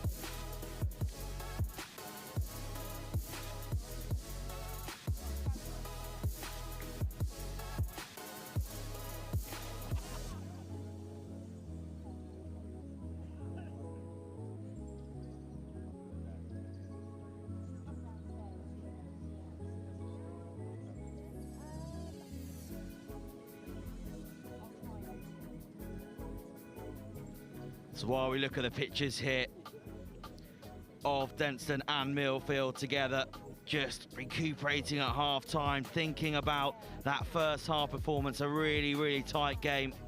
It's nice to look back at some of the history of this festival. The headmaster at the time, Brother Damien, some of his staff and some ideas of how to celebrate the college's Golden Jubilee. Head of PE at the time, Terry Hunter, decided that we should hold a rugby competition as part of those celebrations, and they've had one ever since. 36 years they've had this tournament here, and my goodness, it's shown us what great rugby we have in all of these schools across the country, from England, Scotland and Wales. They all come together and they culminate here at the St Joseph's College Rugby Festival 2022. 36th anniversary. Initially just from schools in East Anglia and the South East, but now, as I say, it's totally grown. It's known all over the place. I'm sure there are people watching at home worldwide who are absolutely eager and keen to see who will lift the De La Salle Trophy as we get back underway here for the second half.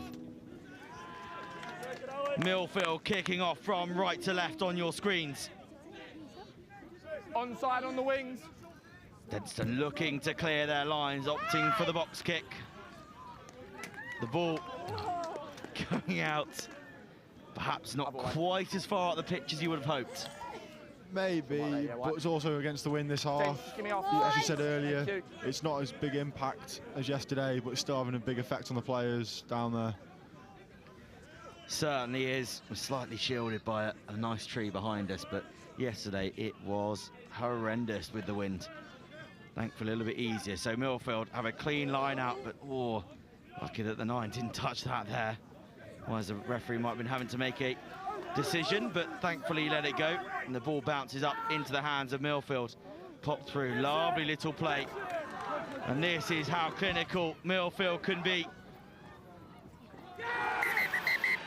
Can they get into the corner? Time off. Now, did that covering tackle come before the ball? Listen to the referee. No knock on. No try. And it's a try. Straight away then in this second half, Milfield have got themselves onto the scoreboard. Oh, sorry, mate. Look forward to seeing the replay of that one. And here it is. Great option, puts boot to ball. And he collects his own kick and dots it down. Great work to put themselves onto the scoreboard. You boys surely going to want to hit back as soon as possible. Yeah, hopefully off kick-off, get the ball back, put a lot of pressure on, see if any mistakes can come about, then just vulture on it. Wait now for the conversion. St Joseph's College full silent here on pitch 1. Oh, Emmanuel just unable to get the extra 2. So it remains at 5 points to 0 to Milfield here.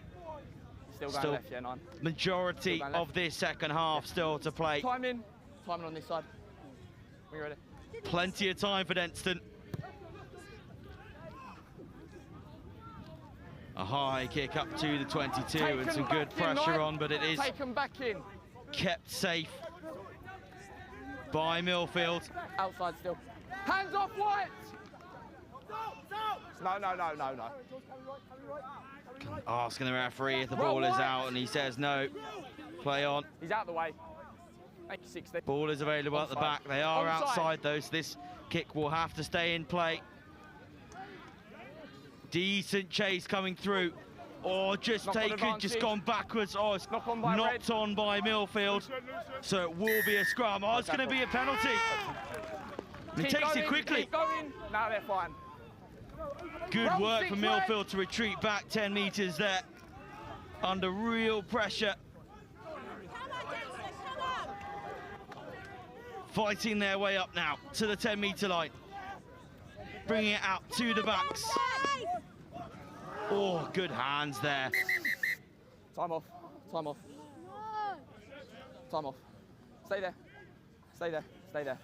And the player just taking an injury, so a time to reflect for a second on this second half so far. A little bit of promise for you lads there. Some real exciting rugby play just at the end there. Yeah, great keep ball from the lads. Great phase play, springing it loose to Joe Dixon on the edge there. Trying to get him some space, the hot stepper, and see what he can do against this Milfield defence. In possession. Yeah, exactly that. Confirmation of the referee that it was the white team of Denstone in possession. So they will get the scrum. They've just stopped to check the injury. Obviously, as we've said multiple times this weekend, it is so important that we look after these players. Yourself being injured this weekend, I'm sure you can feel for your teammate coming off the pitch there. Oh, I feel for him. He cares so much about this team. He loves playing rugby with the lads. It's just such a shame for him coming off right now in this phase of the game. Really is. He's been a great player for you boys as well. It's always been the name that sort of starts to be mentioned. So it might be a little bit of a loss, but I'm sure you guys can keep pushing forwards. I'm sure we'll carry on without him, but we call him the line-out connoisseur. He loves it. he comes up to the coaches every week trying to convince them to have new line-outs, but he lives for the line-out, but to rugby, Mr. Harden has the time to calm down, relax, and just stick to the structure. Yeah, exactly that. So hopefully some of his line-out expertise will be taken by your teammates. Too far. Pushing beyond the metre and a half, so it will be a free kick to Denstone. Take one and you're fine. Just means that they've got a clean opportunity. 7. So you're not going to kick to the corner, but saying that they want to perhaps tap and go, pass it out to the backs. What do you think you're going to look for? Forwards or backs? Forwards. It's Denstone College. It is Denstone College. You do love the forwards. And we love watching them too, but goodness me, that was a monstrous tackle.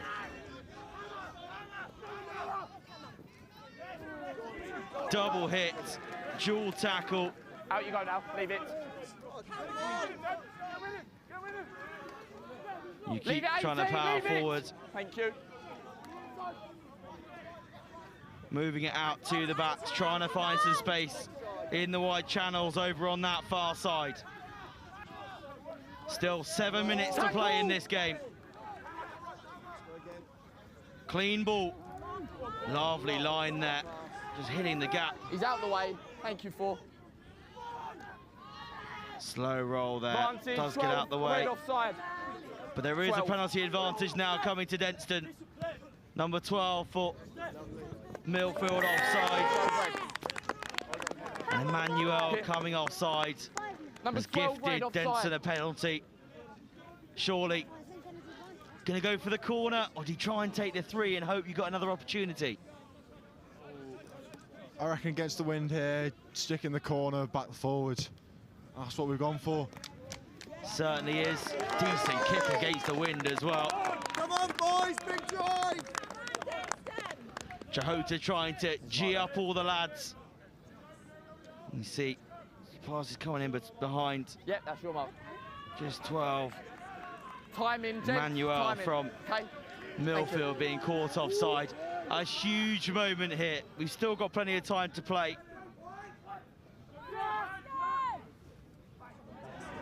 Pushing forward. Advantage coming. They don't need it. It is a try to Denstone College.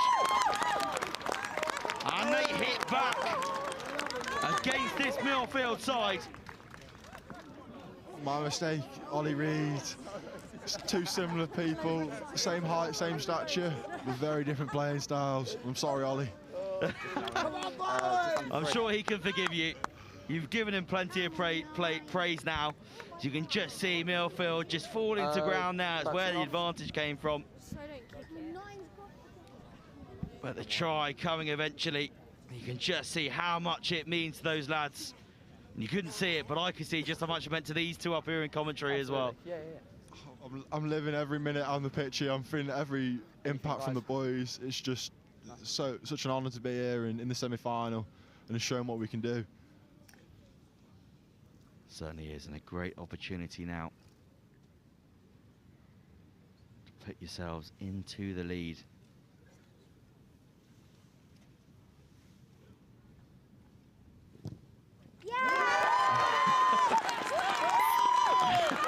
And a successful conversion. Apologies, there was a little wobble on the camera as a couple of fists were pumped into the air. These 2 Denstone lads next to me. Last 2, boys. The last 1.5. What a kick for your number 9 there. Timing. Nick Galley, all season, been striking them lovely and just showing them right there once again. Interesting from Milfield there, going straight down the middle. Not much of a chase on the ball in that area of the pitch, but they have won themselves a penalty. Now this could be huge. Oh, tried to go quickly. And I think they're going to point towards the posts at this opportunity now. That would give them a 1-point advantage if they were able to. The wind is behind them. They have indeed indicated. Ewan Davies points towards the posts. As you watch this here, it pops out. It's just a little bit isolated, comes forward. Tackle, great work. Let's get on the ball there. Unfortunately, nothing you lads can do. Make sure we stay behind. I think that was sever cover. He managed to get over there, the Milfield, number 13. Now, it is up to Emmanuel once again to try and put Milfield into the lead here.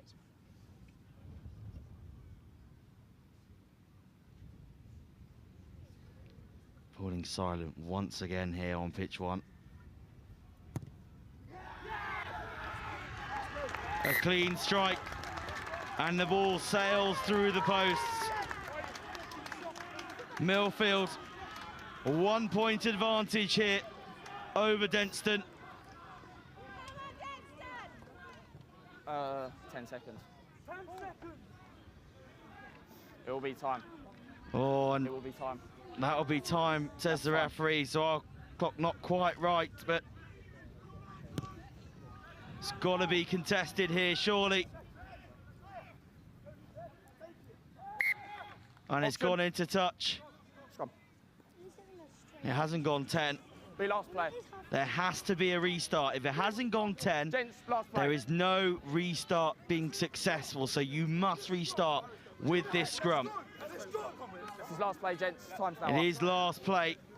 Time is in the red. Could this be Milfield just edging out Denstone here? Yes, Goodness me, this could have been the final. That is time. Crouch! Tense moment here as we wait. Set! Hold it! Milfield have done so well. Oh, and they win the penalty. Whole front row driving up. In Denstone's eagerness to find a penalty, unfortunately, that penalty at the end there allows Milfield to clear their lines, get rid of that ball, and they are the winners in an absolute cruncher of a game. It's the trophy semi-final, and Milfield have just edged it with a late second half penalty, 8 points to 7. Gents, gutting, I'm sure, but there's not much more you could have done there, I don't think. You did so well. It could have just gone either way. Maybe looking back at it now, 3 points in the first half, maybe, but who knows, who knows. Yeah, easy to look back, isn't it, and feel it. Obviously, you weren't on the pitch, difficult for the lads out there. What do you think? How do you think it could have gone slightly differently? Yeah, absolutely gutted. I think maybe just mistakes, a few silly mistakes which we could have stopped and prevented from happening. But we'll just have to review it and yeah, go for it next week. Yeah, learn and move on. I mean, lads, just what a game though. Well done. Thank you very much for joining me up here. Must be said though, wow, Milfield just clinical. This is the first real test they've had in this whole competition so far. So lads, you should really hold your heads high on that point because it's so close. Could have gone either way. It's gutting when it's only a penalty that comes in between that score. But that's the way the cookie crumbles sometimes, especially in these short format games. So it is Milfield that go through to the trophy final. The game has finished on pitch 2. Not sure, 15-0 win to someone. We'll find out soon who's going to be in that final. But Milfield here, full time, 8 points to 7 over Denstone. Stick around for some more cracking games.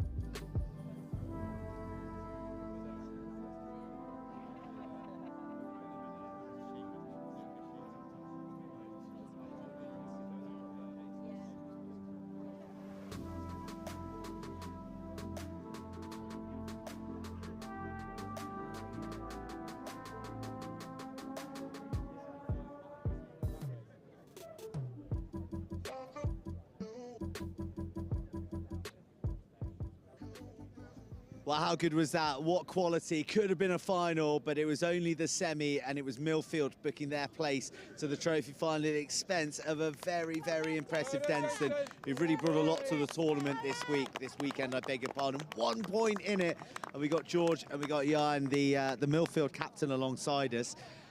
to talk about what looked like a fearsome contest out there, George. Yeah, it was a very, very difficult game for us. We put our heart on the line there. We knew it was going to be a tough game, and we just knew we had to be the physical side in that one, and I thought we done well there. You said you were motivated by some comments about your defence. Yeah, so our game against Wellington last week and the last couple of games we've just had, we've been called soft, and we didn't really like that, so we made it our demand to be more physical that game, and we definitely did that. Well, they're certainly a side to be physical against because they bring all the noise, don't they, Denstone? And nerveless kick there at the end as well to secure it. Yeah, Steph's been put under pressure a lot recently from the tee, and he's managed it really well. He's definitely someone we can rely on, which is really good. Have you found the tournament, lads? We haven't seen you on pitch one, so for many, it'll be the first glimpse of seeing the famous hoops of Milfield. What do you make of it so far? Oh, we enjoy pitch two. We were here last year as well on pitch two most of the time, and that's sort of our home away from home at the moment. But obviously playing on pitch one's lovely as well with all the fans. But yeah, we'll do our job wherever we are. We're pretty confident that we know our process, and we're not really affected by the outside. It's all with us, and we have confidence 1 to 15 and 1 to 24 that we'll do the job. All right. Okay. So does the game plan change at all for the final? I think you're going to be meeting Trinity. Yeah, no, game plan doesn't change at all. Same process that we've been doing the whole weekend. Come out and then we just win the final then, like we did last year. So there you go. We look forward to seeing you in that final. It's going to be a cracker. Well played, chaps. Congratulations on reaching the final. And let's walk over this way. Let's walk over this way and let's meet a couple of genuine bona fide legends of the St Joseph National Schools Festival, because we've got John Regan, former headmaster of St Joe's, and we've also got Terry, who, when the tournament was evolved, you were head of PE, you were deputy head at the time, and these two gentlemen gave us the gift of the St Joseph's Festival that we enjoy today. And lads, there's a fantastic story behind it. There is, because it was due to start in 1987 at this time, and a week before the hurricane struck. So these fields were absolutely devastated, full of litter, fallen trees, broken branches, and we thought that the festival wasn't going to go ahead, but we decided to go ahead. And the reason that it was able to happen was because every games lesson for that week, we had the students ploughing up and down, picking litter up, so that the tournament could go ahead. Putting the students to good work, I think that's so nice. Now, Terry, I understand it was your brainchild, and it was to mark the golden jubilee of the school, and it certainly came from more modest beginnings to the all singing, all dancing festival that we enjoy today. Absolutely. The head at the time wanted something to celebrate the anniversary of the school, and basically said to me, "Can you organise something?" And I did a bit of research, and lo and behold, came up with a seven-a-side tournament that was almost on the same format, and we just adapted it, and yeah, the rest is history, as they say. The rest is history, and what a history as well. You know, we've got 16 fabulous schools that we're enjoying here today, but it's been a bit of a churn of schools over the years. You've had some great names who we don't have here today. Yeah, we certainly have, and we found it a struggle in the initial stages to get schools to come to us. But then we had a lucky break because with our connections, we got Bradford Grammar School and Arnold School, who were really elite at the time, to join us in the early years. And 2 or 3 years later, we got the prize. We persuaded Milfield to come down, and then everybody wanted to come down, and we had to, and it was invitation only, and people were clamouring to get an invitation. Well, Milfield have certainly enjoyed themselves on the blades of grass of St Joe's since they've hoisted the trophy many times. They're obviously in the final now again. And so what do you make of the tournament these days from those modest, I know, ambitious beginnings back in the day? Well, looking around, it's exactly as it was, but I just, in the distance there, I can see a TV tower. I noticed the guys up there doing their bit today. I can remember getting the first TV towers up here, And I personally filmed about 50-odd games, and I tell you what, when I came down from that tower, I was absolutely frozen. And you know, looking at the weather, it's fantastic weather today, but we have known it here, haven't we, John, when it's been absolutely sheet rain coming in horizontally.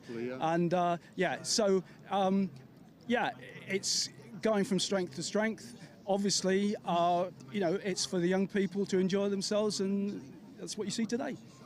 Yes, there's certainly a gritty underbelly to TV that maybe isn't what the people at home see. And our cameramen have been working very, very hard and have been very, very accurate all day, like all weekend, in fact.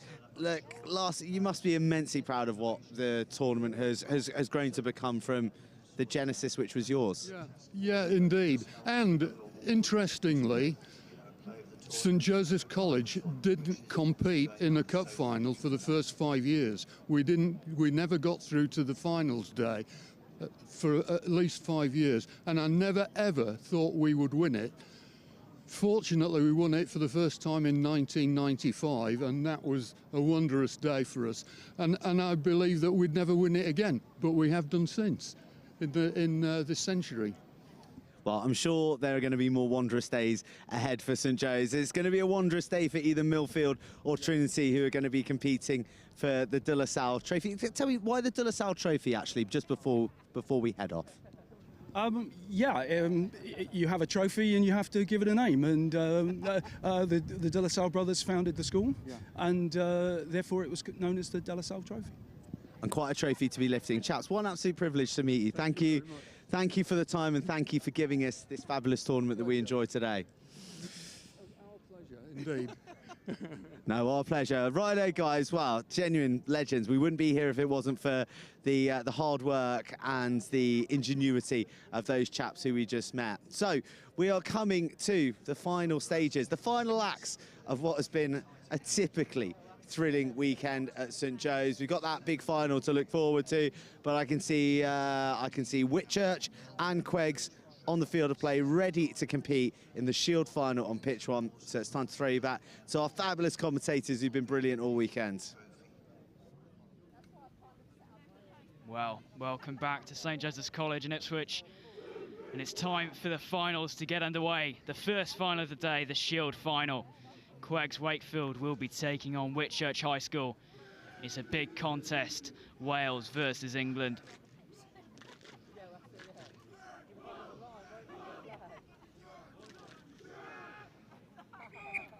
The teams are already awaiting that referee. You're going to be gold. Your colour will be gold, okay? Your colour will be blue for me, gentlemen. Your colour will be blue. Your colour will be blue today, yeah? Queggs Wakefield did have a tough time in their group. They finished bottom in their group, but they've came out firing today, making their way into the Shield final. Wit Church put on some brilliant performances versus some of the top teams. But it hasn't worked out for them, but they find themselves a Shield final. Time to win some silverware, and we are underway. Wit Church boots a ball, get it out, cleared. Queggs Wakefield happy to collect and go again. Just on the halfway line. Blue 9. Queggs Wakefield in possession. Hands on the floor, you're part of the ruck, hands. Penalty goes away of Wakefield. You're part of the ruck. Hands while a part of the ruck. Blue 23. The wind's been testing kickers across the tournament. It's been testing once again today. Your mark is here for me, Blue. Here, boy. Thank you. Someone just set this for me, gents. Big platform here for Queggs Wakefield to get a hold of this one. What's great about this new competition format is we see teams going right to the end. Back foot. Challenging hard, making sure they can win something, get out of the day, and Wakefield doing really well, but Wit Church with a big tackle. Back foot. Wakefield on the ball, accurate in their passes. That's a good counter. Brilliant carry in there from their number one, making a few metres. Ticking through the phases. Blue 3 offside, penalty advantage. Penalty advantage goes away of Wakefield. Playing it out wide, room to work with. Going back for the penalty now. Blue 3 offside. Blue 3 offside. And another opportunity to kick to touch for Wakefield. Say that again, sorry.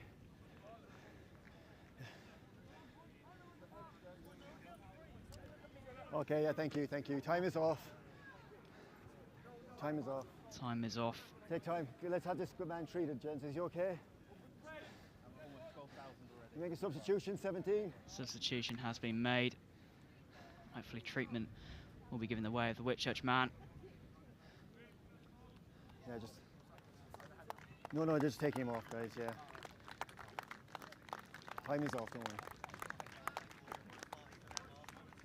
Okay, time is on now. Time is now back on Wakefield with an opportunity here.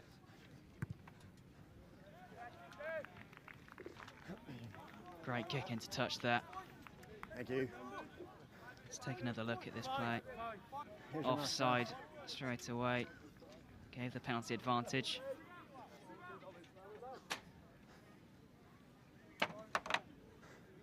Just close that gap. Goal, thank you. Good. So I've been joined by a very special guest, the head of rugby. How are you doing? You all right? Yeah, good, thanks. Head of rugby at Bath. What's your role entail this year? I lead up the whole... Advantage. Blue. I'll wait to see this roll out. Wit Church working really well. They've retained possession off Advantage over. Small Wakefield mistake. The Welsh side working hard. Making some huge distance now. Good. Back foot. Up. It's a strong Welsh side we've seen here. Take a step. You never know what to expect. They don't know what to expect, the English circuit. They never get a part of it, but now they have the chance to prove their worth. Goal. And Wit Church working really nicely. Wakefield's defence is holding up, but there's numbers on here. On the left-hand side of the pitch, on the wing. Wit Church working really hard. Back.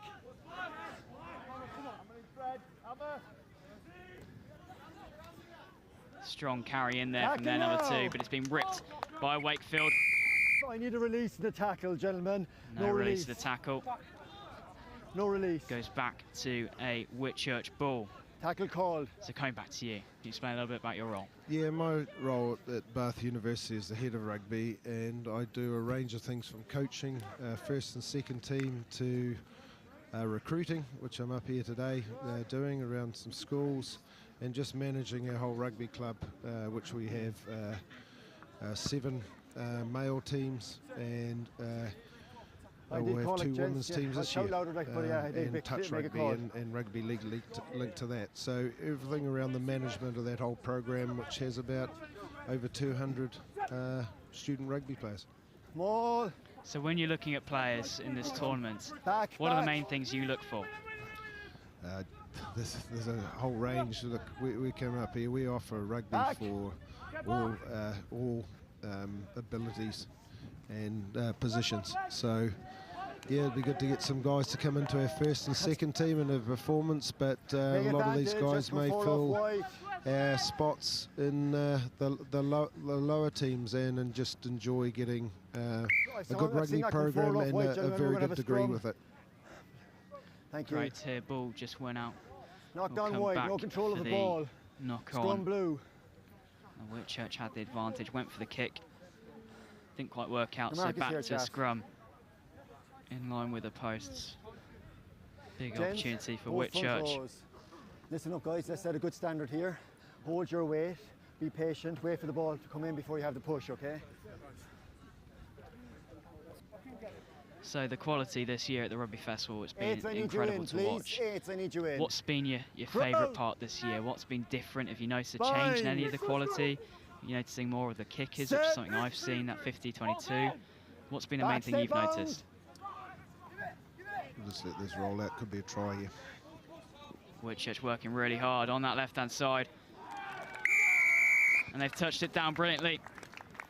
The first score in the Shield final goes away of Wit Church. They made the big sides feel uncomfortable in the group stage. Results didn't quite go their way. But a point to be proved in this Shield final. And Wit Church working really hard. And that hard work has been rewarded in a brilliant score by their number 11.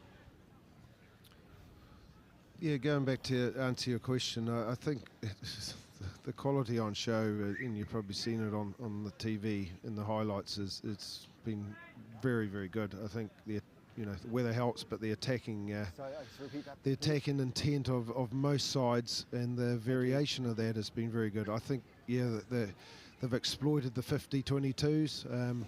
Maybe some coaches will be looking at their backfield defence, but there's been some really good execution of 50-22s. And then we're just talking with Alex King earlier on, ex-Gloucester coach, that it's great to come to a tournament and see so many rugby games without box kicks.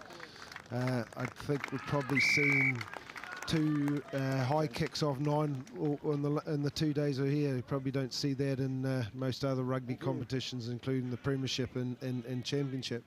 I think also just the whole variation, we've seen forwards actually handling the ball really well and going out the back and what's pretty much similar patterns, but you know, the skills on show and the intent in defence is again is not a change, but it's been very good.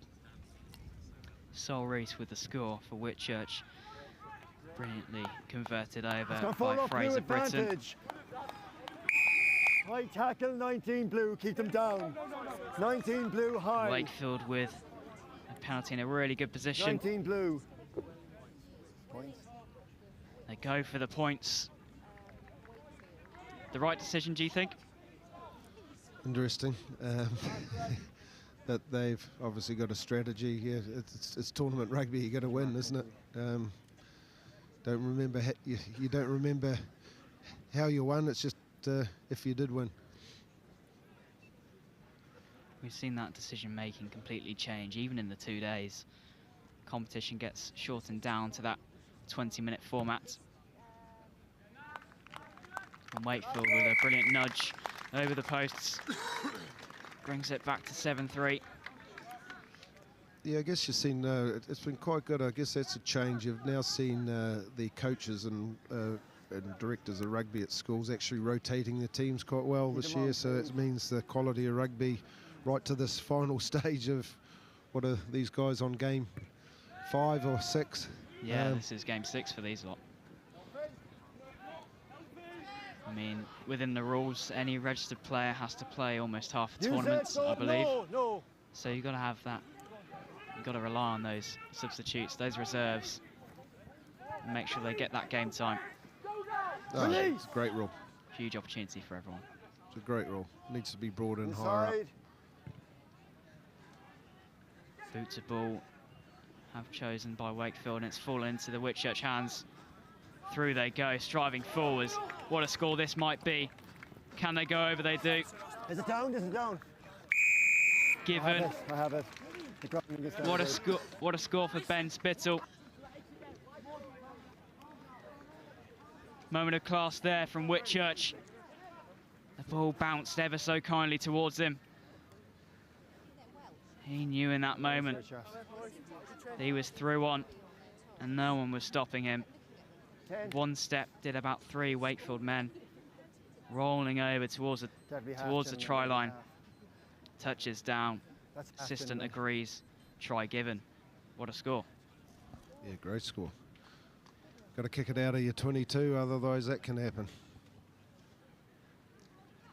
So I've got to take Anna's at the big party tonight, and they all stay overnight in the hotel. Well, I've only barely seen her, so I know she needs me to take her down there. It's a great conversation going on in the background here. Yeah, listen in. Fraser Britton standing over this one. Sets himself straight through the uprights. Brilliant kick for Wit Church, and that will be the half-time call. Well, the Welsh side, they've come out here, a lot of hunger, a lot of desire, wants a point to prove, and in the Shield final, at half-time we see Wit Church 12, Queggs Wakefield 3.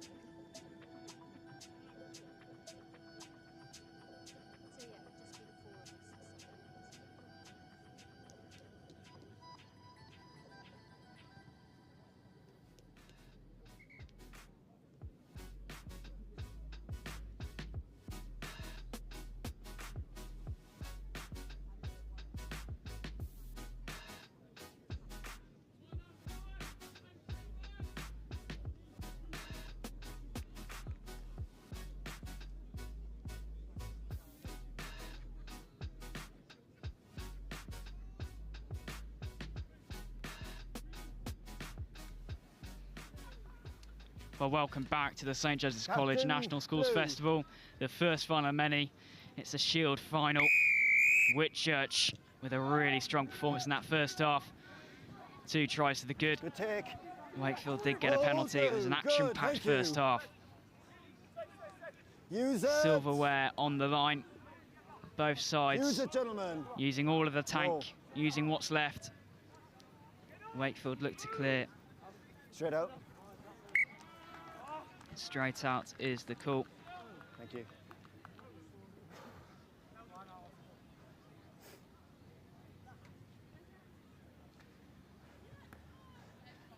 Here you go, chaps. Thank you. Set me the gap, Blue. 4 called, chaps. 4 called. Set me the gap, Blue, at the front. At the front.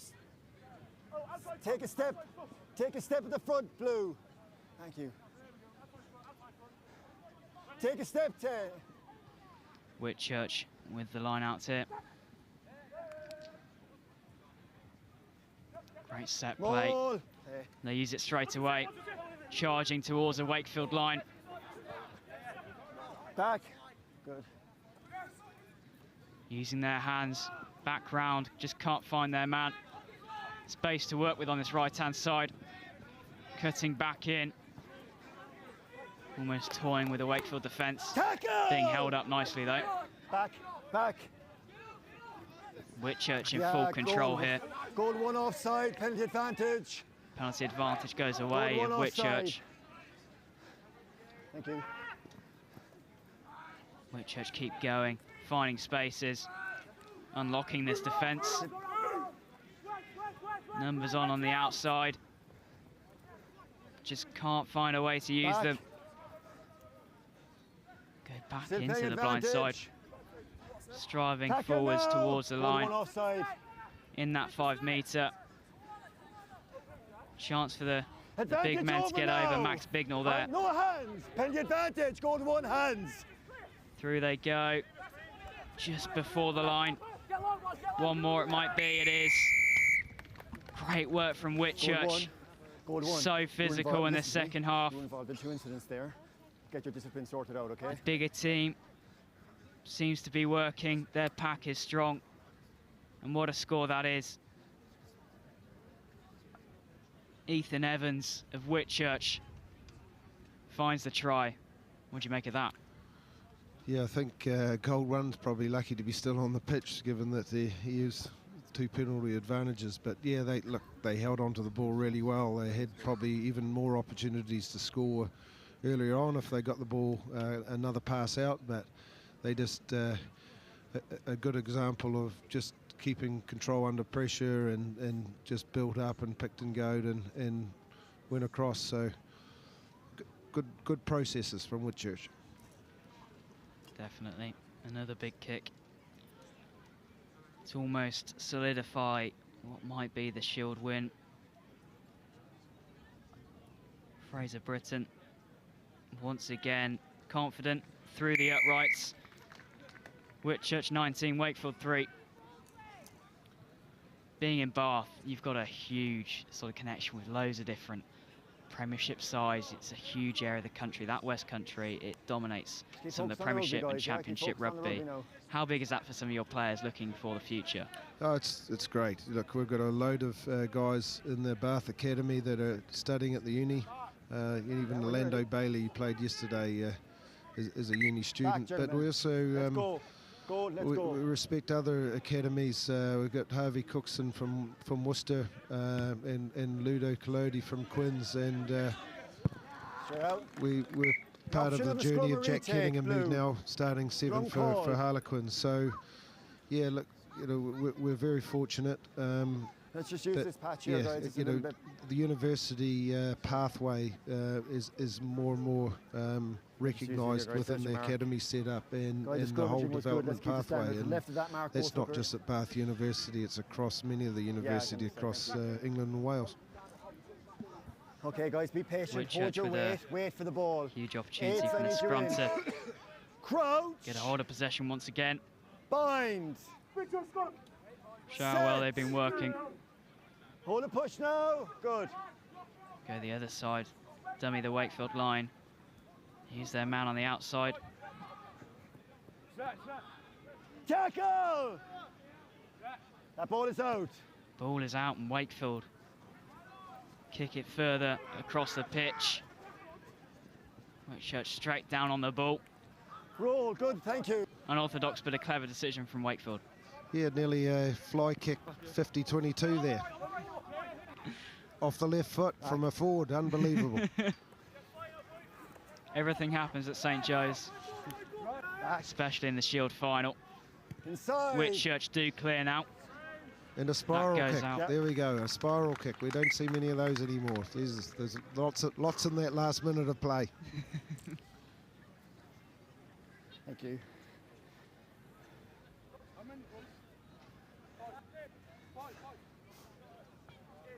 Time off, substitutions, guys. Time off for So substitutions. you see the festival from an Right outsider's calls, perspective, underline you out. come into it. Your mark is I've here, seen a guys. lot of players go on to Bath, one of That's them it, yeah, your Josh mark is Stillier, here. who you Time might is know, on, an good. old St Joe's Let's send me the boy. gap, How many please. lads come from the Okay, Blue, festival I've and given then you the go mark to here, you Bath? take a Have you got a step. big Good. setup there? Yeah, we end up with quite a bit. I think on past years we'll have a minimum of a dozen probably end up with us. Some we knew and some are new. Just, oh, here we go. Whitchurch through again. What a try that will be. Another score for Whitchurch. Almost two hands on the trophy at this point. That's great off the front of the line out. Yeah, back to your answer. Josh is with us in his third year. As an example, comes from St Joe's prop. Yeah, he's really enjoyed his rugby, but yeah, that's why we come up here ourselves and a number of universities, to catch up with the people that we've already been in contact with and the directors of rugby coaches, but it's an opportunity to catch parents and new students that are looking to go from some really good schools, which is 16 really good examples here amongst many that are not here. So yeah, we just want to create an opportunity to take on that next step of education and rugby development and progression, and yeah, it's exciting for us and a number of other universities. Ethan Evans with his second try of the game there. A brilliant score from that line out. Time on now. And Fraser Britton once again been brilliant with the boot in this Shield final. Stuns over what will be a very tough kick. May not be able to see it, but we've still got those gusts of wind flying over these very open Ipswich areas. Fraser Britton to make it 28-3. Strong, confident kick just past the far right upright. This is looking like one of the highest scores of the tournament. Especially in the 20-minute game format. It's been a brilliant performance from Whitchurch. Good work, guys. Keep it Dominant. going. Good work. Good rugby. Wakefield still have had their chances. Just over 2 minutes, guys. They've had possession. But Whitchurch ever so dominant. Wakefield to get us back underway. This one does stay in. Whitchurch do collect. Tackle! Tackle! Whitchurch to clear. Just over the halfway line. Collected nicely by Wakefield. Time and space and on the ball. He's on. Kick used. Looking for the 50-22, but it's been collected from Whitchurch. That's off, Black. That will go You're forwards offside, Blue. and offside. You played the ball in an offside position. Blue 22 offside. Interesting section of play there. Yeah, it's really interesting. It doesn't matter what age you are. Some people just don't realise that rule. And That's a high tackle, Blue. That's two now, no more. we need to do is just stand out of the way and leave it and turn around and tackle the guy behind you. But Not 10 advantage. Thank you. Not 10 advantage. Back foot. Wakefield. Okay.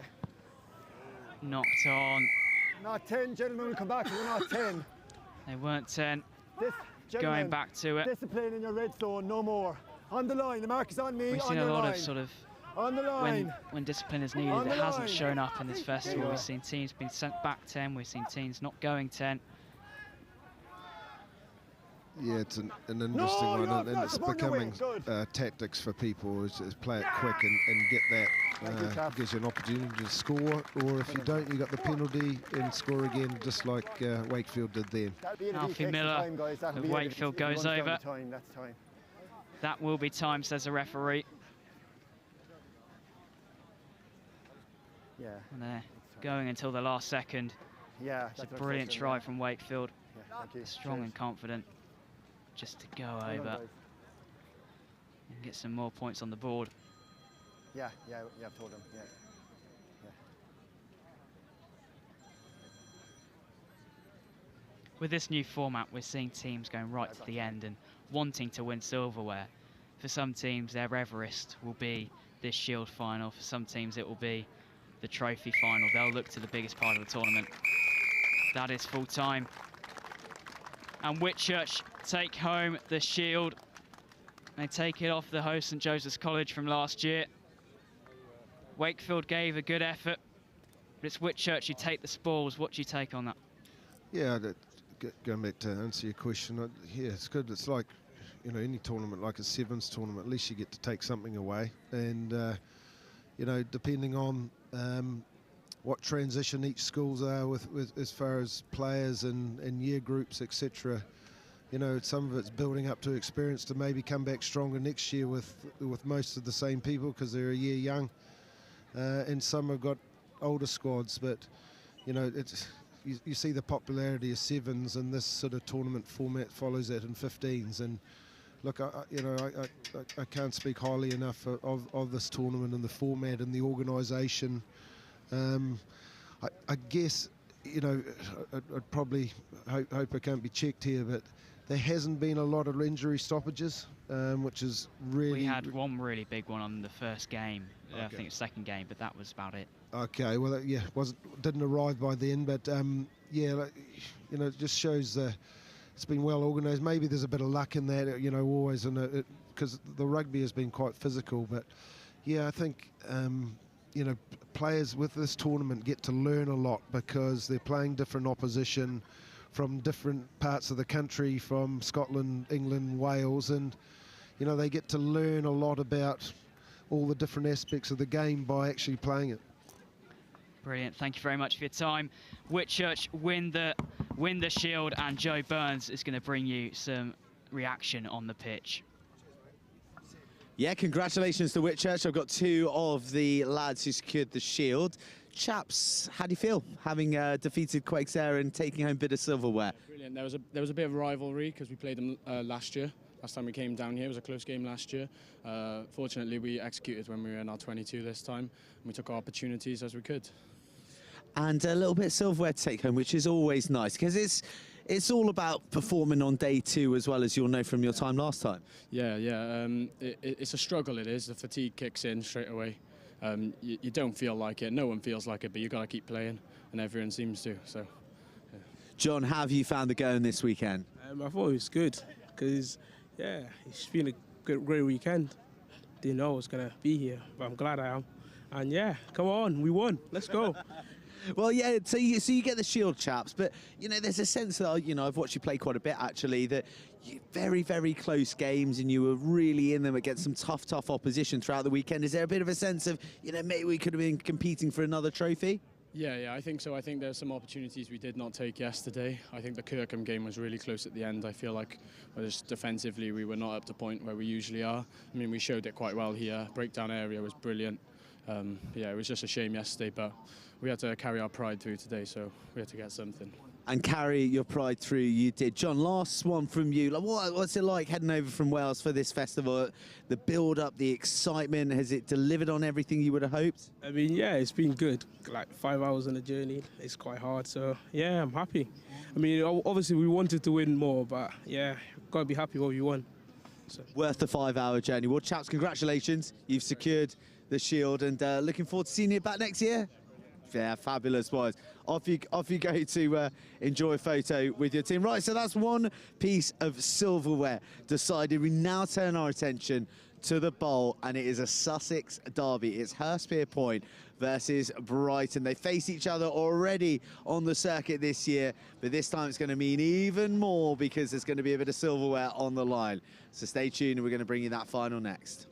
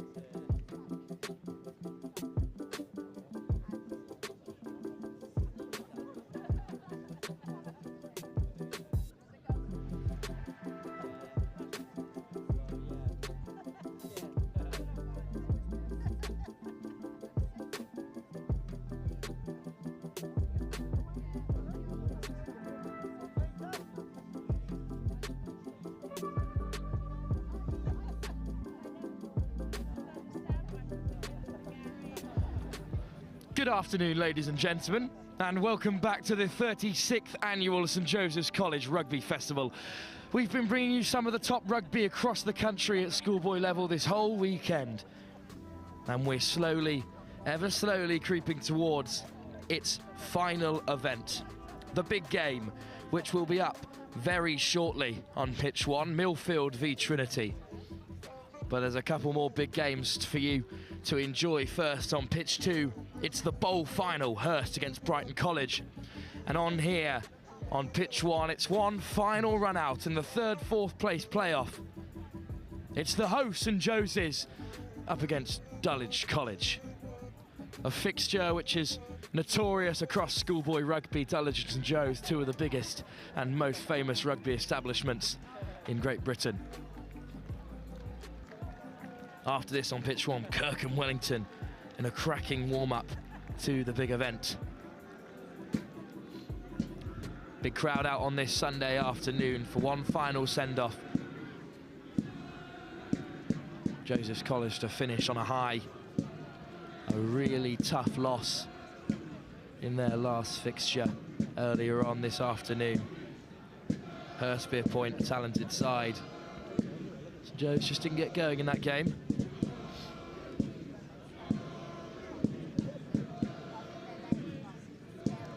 But Dulwich, in their away kit of plain white, up against St Joseph's College in the red and white.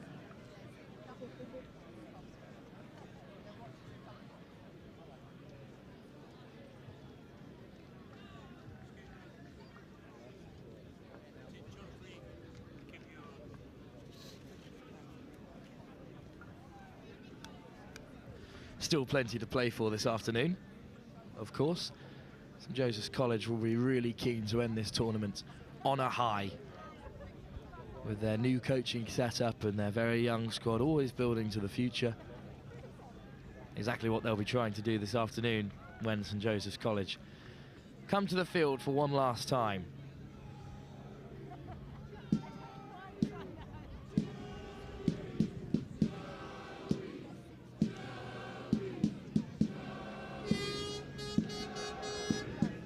You can hear the chants and cheers as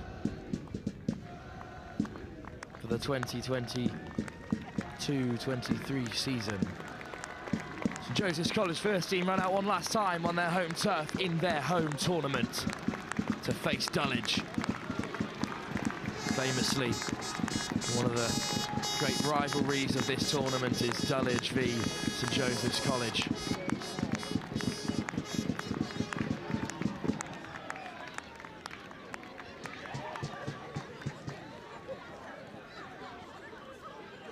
Dulwich, of course, who have had such great success in this tournament. Festival champions in 2011. Finished 7th in last year's iteration. They didn't have the first day they would have wanted, but played very well in their first game of the day before missing out to Brighton, which is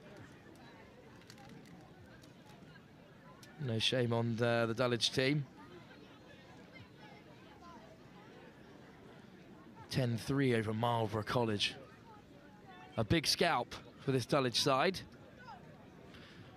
But this will be the biggest crowd of the day, supporting St Joe's in their final outing. In this new format of the tournament, placing is important for this side. 3rd place in the bowl competition. This is rank 9th or 10th overall in the competition. St Joseph's College will play with the wind at their back in this first half. It'll be Dulwich to get us underway. Timing, okay. Joes. Joes.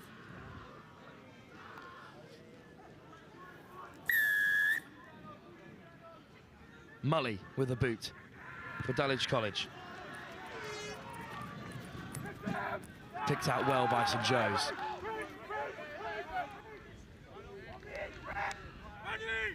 Choose it! They pick through the forwards.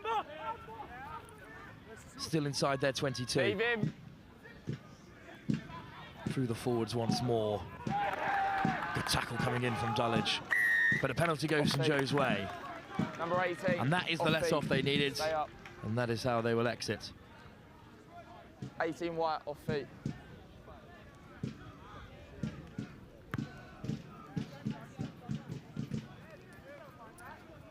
Let's go, boys.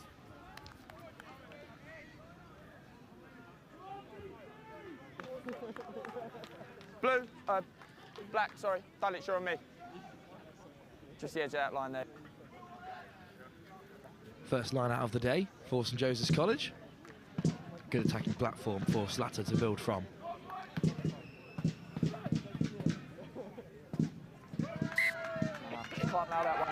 Not straight the call, and turnover ball will go Dulwich's way. Yeah. You want line out again? Line out. Line out, Joes. Line out again was the call. Interesting decision considering a Dulwich scrum was on offer. And out. Short mark there. Not straight, but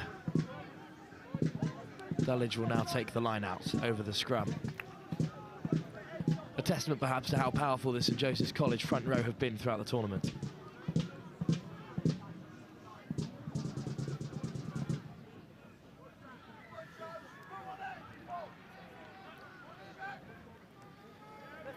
In search of Denstone hands, and they found it, and now Denstone will go driving on. 5 out. Dulwich driving in the line out, plenty of metres over the 22 now. It's a fantastic drive by Dulwich College, and still they go with a penalty advantage. The ball's brought down, but 16 red, side turnover entry. was fair, but side entry from 16 red. Harry Simmons-Smith. Dulwich will have another crack at the St Joseph's College line. Fantastic ball set up, plenty of metres made. St Joe's on the 5. St Joe's on the 5. Oh, he's off.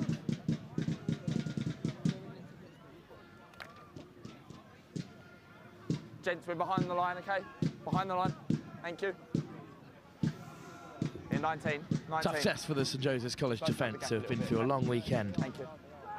Dulwich will be really keen to register another win at this tournament, since they have so often been finalists. Advantage. Number 6 Penalty offside. advantage for an offside.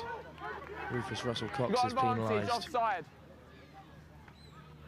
And they go to the backs. Chip and chase. In search of Tom Chamier. And Chamier touches down for Dulwich. And the Dulwich faithful on this near side. Let them know that no one can join the line out until join the maul until it's over. 6 Red joined it before the maul was over. Well, a great option with a penalty advantage to use. Chip and chase. Number 6 Red. The Difficult maul just bouncing happened, ball to it deal wasn't with. over and he's just joined it straight away. Fantastic work from Chamier. That is really brilliant. An outstanding take in the air for Tom Chamier. He'll be very pleased with that. And up steps Tristan Saunders to take the kick.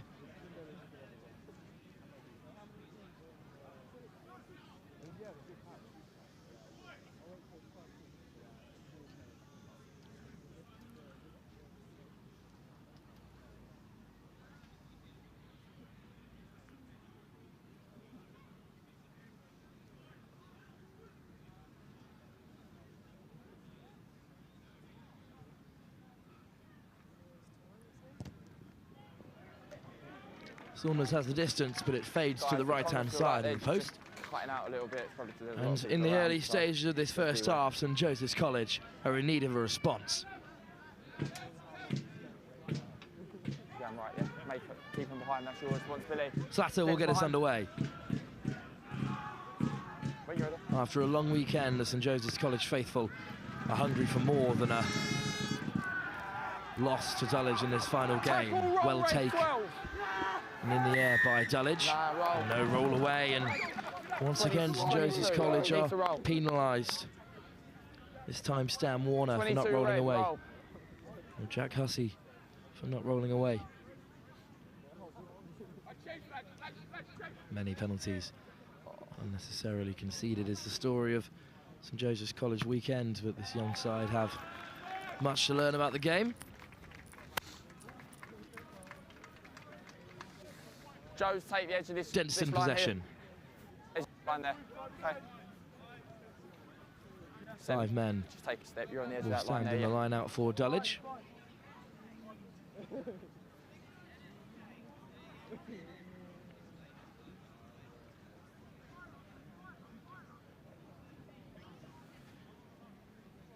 Orson Steele handing off their message to his hooker as they go to the front once more. No contest from St Joe's as they look to set the maul defence. Good drive by Dulwich, but this time St Joseph's stable, but a second shove from Dulwich really gets them going. Same maul is the call, and still Dulwich drive on. This fantastic maul has made lots of metres. Down by Dulwich, they play on, calls the referee. They go to the outside. It's Saunders battling for those extra yards, but through the ruck legally goes St Joe's. Good contact. St Joe's over the ball, and that's a turnover for holding on. Exactly the kind of thing that St Joe's needed to get the momentum flowing. Hold it. Fine, take time. Yeah, Mark's just there. Where you are.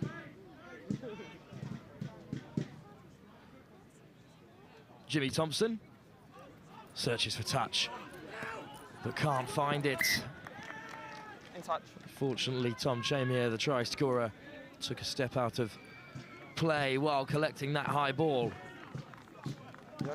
Great turnover on the floor. Good pressure from St Joe's just to disrupt. Patterson does well to hold on. Dulwich.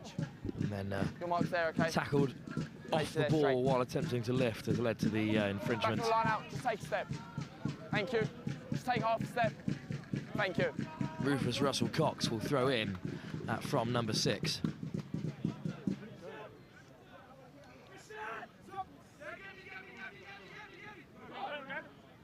Front ball it is. Good trickery from St Joe's, but knocked on in the line-out. Della Fontel was through on goal, but hooks it away in frustration. Scrum down for Dulwich. Their impressive forward pack of We've got a ball there, Good at the gents. set piece. Ball there. Where's the 9? Ball's there. Poor from Fergus Charrington not to hold on to that. Decent throw from Russell Cox. And Dulwich will have a opportunity to clear under not too much pressure. Crouch! Bind! Set! Hold it! Great shove by St Joseph's College. Call to hold it from the referee. Too much movement. And St Joseph's College will have another crack to disrupt this Dulwich exit.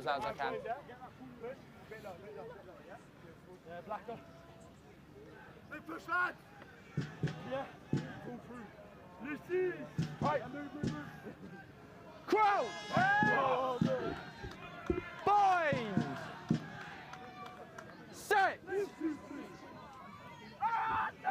Another powerful St Joseph's College drive looking to disrupt, but it's at the feet from Dulwich, and they pick from the base. Good fend to beat the first man.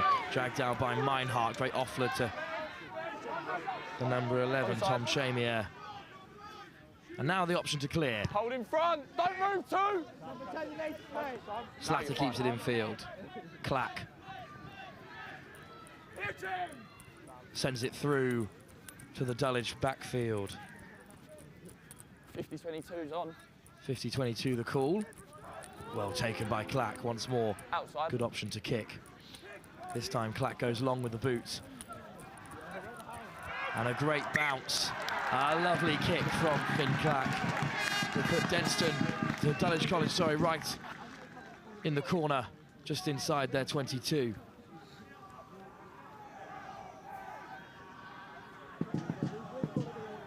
Black.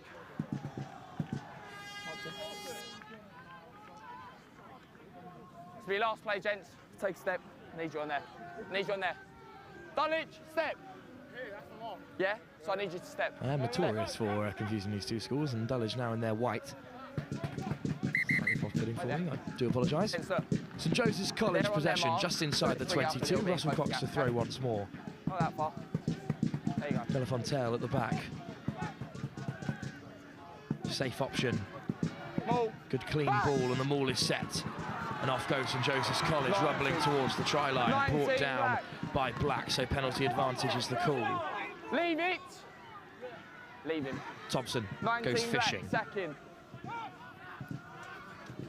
Keep that mark, Ollie. Hussey, crossfield, but not in the direction they were after. Penalty advantage. Back St Joe's will come. Black. 19 Black, Dulwich have been very impressive with them all so far, but Gents, 10 please. dominance in the scrum has been achieved by Behind St the line. Joe's, and now they sensed it into the line out as well. Done it. On the 5. On the 5. 5 metre line out. St Joe's has made more than 5 metres from their last.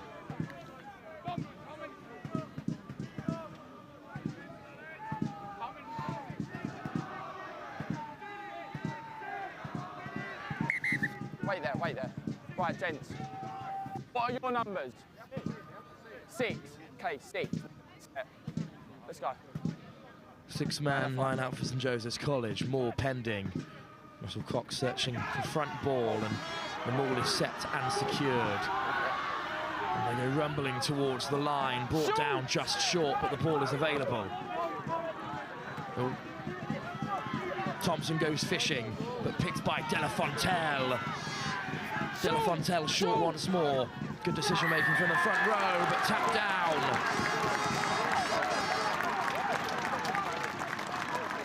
Half time, gents. Half time.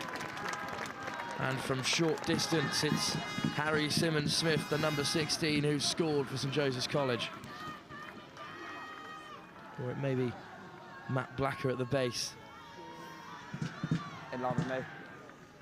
We'll see here. It is indeed Matt Blacker who scored for St Joseph's College. Quick thinking from the number 1. And at the moment they sit on level terms, but Thompson has an opportunity here to take the lead.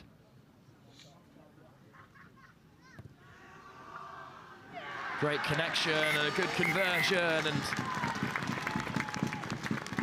the crowd are more than happy with that. Half-time.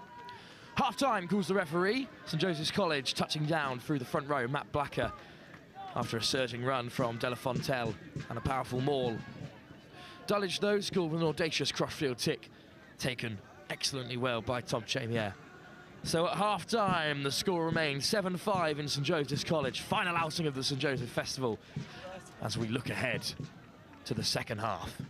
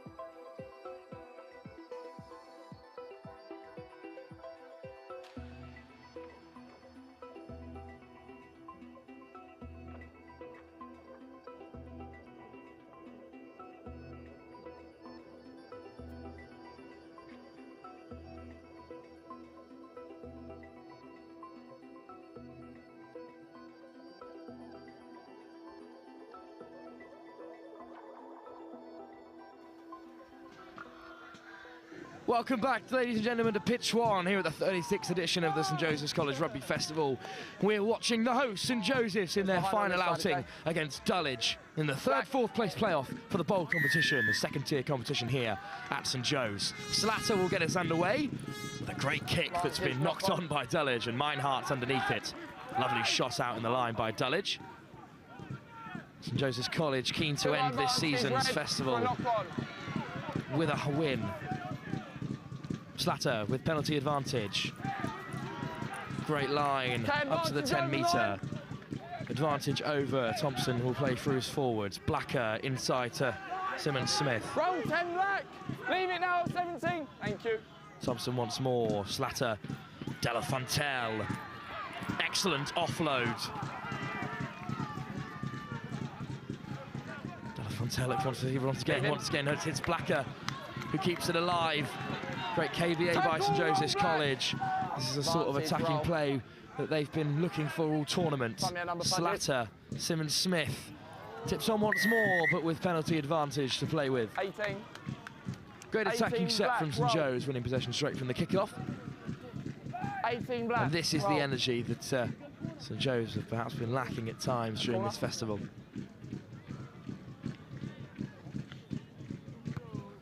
To the corner goes Thompson. Great work to pin Dulwich back on their 5-metre. Numbers. Here you are, boys. She'll mark there, yeah. Just a really great period of play. Plenty of offloads in there. De La Fontelle and Black are getting a few away. His penalty advantage for not rolling away. Joe's numbers 6. Open and shut for our match official. Gents, if you're not in the line, out behind the line. Behind the line. Yeah, fine then.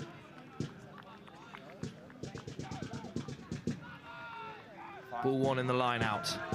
Fine, Joe's go rumbling forward, but it's a great sack by Dulwich. Picked at the base. Back. Back foot.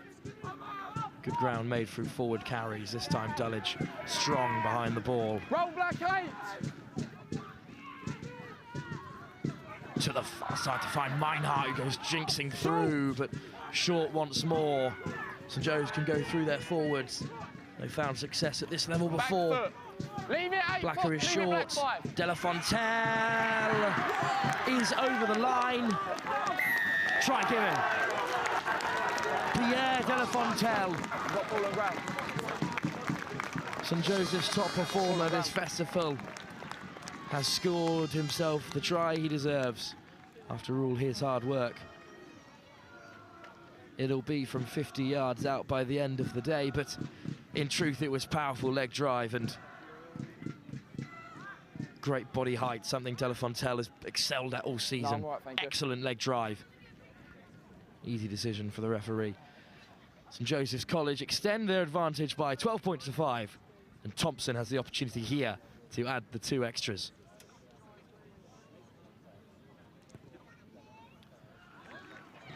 Great strike by Jimmy Thompson.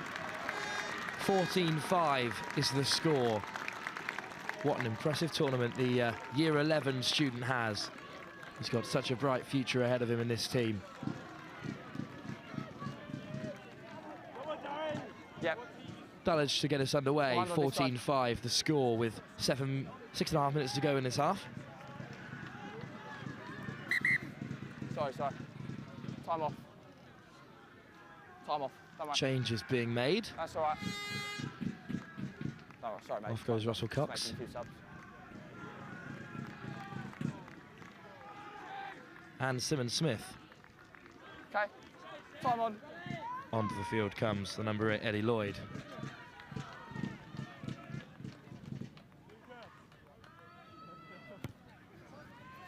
Hooked high.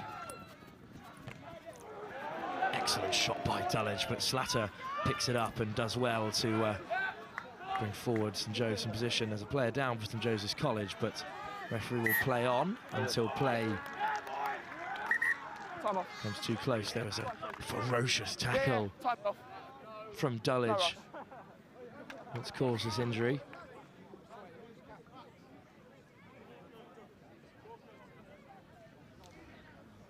The bowl final on pitch 1. There's just on pitch 2. Sorry, there's just 3 points in that game.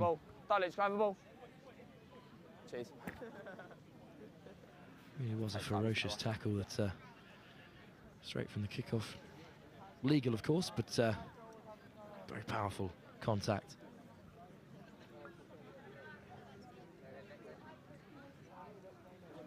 Yeah, absolutely. Put the ball back there. 5 and a bit. Just over 5 minutes left in this game. Scrum, Dulwich ball. James, just keep that mark for me, in Dulwich's possession. Calls the referee. Yeah, it's fine. I believe St Joseph's College were in possession when play stopped, but we'll find out shortly.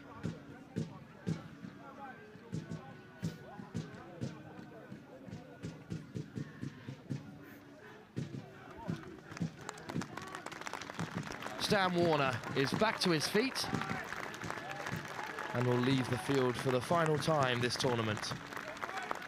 With 5 minutes left to go for St Joe's at their own festival. They remain 14-5 in the lead. Okay, time back on, forward pass, scrum, white ball. Forward pass is the call from the referee just before the play was stopped. So Dulwich have a great opportunity here to cut the deficit. Crouch! Bind! Set! Stay down. Hold the push! Leave him alone, 9. Stay there! Good scrum by St Joe's, but picked up at the base by Matt Kirkham. Goes to the wide channels and finds the number 22, Nathan Furler. Yep, knock on. It was a great effort to take it to the corner by Furler, but just knocks on in goal. So a goal line dropout it is. What great scramble defence here. Oh, well, this is fantastic defensive work. He's got the ball. Big fend, but Slattery comes across, and then a great shot by Woodley. And the ball is just knocked on. What a great tackle that is by Woodley. Still behind, though. Still behind. Make sure we're behind, just knocked on. Great work by Slattery and Woodley to combine there.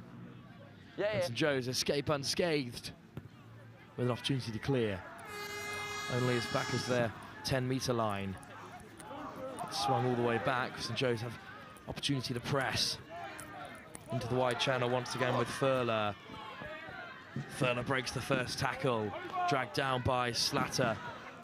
Leaving out you go. Ball's out. Ball's out and picked up quickly at the base by Kirkham.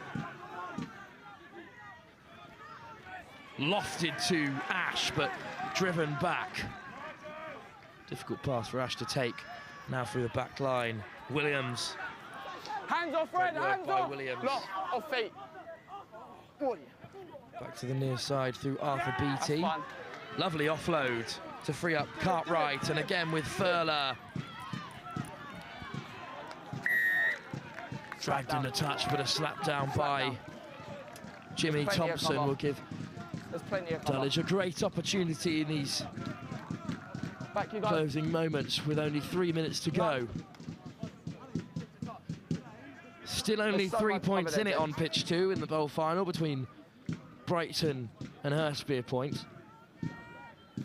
Here on pitch 1, the hosts, St Joe's, currently lead 14-5, and this would be a great way to end their tournament with a win over a sporting institution like Dulwich. They currently lead 14-5, but Dulwich have a great opportunity to upset the home crowd with a penalty. Nudged into touch, and now a line out on 5 metres. Williams with the throw. Short to Cameron Gilbert. The maul is set. Dulwich have been so successful from here so far in this game. Out you go now, 7. It's a great drive. St Joe's look to guide the ball towards touch. Still rolling is this Dulwich maul. Down by Black, but the ball's available. Picked at the base by number 8, Matt Kirkham. They'll go through the forwards once more. Hands away, short again. One more dart towards the line, and Dulwich come up short once more.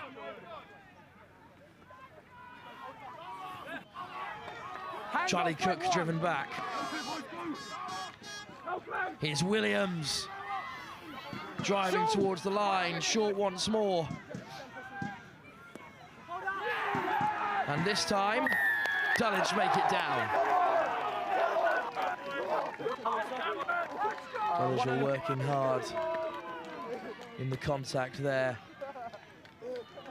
And it's Cameron Gilbert who took that initial line-up ball, who eventually twists and turns his way beyond St Joseph's line. And with a minute to go, the deficit has been cut to 4. In line with me. Huh? 1.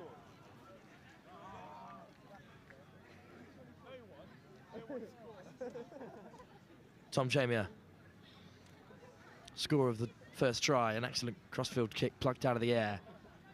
Now has the opportunity to cut the deficit to 2.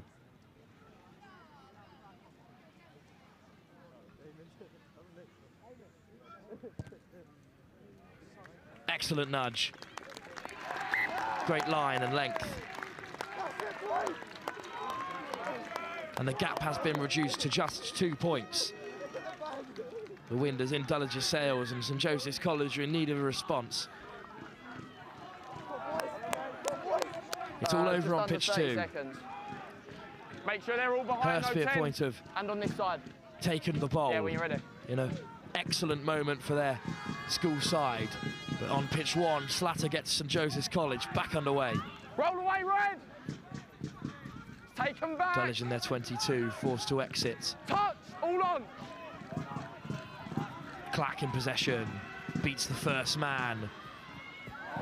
Took down by the second, and ball's just knocked on in contact, but that's it. That's enough for St Joseph's College to end the day on a high. And a long weekend for St Joe's. A weekend that means so much to the home crowd. They finished with a win against old rivals Dulwich. A lovely moment for St Joseph's College to end on. A tough day with changes all the time taking place in the sports department here at St Joe's. This new era that is beginning at what is one of the highest quality events at schoolboy level. St Joseph's College Festival ends for the hosts at 3 o'clock on pitch 1 with a 14-12 win over Dulwich School. Up next on pitch 1, it's a big game between two sides with a bone to pick. Perhaps unhappy with their performances, but two of the top sides in the country. It's Kirkham up against Wellington here on pitch 1.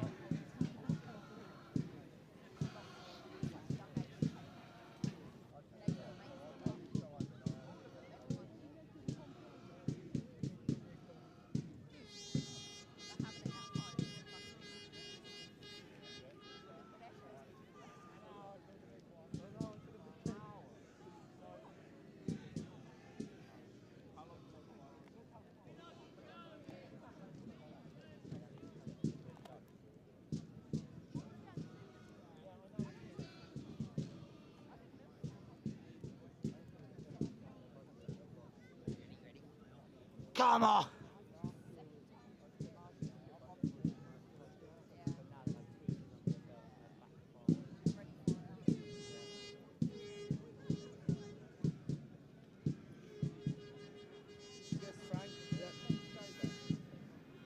Right, here we are, pitch number 1 with the Joey's boys, Fergus and Frank, who've got a bit of silverware to end their weekend with, and you must be very pleased with that outcome at the end. I mean, after yesterday, you know, we wanted to redeem ourselves, and I think we did that there.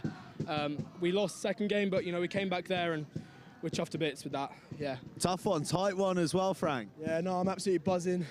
Such a great atmosphere to go with them boys and just show what we're about in that last game, impress everyone that came to watch. It's phenomenal. It's exactly what you want, really.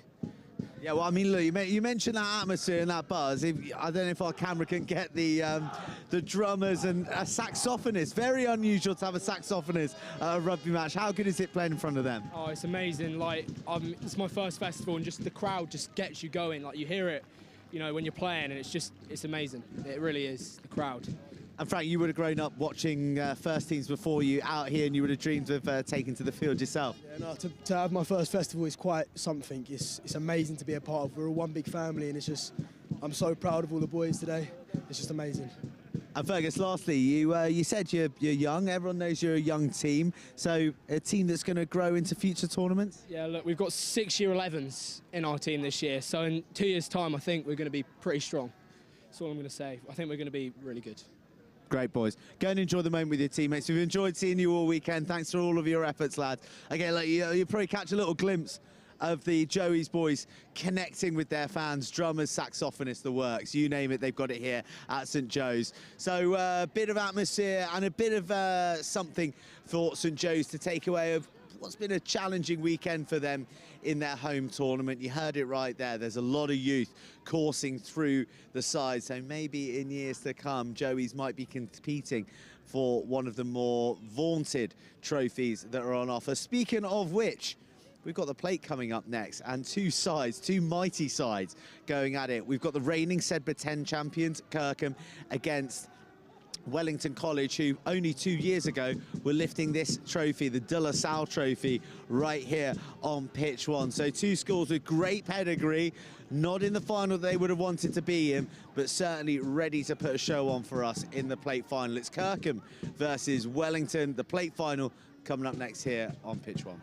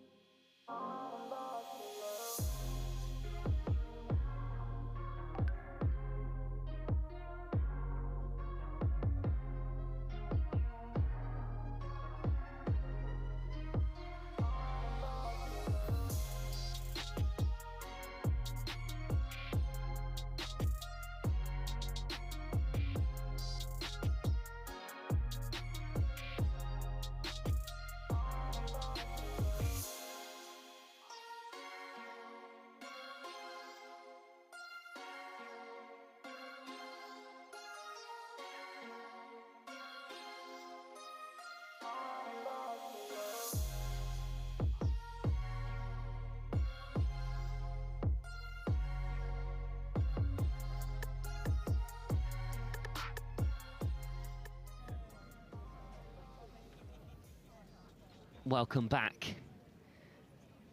You can maybe sense that. That's the feeling that it's getting all a little bit serious. Final time in the plate. The secondary competition to the cup. 2 games left to give you on pitch 2. And if I was to tell you this was a trophy final, I don't think you'd have another thought.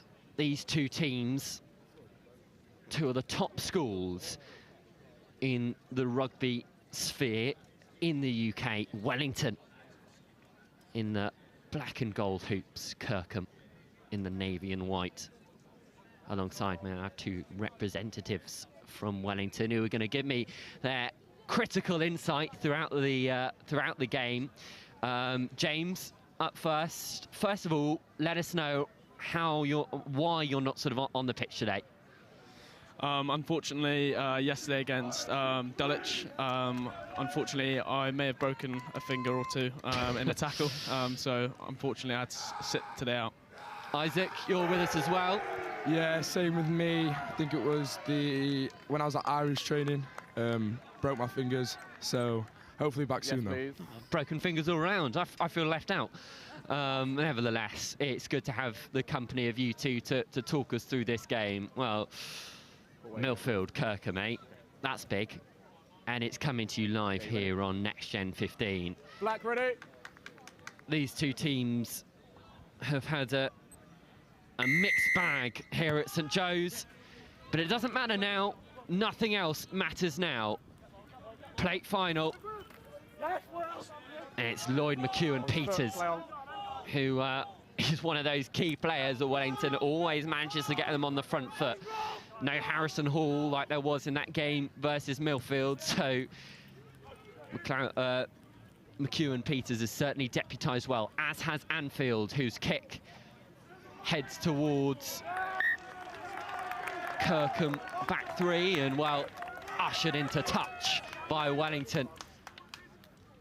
Excellent execution from Anfield on the kick, and then the chase also very well executed by Wellington there, James. Yeah, I'd say he stepped up. Obviously, in Rory's absence, he's had to wear the 10 jersey. I think last 2 days we've seen him adapt quite well. He's played really well. Well, we're going to have a watch of this set piece. First time that these 2 groups have had a go at it. Frampton comes in and plays 9. No, he doesn't. My apologies. Getting confused. That's Warner. McLeod-Peters nearly worked out. Knock on advantage. But Kirkham have got it. Davies. Okay, let's take the knock on. McEwen-Peters and Davies making themselves accustomed to each other. Yeah, I think this is a lot better start from the boys. Good response.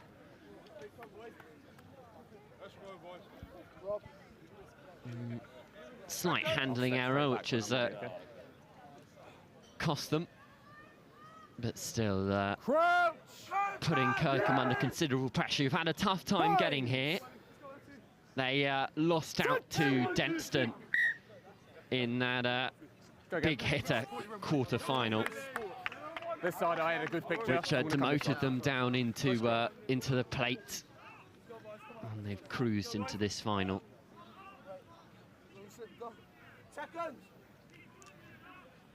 Isaac, talk me through how Wellington have managed to make their way here. So originally we won our first 2 games, started strong, we were confident. Yesterday we lost our last game of the day, so we tried to come into today with clear heads. Didn't work out the first game, but I think we've managed to pull ourselves back, clear our heads again, and go for it, as you can see from the start of this game. Well, strong penalty at scrum time. Do we know anything about the scrum, boys, the dark arts?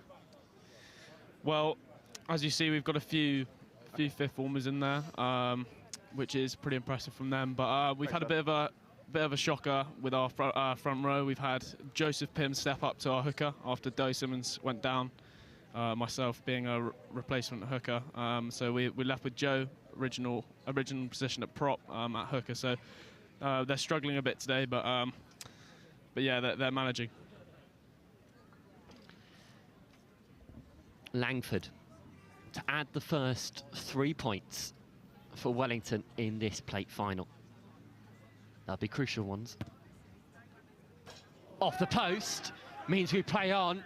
Where's this going to bounce? Bounces into the hands of Ollie Teague. Okay. This might just end up working out quite nicely for Wellington. Hawker driving. He's done well. There's Walder out the back door. McEwen Peters, yes! Lovely line cut. Superb work from Will Springett. Like a hot knife through butter, carved through the Kirkham defence. And what was nearly 3 points has ended up being 5.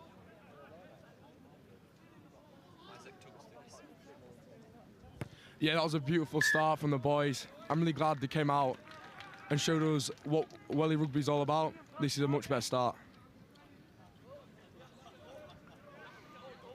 Well, Will Springett, unopposed as he headed under the posts.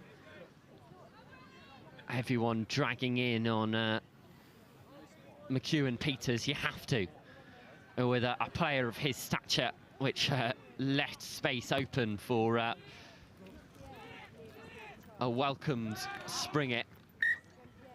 Now that's a costly error Scrum. from Archie Dowds. Means it's going to be a scrum. Scrum called. For Wellington. We go. 7 points up, 5 minutes gone.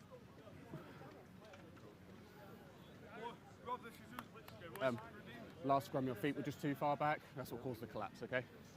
Yourself, keep your elbow high for me. Isaac, what do you think the key elements are for Wellington to try and close out this game? I mean, 15 minutes left of play. You've already played so much rugby in these past 2 days. How can you make sure, you spoke a lot about mentality, how can you make sure that the boys, although they're in front, can still keep their heads cool? I think the best thing for them right now is discipline.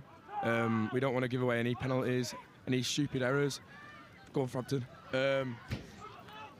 So, yeah, I feel like that's the best thing that the boys can do right now.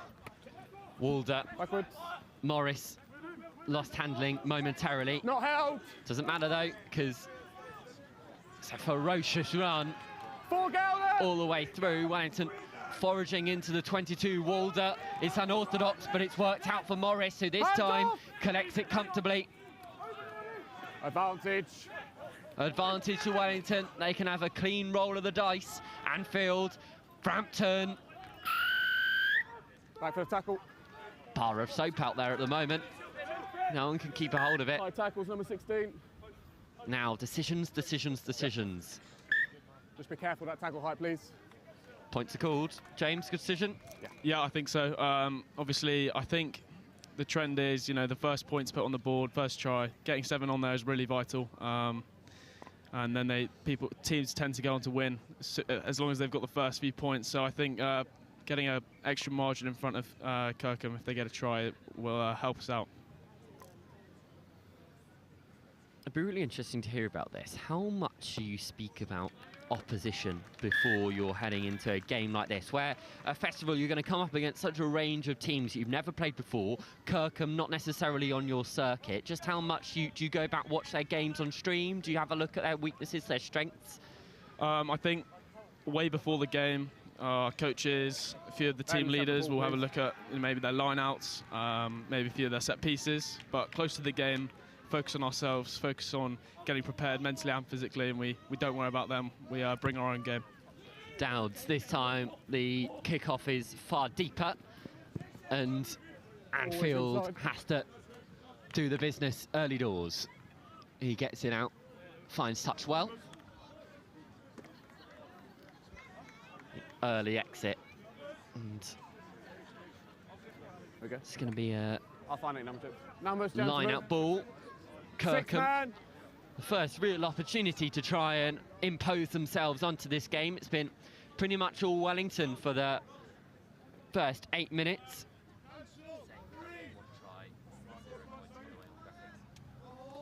Good. Balloons popping off left, right and centre here. Keep it up, Black. That Kirkham rolling maul, despite their performance so far, some things do never change, nor does Ocean Roberts cutting those sort of lines. You're in a good position. Turnover though, Wellington, despite that 13 isolated. momentary gain line from Kirkham, Wellington very much back in it, and Anfield now a chance to add some yardage and get the ball out of play. So headed right into a marquee. Speaking about Lloyd, he's actually promised to come on and sing a song if we win. Has he now? So if he doesn't, that's quite poor from him. Okay. Well, we've got that noted down. I'm sure we can get a contract written up at half-time as well. So we're witnesses now. Yes. That's all. I mean, we've got hundreds of people watching. Everyone now knows that if you guys win, then we're hearing a sing-song. He's a very talented singer. Is he? He is.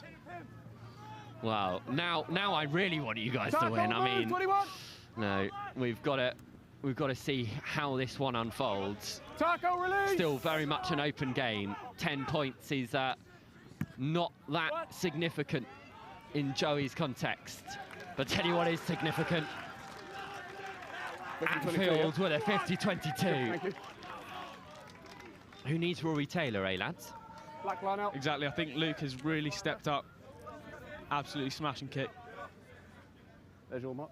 Well, this is the sort of moments that backup fly halves like Anfield would be Good work, Ben. hopeful for. A chance to put his name in lights with Rory Taylor, England's under-18s #1 fly half, out and injured. Whoa. Time for other squad Six, members to step Get up, showing just how much of a squad effort a competition like St Joe's is. Excellent strength from Joseph Pym. Knock on into touch. He's lost it though. We're in the red, however. Gentlemen, knock on into touch, line or scrum. I think that line-out went considerably well. Scrum. We struggled a bit with the line-outs, Okay. as Knock on into spectators touch. and Scrum goal. players might have noticed, especially with the absence of hookers. Gents, we're going to come in just because there's a hole here. That line-out Come this way, gentlemen. was executed Just fairly because well. there's a hole there. It's Barber, who's managed to strip Joseph Pym. I mean, It was the last play of the half. half his weight and strength, but still managed to rid him of possession.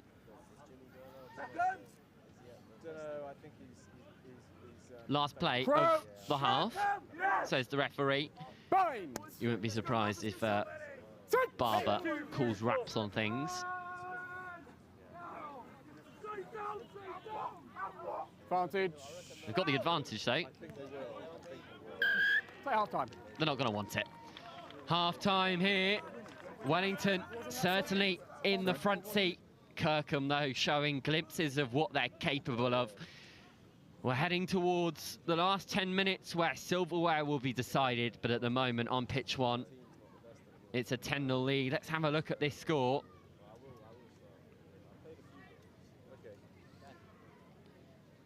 James, it was a lovely finish here from Springett. Yeah, he's got proper gas on him. He's very quick. So he went through that defence with ease.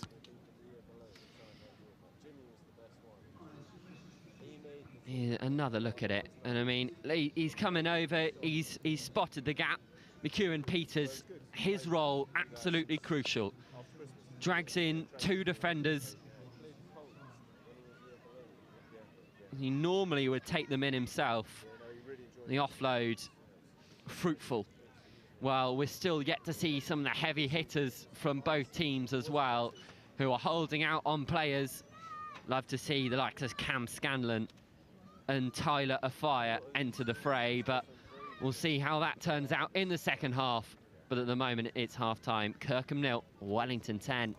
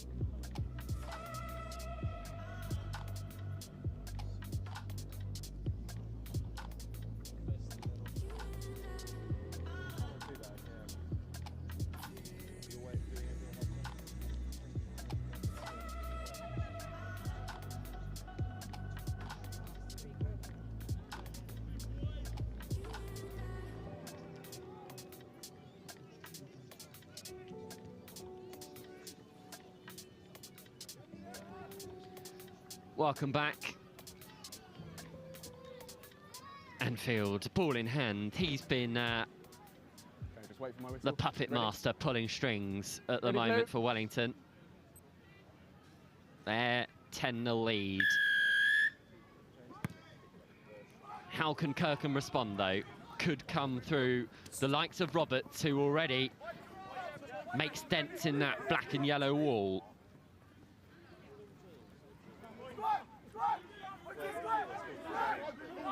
Stay where you are. Set themselves up. Austin.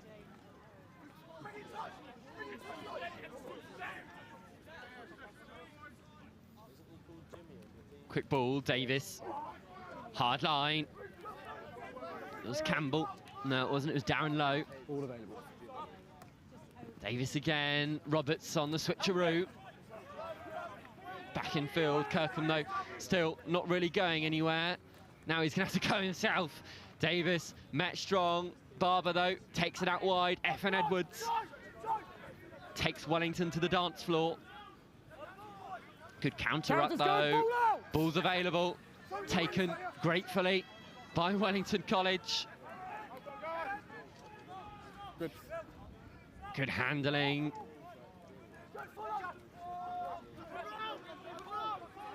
Now here's Anfield. McEwen-Peters hits the line. Springett, the try scorer, against his opposite number, Archie Dowds. Good interplay at the moment from Wellington College. Anfield decides that boot to ball is the best option here. It's not bouncing too kindly for Barber, who's under pressure, but FN Edwards is back there to help him out, and he could go himself here. Caught and wrapped up well. Let go, Black! Let go!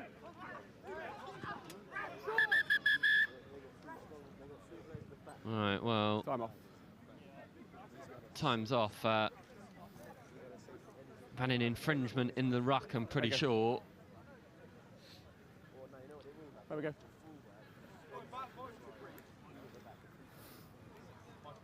That's fine. I'm just going to come to you anyway. Campbell is receiving some treatment. I think he's... Well, let's listen into So this initially referee's I've got conversation. Player on the floor is too long playing the ball, not releasing. But threes and just lifted him up and just dropped him on the floor, so I'm going to put him in the bin. Happy? So I think it's going to be a yellow card to Rob Doherty. His captain, number 3. His temper's reaching breaking point, and well, it's going to really cost You can't just pick him up and Kirkham. just drop him on the floor like that. It's dangerous. Off you go. And now that Their penalty. uphill climb for Kirkham has got far steeper. Is your player okay? I think discipline in such a short game is vital. Again, another thing we noticed was our fine, no discipline problem. hasn't been great, but this You're going game for a we've shot, yes? sorted ourselves Okay. out, and 3, yeah, yellow drop in. card really does hurt. Shot called. Shot's been called, and Inigo Lanford will bring the tee on. Blustering wind. I mean, James, you've been out there playing. It's must Make be sure you're tricky behind, conditions to try and play a bit of rugby union in. Well, especially in the morning when the dew's still fresh. I mean, it gets better as the day goes on, as things get drier and drier. But yeah, it's been chilly last day. And for kickers especially, this wind proving a nuisance. But can Langford put that aside? And now 3 points. He does. It's hard and true. And is that potentially nail in the coffin stuff for Kirkham? A man down as well. 7 minutes. 7 minutes on the clock. Yeah, I'm loving the start from the boys. The start of the second half, really good. Good spot by Sanger, our replacement prop, 17, who actually is training for an Ironman. Is he? Yeah. That's good to know. Best of luck to him. Best of luck. Wellington calling their own 22. They go blindside.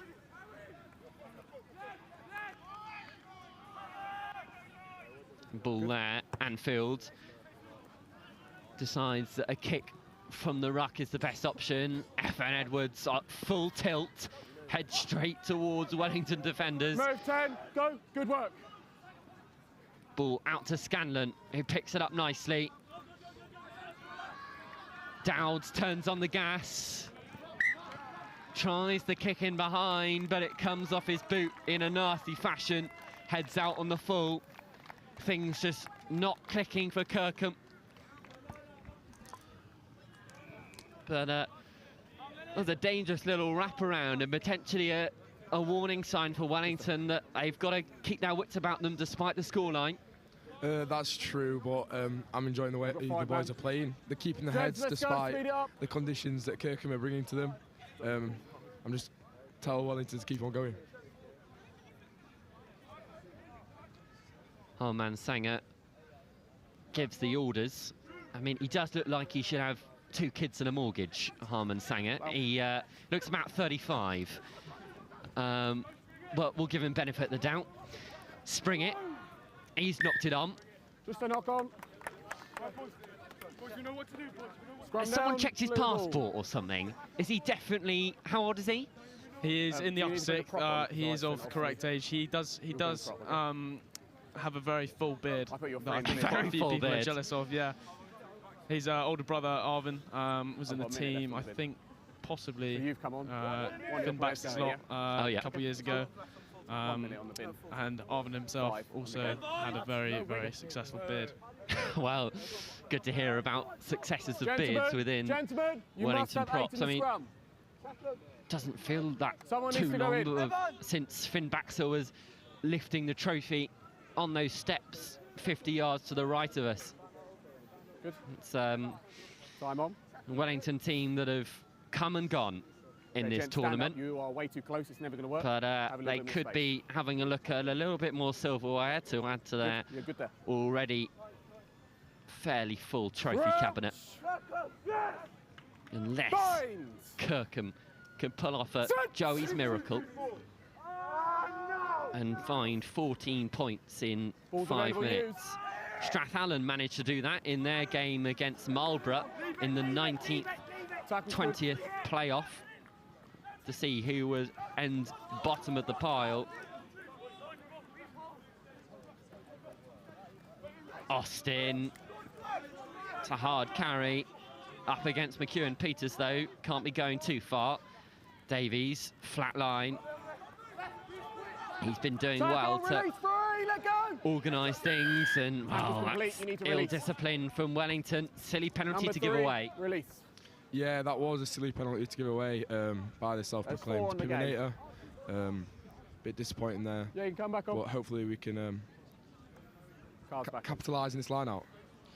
Well, Kirkham have been allowed to replenish themselves to full capacity. 15 back on the field as Barber heads towards touch. Joseph Pym just ripping the ball when he wasn't supposed to. Yeah, no problem. Time off. Time off. Got a lace.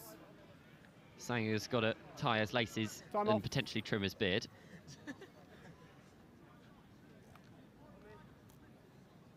Ready? Time on. Hold on.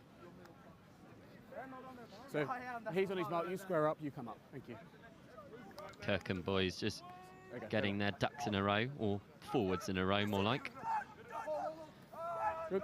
Good line out from Kirkham, and it was Darren Lowe who rose highest. Inside ball, Effin Edwards on the hard line, cut straight through. Well, he's been the danger man for Kirkham throughout this tournament, and he shows it just there, Effin Edwards. Warning signs now for Wellington. They do love that inside ball. I think we need to adapt, change our defence, keep a man in that pocket, make sure he doesn't do the same again. He's done it, I think, 3 times now, so hopefully our defence opens their eyes a bit. Well, this is a very crucial kick for Barber, who pretty much needs to slot it if Kirkham are to give themselves a chance at pipping Wellington in the last few moments. You can see from your picture there the tree hanging down, just how windy it is in Will Springer is up. Barber, it's faded. Bottled it. 8 points, the difference. Just over 2. Just over 2 minutes left to go. Just over 2 minutes. So we're a little bit ahead of time. Big 2 minutes from us, guys. Langford goes high, so high. Frampton, I think, has managed to tap that back.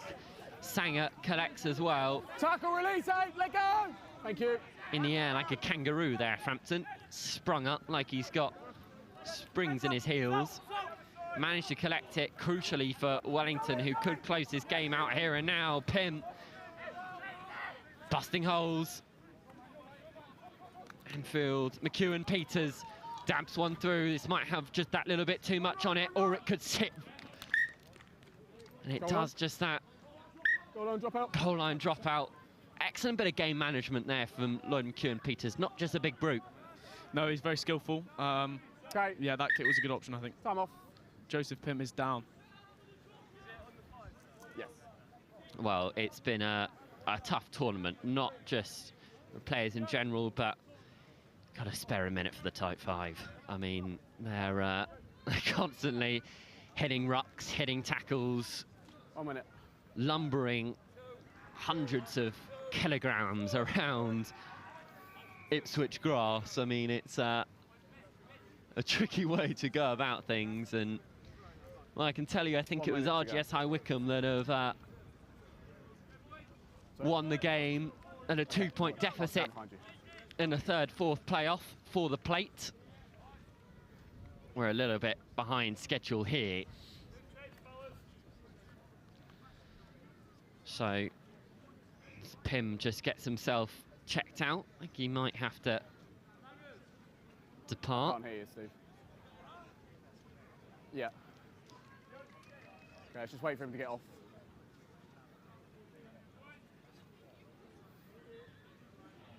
Favourite moment from again, St Joe's this year?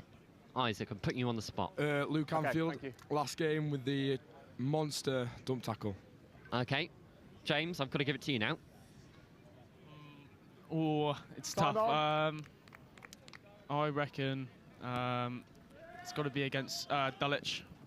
We played them earlier on, and I think, yeah, I think generally the lads just played really well. They're a big side, quite physical, so we did well.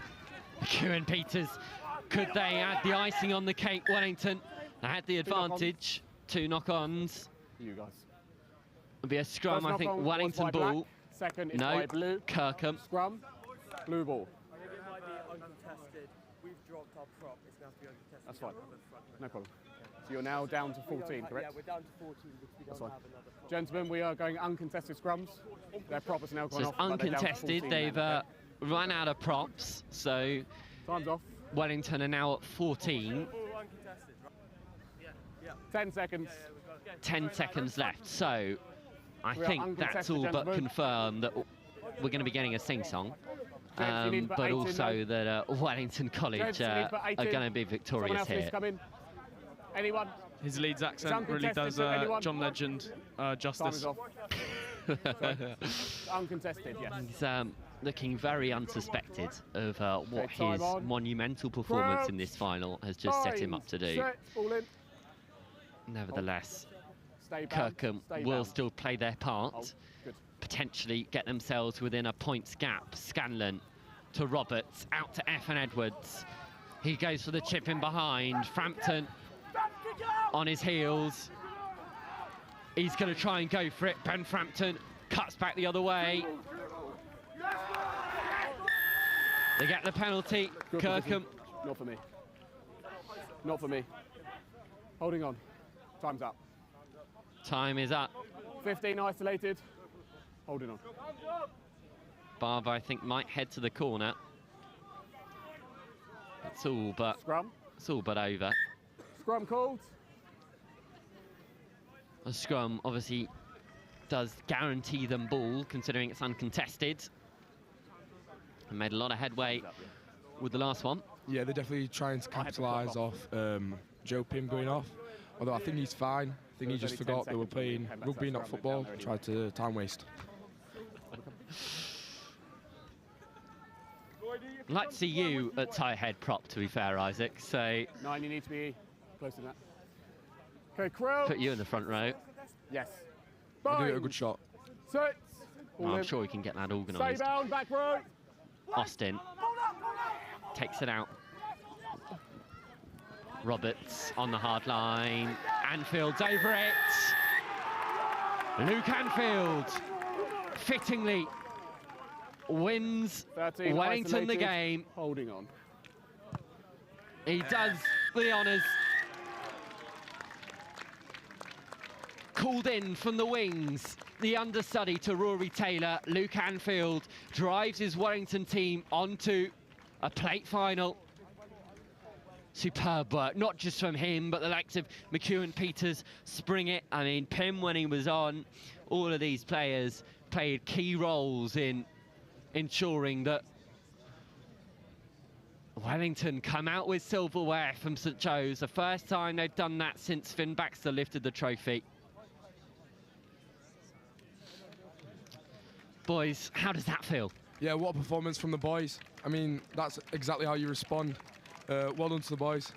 Obviously love this team, love Wellington, and Charlie Sutton's magic. Any final words, James? Not really, just to get Lloyd over ASAP. We need to get that organised. We will try and see if we can.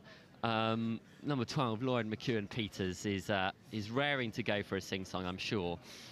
But in a moment, we will be handing over to Joe Burns. He'll have a few players for us to get conversations with. And I think he's over there now, Michael Campbell and Ben Frampton alongside him. So we're going to hand over to Joe, who's got the latest from pitch side.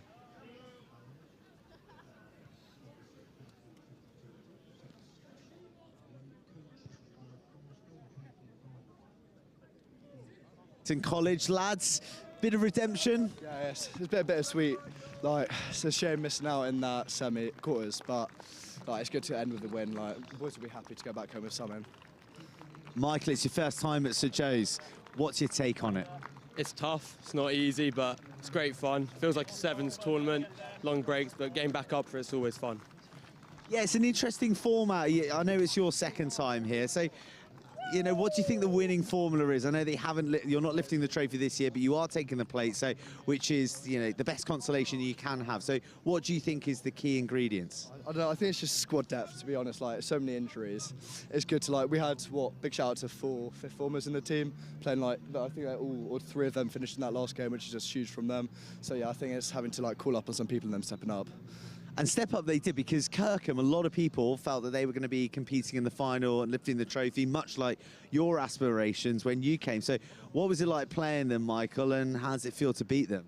Tough, they're strong lads, run hard, and it's a fun game to end on, proper battle, and it feels great to win. Proper game, yeah. All right, how does this put Wellington for the remainder of the season? Because you've got a few trophies to defend, including Roston Park Sevens at the end of the year as well. So how does it look? Well, for now, we're just looking forward to like Clifton, Sedbergh next half term, which is obviously going to be a huge game, huge 2 games. But yeah, we've got a couple of boys coming back, so hopefully we're just going to be as strong as possible going into that. And overall, just, you know, rugby aside, Michael, tell us about the St Joe's experience that you've had and those other sort of intangibles that we don't see on the field of play when you're going hell for leather against another school. I guess it just brings everyone together, really. You get really good connections between the team, different year groups getting together, and I mean, it creates an amazing atmosphere. The hotel's good fun, all the lads together. It's just a great experience all round. It's the best, yeah. Cool. All right, lads, well, look, we've loved seeing you in action as ever. Best of luck for the rest of the season, and we wish you well. Well, they have Ben and Michael of Wellington College taking home a piece of silverware that maybe they didn't come looking for, but certainly they'll be pleased with to come away in day 2 with that trophy. So the plate goes to Wellington College. They defeat Kirkham Grammar, who themselves excellent school, and one who many were tipping for the trophy centrepiece final. But it's not them. It's not them. It is two schools in hoops. It is the reigning champions, Milfield, who've quietly gone about their business on pitch too, and they're competition animals. They've hoisted the trophy many times here. They are perennial winners of competitions. But in their way for the De La Salle Trophy are Trinity School, here for the first time. They've been on a long waiting list, trying to get to Ipswich, trying to get to this fated festival, and finally they've arrived, and they've arrived to the final. They haven't got here undefeated, unlike Milfield, who haven't lost a game.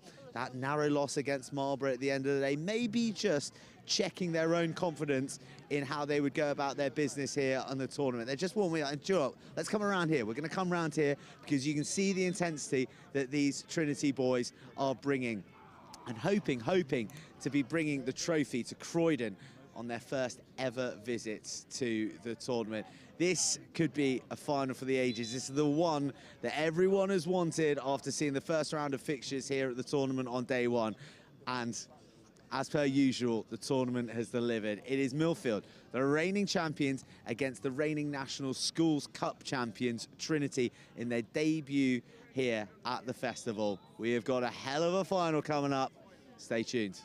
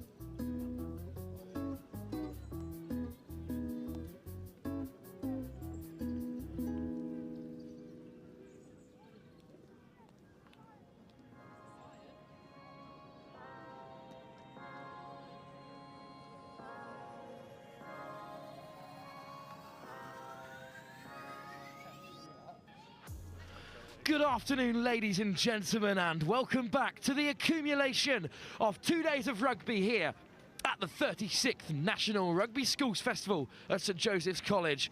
It's a big day, and it's a big game between two of the most talented rugbying institutions currently playing in the United Kingdom. It's Milfield, the St Joseph's College record time winners. 7 times they have been champions, hunting for their 8th against the new boys, Trinity, who came with all the acclaim, all the acumen, and have made it all the way to the final. I'm here with Will Roberts, who's going to talk you through how these two sides have ended up at the final today. Well, for both teams, it was a fairly comfortable day one.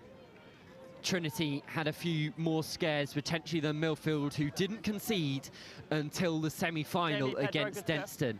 That was their first real challenge. They scraped away a point in front of Denstone. Trinity, though, the new kids on the block, they look like they've got in form, but you can never count out Milfield School. This game has everything to it. We heard from Peter Richard early on commentary in Trinity's quarter-final. He was really impressed with how they dispatched Wellington. Hooked high by Lucas Friday. Trinity up to the halfway, and the ball is into the hands of Bonetti. What a big game this is. Milfield, last year's champions, back again with a whole new look squad. Well, we spoke about it in pre-shows and even on day one that this Milfield side is shades of what it used to be, but just shows that no matter what Milfield side turns up, they're always going to look like contenders, and they seem to have proved everyone wrong throughout these 2 days, and now head into the final with their tails up. Interception by the number 5, Isa Opara. Great work from him. Through to the back line they go. Connor Byrne at 15, all the way to the wide channel.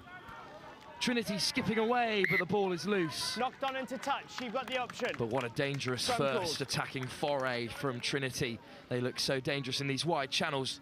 Well, when you've got the likes of Connor Byrne and Josh Bellamy both playing together, that axis means that you can sort of shift it left or right and have a really nice ball-playing, attacking, explosive first receiver there both times. So it just gives that double-edged sword to Trinity's attack, meaning that Milfield can never really fully know where the ball's going to end up until it actually gets there. Well, this is the first big test for Milfield's front row. Bampo and Fleary in that front row, really powerful for Trinity. And Trinity do get the shove on, but it's at the back. It's Timmins there, who's managed to get away with the ball. Excellent work. Back foot! Davies with the ball at the base, finds willing forward runners once more. Offside. Offside the call. And an easy escape for Milfield, Will. Well, exactly that. I mean, they're completely under the cosh. It was great work from George Timmins to sort of rectify that scrum. Trinity looked dominant, and then and Emmanuel with that carry seems to be under significant pressure as well. Line speed seems to have been drilled into this Trinity team that just got slightly over-eager that time. Spoke to Ollie early in the day, travelling with the Trinity squad out with concussion, and he was saying that Trinity are more than happy to play without the ball. Their strong defensive set, very impressive, plucked out of the air by Johan Davis. Through the backs they go, Timmins. Big contact and a great leg drive past the 10-metre mark. Too slow. Advantage for not rolling away. Davis at 9. On to Davies at number 3.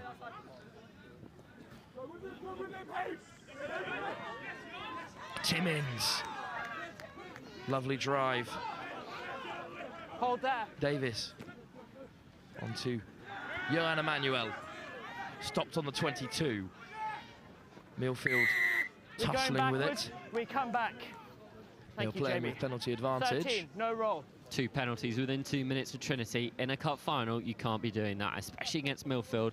Howlett will head towards touch, and you'd imagine that red, blue and green train will go, but no. It's actually, I think it's It'll be Stefan Emmanuel from the tee. Backs himself in a similar position to that which he slotted the penalty against Denstone. So I was about to ask you, Will, as they shaped up for the corner in this shorter format. Bold decision to take it there, but very mature from Milfield, yet to enter the 22 and still keen to come away with points from their first attack. The shaky moments on the tee, Emmanuel, was mentioned by Ewan Davis in his interview with Joe Burns after that Denstone game, but time to rectify everything that happened before, because this is all that matters. Stefan Emmanuel and Milfield poised to take the lead. It's a clean strike, easy got the distance. Fades wide. Just drifted to the left-hand side of the post, and Trinity escaped unscathed from the opening attacking flurry of Milfield. Well, warning signs will be ringing around Trinity camp. They know that they can't allow for Milfield to get into that sort of position again, because it's very rare that they sort of walk out of red zones empty-handed. Bellamy, what a clearance. All the way inside Milfield's 10-metre, a bit of a mix-up there, but Emmanuel spreads it wide. Charged down excellently well. Knock on. By Will Pert-Smith. Dangerous. Tom Howlett, I don't think, was necessarily expecting the ball, and when it got to him, he had a flurry of ginger mullet heading towards him, and, well, Will Pert-Smith is ferocious, and just, look, he spots it, goes for it, keeps those hands up, and if it wasn't for the knock-on later on, then I think that would have been excellent net gain for Trinity. As it is, Milfield have the opportunity to exit from just outside their 22. Davies with a feed. Guys, we're not stable this side. All right, both of you, untuck those shoulders, keep those hips square, okay? Both these teams have been recognised in previous years for their attacking flair, and maybe it's the backs who get all the praises. But you look at that front row matchup, you got Bampo, Marvin and Fleary against Emmanuel, Beasley and Davis.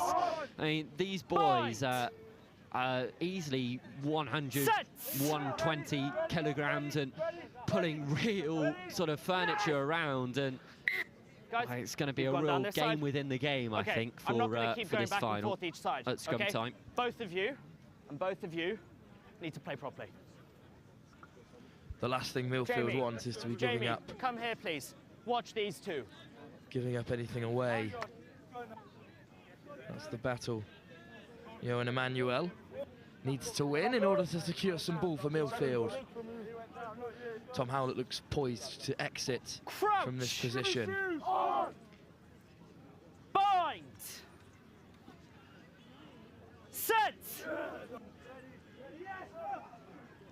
Fed by Davis. Picked at the base by Timmins, but spilled. Blue, number... Very lucky to get away with that. And away goes Davis. They're keen to get the game underway. Emmanuel. Great running by Carver. Great meters made up to the 10-metre. But a fantastic bit of defensive play from who else but Will Pert-Smith. Trinity's most impressive back row. Well, he's giving off shades of Johnny Smith last year, who for Brighton College, not only in the final but throughout the tournament, was just always there over teams like a rash, just uncontainable. And well, Will Pert-Smith has almost lived up to that standard. Similar haircut, similar position, and similar quality of player. It's really exciting to see. Trinity, let's go, please. Well, from a really promising attacking position, Milfield have been driven back inside their own 10-metre.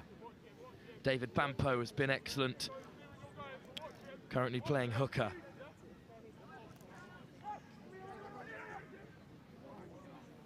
Webzell. And Will Pert-Smith takes contact. Good leg drive. I can't reward you, your hands were passed. Your hands are on Going the floor past the first. ball is the criticism from our referee, and back, please. the smart move here, as we all know in this short format, is to take the posts. Well, interesting to see. As soon as that penalty was awarded, you can watch Lucas Friday. Just have a look at his hand signals here. celebrates it, and then just asks for his players just to calm down, just keep everyone composed, and that's going to be the difference. It's going to be a real mental battle, I think, between these two teams, that there's not much to separate them physically. These are the two highest scoring sides in the tournament. I was having a discussion post-game with a fan, current student, who just said, surely it'll be really low scoring games because they're just really good. Hoping that wouldn't be the case. But right as we creep towards half-time, Josh Bellamy has an opportunity to open the scoring from the tee. Their star man. Good connection. Off the post. 22. Just drifts to the left-hand side. The pressure perhaps getting Behind to both men with the responsibility for goal kicking today. And Josh Bellamy won the inaugural Dave Alwood kicking place competition, and well, kicked successfully in succession, about 16 goal kicks, and well, Bellamy goes shearing away, keen to make up for his mistake. Chip through the hole. It's Bellamy up against Carver. No, it's time. Oh my goodness. And it looks like Carver has won the race. What a scare for Milfield right as the referee calls half-time. Bellamy goes searing away. Excellent work, and then... Let's tell you what, if that ball bounces any other way, and I think it's heading into our try of the tournament. Josh Bellamy. Work by Matt Hall. Yeah, it was just his skill to get past defenders like that with ease, but we sit at deadlock in the final, tied as it gets. Half-time at the final, both sides hunting for the De La Salle trophy, but in its 36th edition at half-time, the final remains scoreless. 0-0 between Trinity and Milfield. We'll be back very shortly for the second half. I can't remember, but he was really upset that he lost. I would have been. It was a few years ago. I said, you're not as young as you used to be, and you smoke. Yeah, but you have to let them have a chance.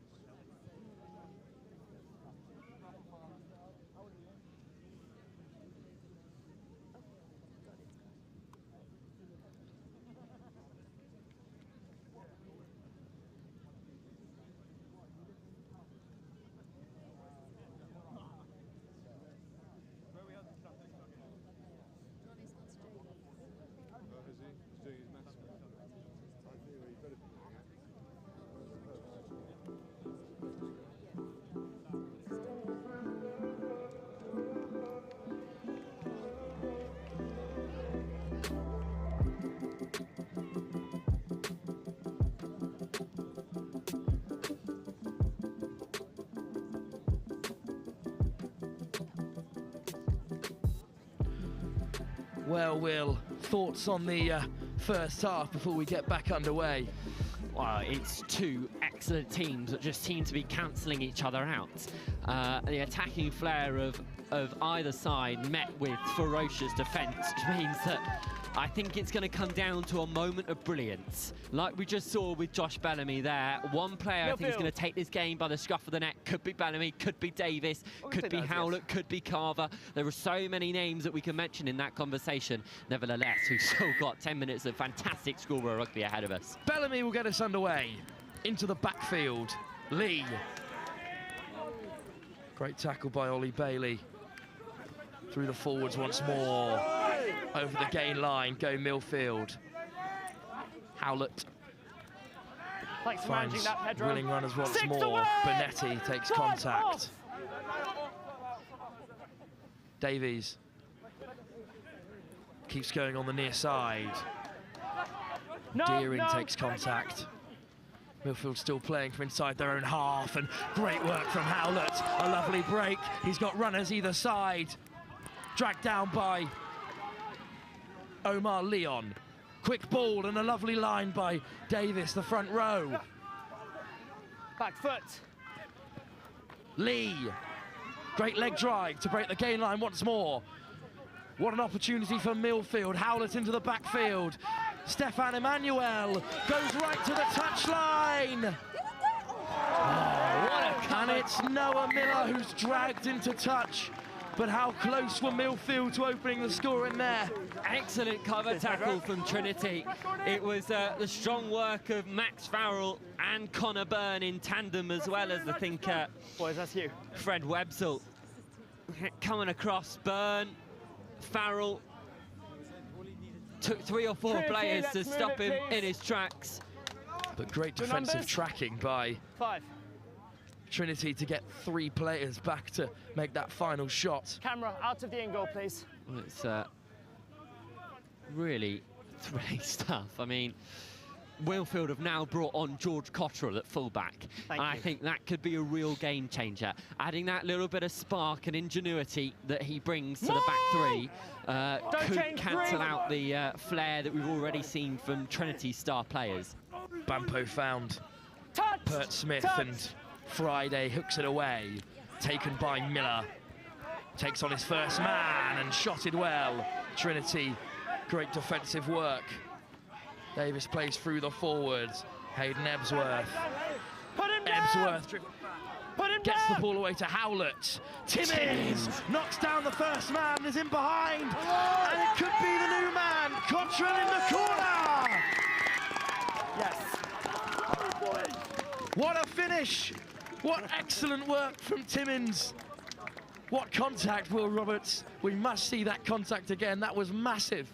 I mean, hits upon hits, as well as skill to go with it. Let's have a look at this. And quite a bit. The offload and wherewithal from Howlett. Timmins gives a big get off the bus, and the handling out wide. Cottrell in support. Could have gone to 1, 2, 3 players. Pert Smith did well to put pressure on Cottrell to make it, to make sure it wasn't an easy run in, and 2 under the posts, and well, that could prove all the difference. Shout out as well to Hayden Ebsworth, who under the pressure of about 4 or 5 Trinity players clinging onto his backside, managed to get the ball away to Howlett. Just about grounds that with his fingertips. Cottrell, the impact player. Yep. What a shot by Timmins on Friday. Big moment for Stefan Emmanuel. 2 points could be crucial. With just over 6 minutes left on the clock. Another clean strike. And off the puck rights once more. You can't get any closer than that, Will. No, you really can't. I mean, no more afters. Inches spared. And Emmanuel must clear his head of that now, because it might not be the last time that he has to execute a kick that could decide Milfield's fate. Bellamy to get us underway once more. Great work by Pert Wright. Tips on straight away. Max Farrell goes herring down the touchline. Thank you, Pedro. Knock on. Knocked on by Farrell in the contact. It was, I think, Timmins and number 6, who's Alex Deering. Those 2 in combination were onto the blindside winger like you wouldn't believe. Still, Trinity have an opportunity here to put Milfield under pressure. That was excellent work off the kickoff by Pert Smith once more. And it's actually a great shot by Ben Adebayo. Crouch!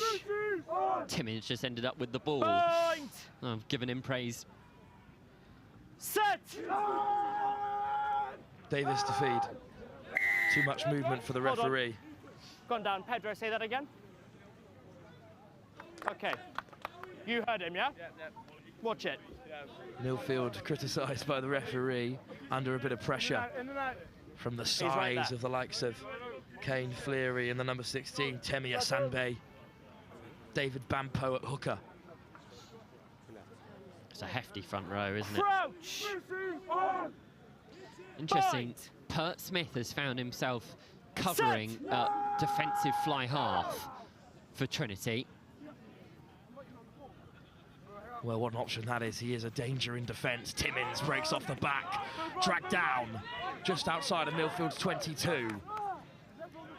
Ball available for Davis. Through Johan Emmanuel. Back foot, hold that, no. Box kick is the option. Hooked high. A sandbay underneath it. It's been spilled. Milfield hook it away once more. And what a lovely kick that is. To find touch. Just outside the 22 of Trinity. What a great exit under so much pressure. Perfect. But Johan Davis managed to get it away. I mean, that is the difference, isn't it, really? That composure and wherewithal from Davies, as well as his footballing skills. Numbers. That could have, if that had gone out on the full or slightly closer, then we could have been in, Milfield could have been in real trouble. But now it was a time to perfection, which has left Trinity under the cosh in their own 22 now. Bampo finds the para. Bit of space for Trinity to run into. Out the back to the main man, number 10. Josh Bellamy, who beats the first man. Through the forwards they go. Deering. No, come off! They look to play wide from inside their own 22. They've got numbers out there. That ball's gone out the back. Big Fen to beat the first man. Dragged down just inside the half. Trinity with momentum. Connor Byrne with that out the backdoor pass, which has sparked this all. But it's a big turnover for Milfield. Tom Howlett, 2 minutes. The fly half, putting his head where it wouldn't normally go, and he's come out with the ball. What a big moment that might be in this final, with just over 2 minutes to go. Milfield have 2 minutes to become the first side in the history of the St Joseph's College Festival to win consecutive De La Salle trophies. What an achievement that would be. They would become 8-time winners. They are the most successful side in the 36-year history of this competition. Guys, your numbers. And they look to extend that lead. Guys, you have 6. They hold a 5-point advantage over the Get back, national please. champions Trinity in Trinity's first outing at this festival. And they have ball at the line out. It's into Howlett. Timmins. Tackle! Double shot on him. Stripped in contact, but that was a big contact. The referee's letting it play. Didn't go past the horizontal. Not past the horizontal, calls the referee. Play on through Cava. Emmanuel at first receiver in the front row. Picked quickly off the base, and Milfield drive into the 22. Release. Davis at the base, slow ball. Timmins once more. Shotted backwards this time. Great work by Ollie Bailey. Your tackler's in the way. But it's a big penalty given away. Number 13. Post is the call from the crowd around us, and I'm inclined to agree. I think if Milfield want to close out this game, then Emmanuel will get a final shot at goal. 30. Well, what a shot that is on Johan Emmanuel, but number 13, Ollie Bailey, is penalised for not getting out of the way in time. And this Stefan Emmanuel's third crack at the whip. His third and perhaps final opportunity as we tick ever closer to the end of this final. For the game, please, quiet. Milfield remain the only side to have conceded just a single try in this competition. Incredible. Incredible. The fact that they went under our radar in the majority of our pre-game and pre-tournament predictions, you cannot rule this side out. They come back every year firing. Stefan Emmanuel could be about to bury Trinity in their first appearance at the St Joseph's College Festival. Stefan Emmanuel has pierced the upright and won the game for Milfield. For the first time in the tournament's history, we have consecutive champions on the biggest stage that schoolboy rugby has to offer. Milfield have done it yet again. They are 8-time champions here at Belstead Road.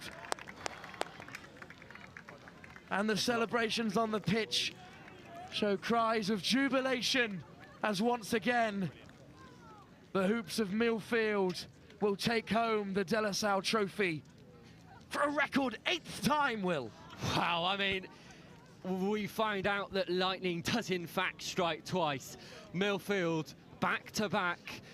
As I've said, we ruled them out of contention. We thought, oh, Trinity looking strong, going in unbeaten, as are Hampton. Kirkham, you can never rule them out. Denstone came up as the underdogs, but Milfield just went about their business quietly, calmly, consistently, and, well, they've come up with the goods and the trophy once more. 1990, 1993, 2004, 2006, 2012, 2014, 2021 and 2022. Milfield are the champions of the National Schools Rugby Festival here in Suffolk. What a moment for these young lads. We've spoken to winners from across different generations this afternoon, players who have played at the highest level, and you never forget winning a tournament like this. Well, you've just read out some of those names, some of those years that Milfield have gone back to win, and you can also have a look at the sort of players that they were pulling out during that time. I mean, you look at some of the players that have been managed to bring in. I mean, Josh Bayliss, Adam Hastings, Callum Sheedy, Jonathan Joseph, Chris Robshaw. I mean, all of these boys would have come out onto this St Joe's pitch in Milfield colours previously, and well, I think we're seeing a new crop of talent come forth once more, and we've got to give a word to those boys, Trinity, who it's difficult coming in first time of asking. They may be Schools Cup champions, but that doesn't mean that they've got anything sort of coming into this. We probably should have listed them more as underdogs than we potentially did, because it's a difficult format to get used to, isn't it, Wolf? I mean, playing it in it yourself. I mean, St Joe's, it's a different beast to any other schools rugby festival. Absolutely, it's not a long time at all to get on the board. You see here, Milfield have seen them off by a margin of just 8 points. You've got to say, if they had a bit more time, perhaps Trinity could have got back in the game. But Milfield really just controlled the tempo, they controlled possession, they were fantastic in defence when called upon. They were on the front foot, and the tournament's leading point scorers and the tournament's best defence. That record speaks for itself.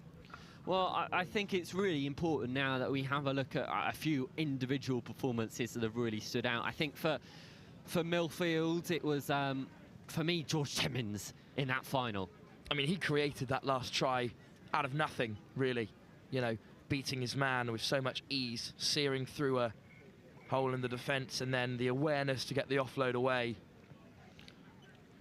Davies with his, Davies with his game management as well. That kick into the corner in the dying few minutes made sure that they could almost secure the victory. Cottrell, of course, with the try, scored the all-important one in this game, the all-important one in the Denstone match as well. He seemed to be their clutch man. They brought him on sort of to make that impact, and, well, an impact he made, didn't he? That try against Denstone was really special. Certainly a contender for try of the tournament. Go back and have a look at that one if you need to. A great finish and a great kick to drop down in the corner. But for Trinity, well, they've had some fantastic performances. Will Pert-Smith has done amazingly well. Connor Byrne has been so dangerous. Scored some great tries. And then, of course, Josh Bellamy ran the show for Trinity, and outstanding performances in the semi-final and quarter-final. I think it's really key that although we've noted the skill that someone like Josh Bellamy has, but it's really important to understand just the quality of delivery that he's getting from his 9.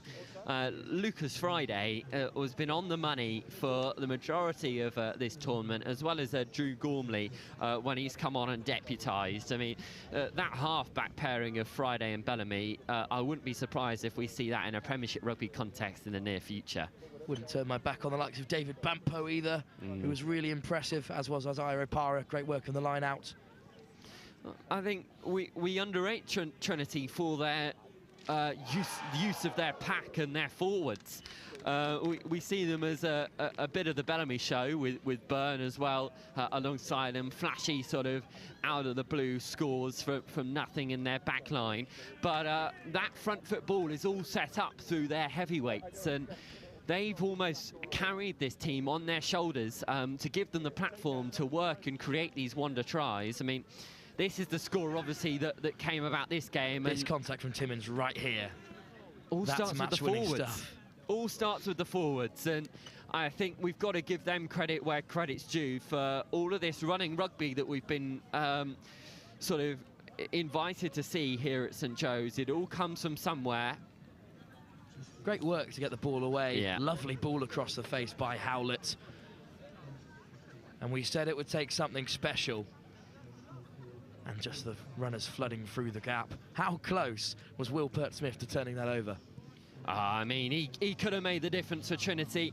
He's had an excellent game. One of the other names that I'm sure we'll see in the Premiership or beyond very, very soon. Well, what a fantastic testament to rugby we have witnessed across this whole weekend. There's plenty to digest and plenty to talk about. We'll be showing you the presentation of the awards and discussing those. But first, I'm going to hand you over to Joe, who's on field, to take us through these celebrations. All right, John Mallett, the winning coach. We're going to do the walk that many teams before, including some of your teams, have made before, down to the house and for the trophy presentation and retaining the De La Salle trophy. What a magnificent achievement, and one that I don't believe has been done before. Yeah, I'm not sure about the being able to do it back-to-back, but yeah, extraordinary for this group of boys. Perhaps our expectations, or maybe certainly mine, might not have been that when we turned up here this weekend. But yeah, perhaps these boys had different ideas, I think. Well, yes, let's talk about that expectation. Let's talk about the achievement, because I think that Milfield are synonymous with winning tournaments and with winning big games, and there's a rich rugby heritage. But you were just telling me there that this group hasn't enjoyed such success over the years, and that they come together particularly for this tournament this weekend and have really kind of blown your expectations out of the water. Yeah, sure. A couple of things. Earlier this season, you guys covered a game where we were well beaten by a really good Clifton team, and that team felt that. They were really disappointed with their performance in that. But these guys, a large number of this team have come right through the school and really struggled in their year group. They've just been a tricky year group. They've struggled to beat many of our opposition, and feel like they've really earned that today. And the lad that's going through the end at the centre has been at school for 7 years, and he would have barely won a game through his age group. And for him to be able to achieve that here is pretty extraordinary. I mean, it's absolutely mad. So what do you think has been the key ingredient in the marvellous medicine this year then amongst the group to turn that fortune around? I think these guys' are willingness to work together. We've got some incredible leaders in there that the boys have grown for being around them. The captain, Ian Davies, his birthday this weekend, 18th birthday, so not bad. To be around those guys, even for me as a coach, and I've been around at Milfield for a long time, but those boys, you feed off them and their energy and their knowledge about the game. There's some really exciting individuals there, and I think the boys in between who've perhaps just played regular rugby through school have really grown to be alongside George Timmins or Ian Davis, Johan Emmanuel. Those boys, they take so much confidence from those guys. So George Timmins, hell of a final, hell of a player out there. And you mentioned your length of time at Milfield, so it'd be remiss of me to ask, what is it about Milfield and the St Joe's Festival? No one has won it more times than you. This is number 8. Yeah, Milfield's an amazing place to be. We talk about a long time. I love working there, and because of this kind of special achievement around lots of our sports, and that's a big bit we enjoy. We talked a little bit about with the team about the different things that happen in school with different sports teams, and these guys would be very balanced in a competitive environment with lots of different sports, and I think that's part of it. They want to go off and do their thing, but they're fortunately surrounded by extraordinary teams and individuals, and for them to be able to have their little piece of it. But there's so much good stuff going on at the school. Yeah. I mean, there's a lot of good stuff going on at the school, but there is But there is a lot of good stuff going on at schoolboy rugby around the country. It's in rude health. Like Sedbergh, yesterday they beat Blackrock College over in Ireland.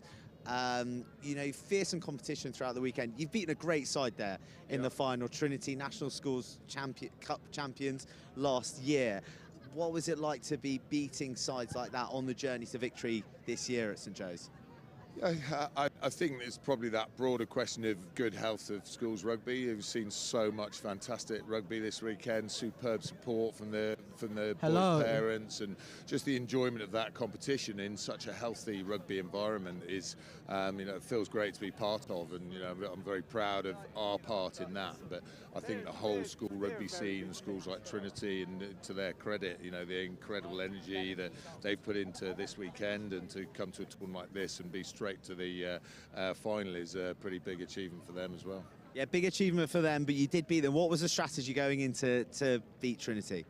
I think it's, my job is to keep the boys calm. You know, they were so excited, and it's almost trying to slow down by the end of the day, and you know, a bit of composure in terms of the way they hold themselves on the pitch. I think it's important in an environment where plenty of people are watching, and you guys are you know, filming the games and things like that. It's just yeah, for them to be able to be at their best, a degree of calmness around that is it helps, and I think that was decisive for us in the final, really.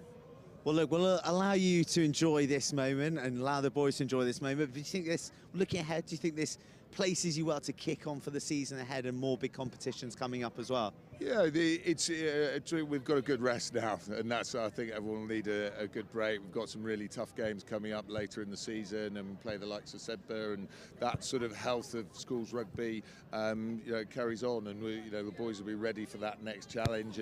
But we know those games are competitive. We're all close in terms of our fixtures and different teams beating each other. So the competitive level of it is. It's good fun to be part of and test the boys that play.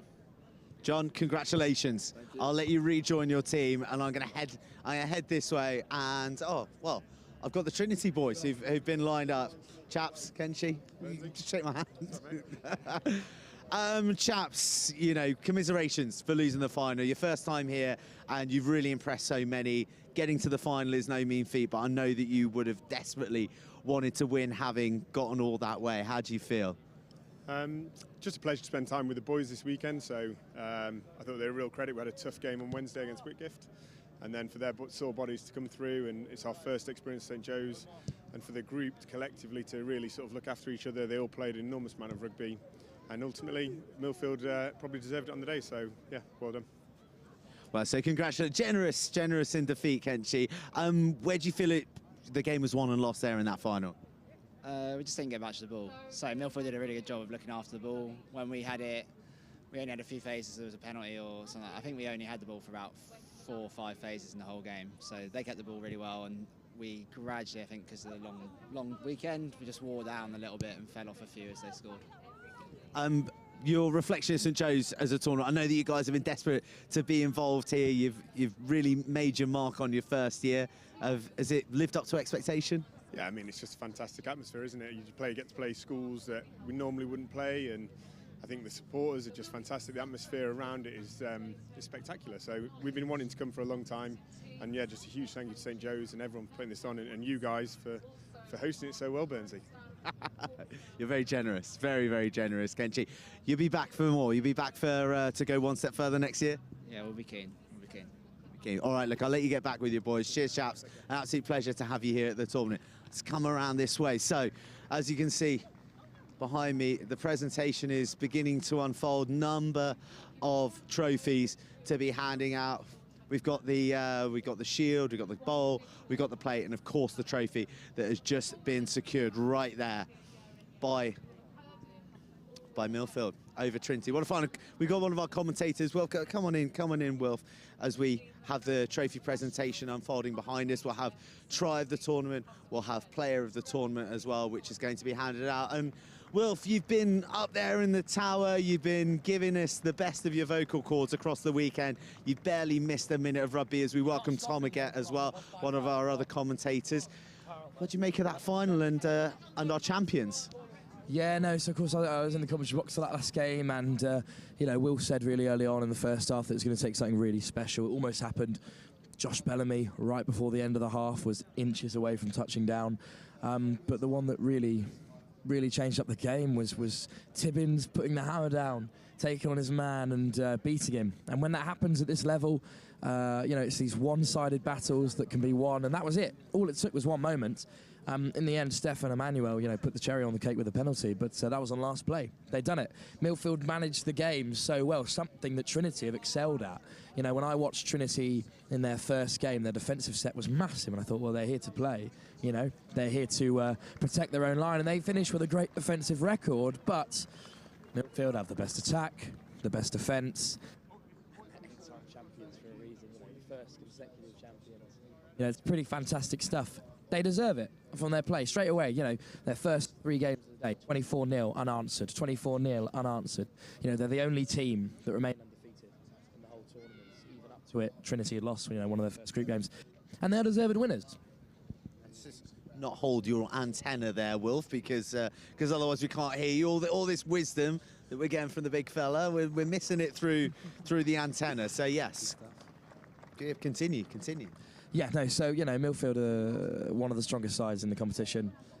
We didn't speak about them too much in post-match. In a way, maybe because we just didn't want to. Maybe somewhere we all knew that the St Joseph's College Festival, especially in the 2010s, Milfield come and Milfield dominate, and Milfield are strong, and every tournament, you know, they come in as favourites, and it's difficult to sort of contain them, and no side has been able to do it today. Speaking of people difficult to contain, Wilf, you've got to let Tom get in with a word edgeways here, dominating the mic. Now, Tom, we're going to be able to talk about Milfield an awful lot, but I'd actually like to talk about Trinity, because it is their first time here. They've come with a lot of sort of rock star players, and they've come with a big reputation, having won the National Schools Cup, and they've certainly made their mark here, just not quite going all the way. But have you been impressed with what you've seen from them, and also the feel that their presence is injected into the tournament in terms of extra quality? Yeah, I mean, what a way to put a stamp on your first tournament. I think, you know, getting to the final itself, for your first year here, we said they got the gravitas, they got that celebrity status as they've come into this. They won last year the schools championship, so they've done so well. But yeah, I mean, falling at the final hurdle, unfortunately, but it's looked like a great game. Unfortunately, I was on comms on pitch too, but it just meant that it's a game that I wanted to watch. I kept looking over, kept trying to see what's the score now, what's going on next, and yeah, just throughout the tournament, they've shown glimpses of real class that they've been able to bring through.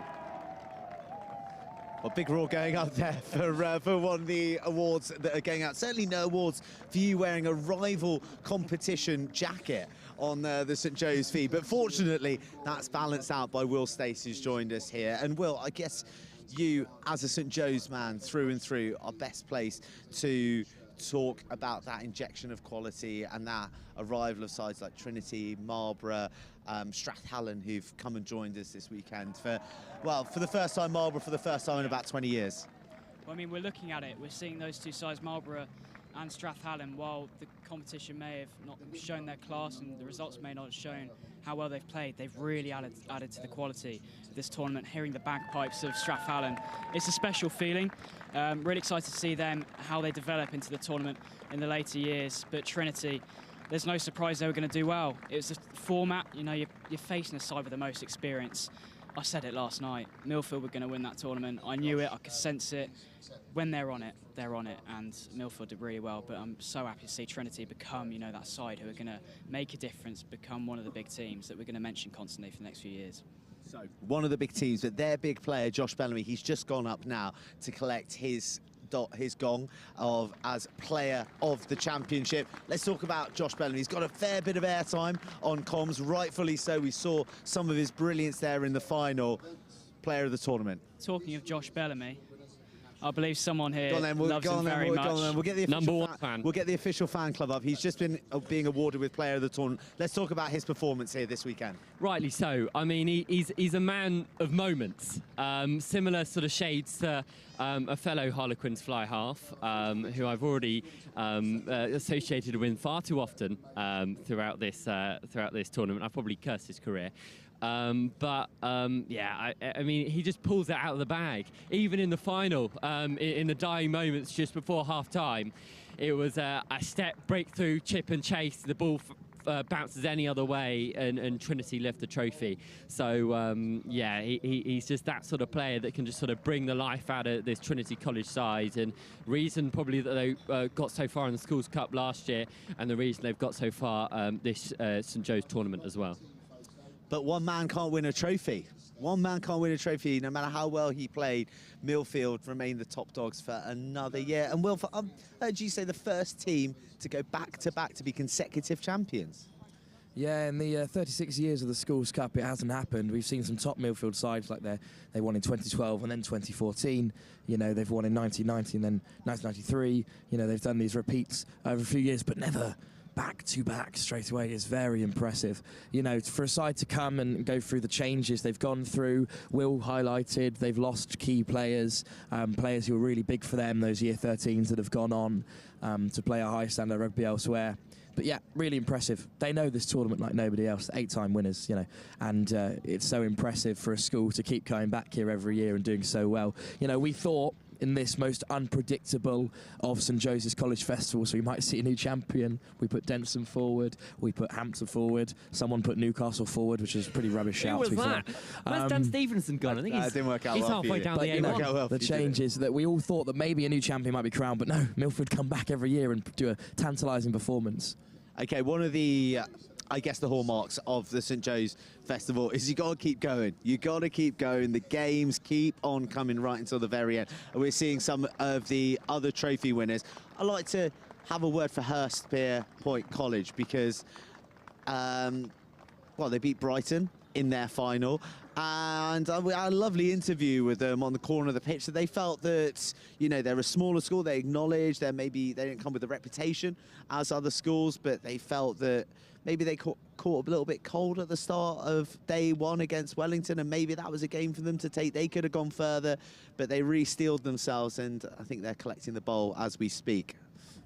Yeah, I mean, they've done well throughout. They've kind of not been saying we talked about. We didn't talk about them much yesterday, I don't think. You know, it was all the other names that we were looking for, and none of those have actually really gone through to the stages that we expected them to and been able to take the trophies that we expected them to. So, yeah, it's nice to say they acknowledge they're a smaller school, they're trying to build through, and actually for their size, they really do punch quite highly, and they've done so well to keep cracking on and cracking on. They had an interesting first game here today, but they've just carried on, piling that pressure through, and managed to come out with it in the end.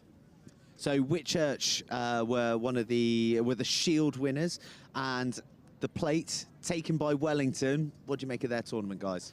Well, I watched their final against Kirkham, another team that we thought potentially could go all the way.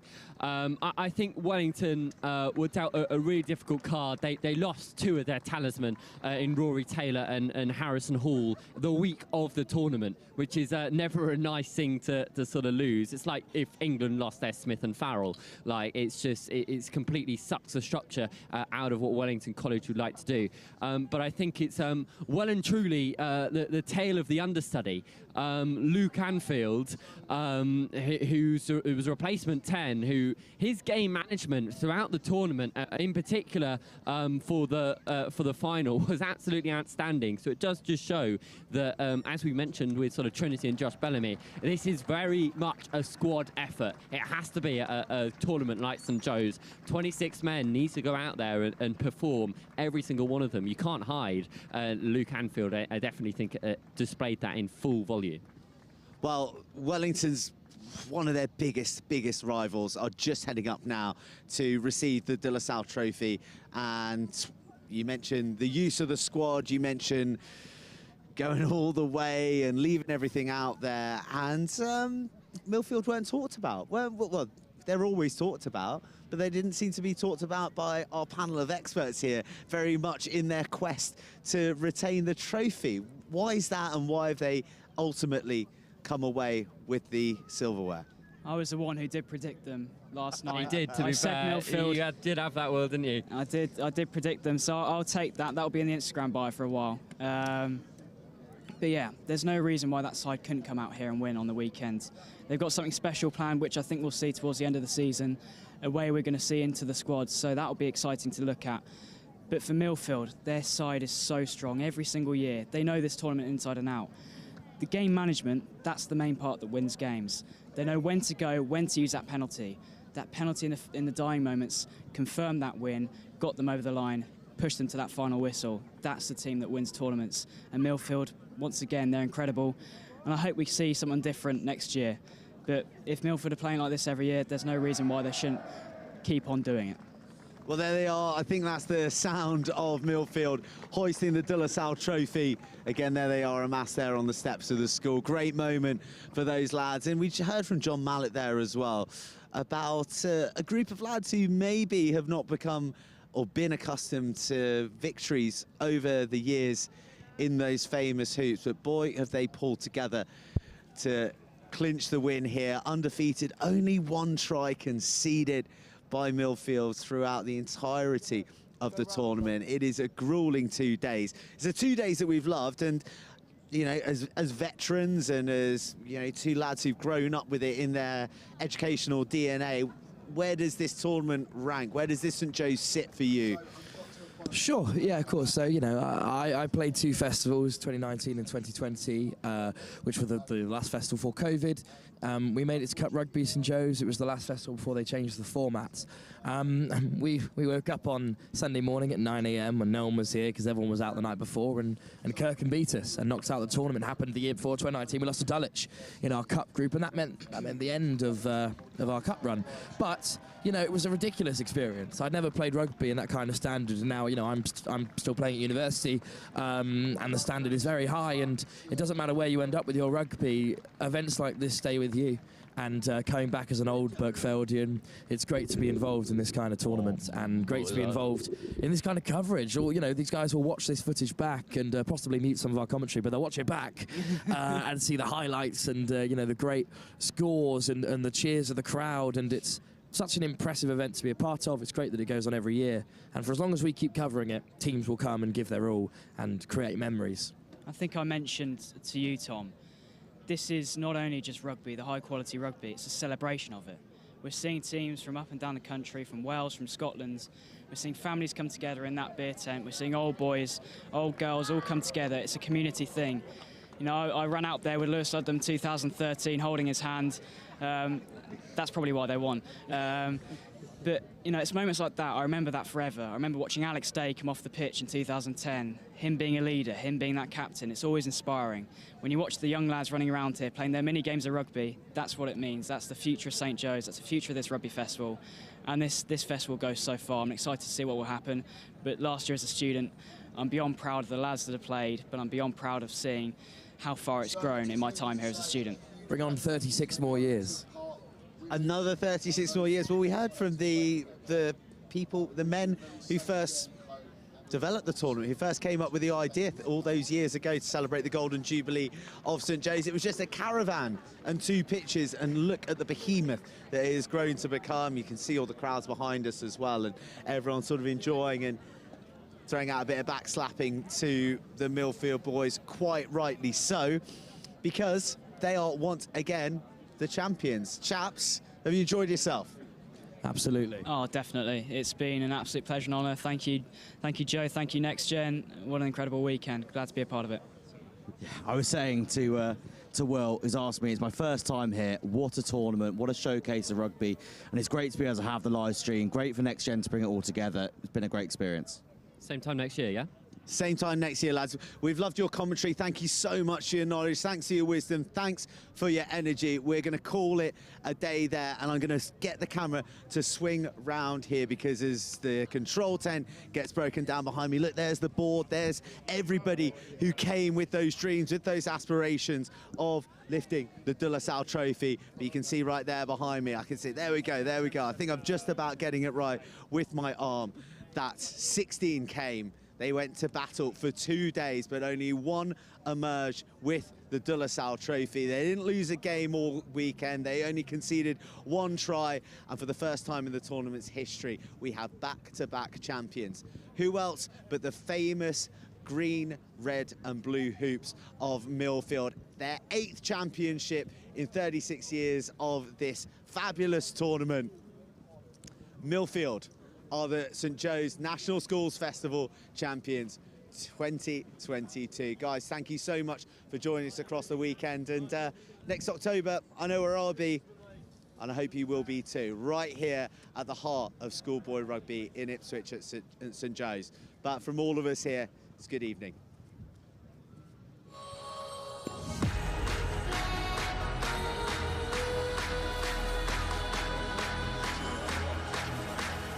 Introducing Next Gen 15, the new home of school rugby. Well, where does this come from? Covering everything the school game has to offer in both the north and southern hemispheres. Oh, that's a great tackle! It's not good enough! 1-2, skip a few and with the wheels. Highlighting tomorrow's stars, Next Gen 15 will be bringing you live games and a regular update of all the news and in-depth views on the global game. What's a kick? Where did he come from and how did that happen? All your school rugby, all in one place. This is Next Gen 15.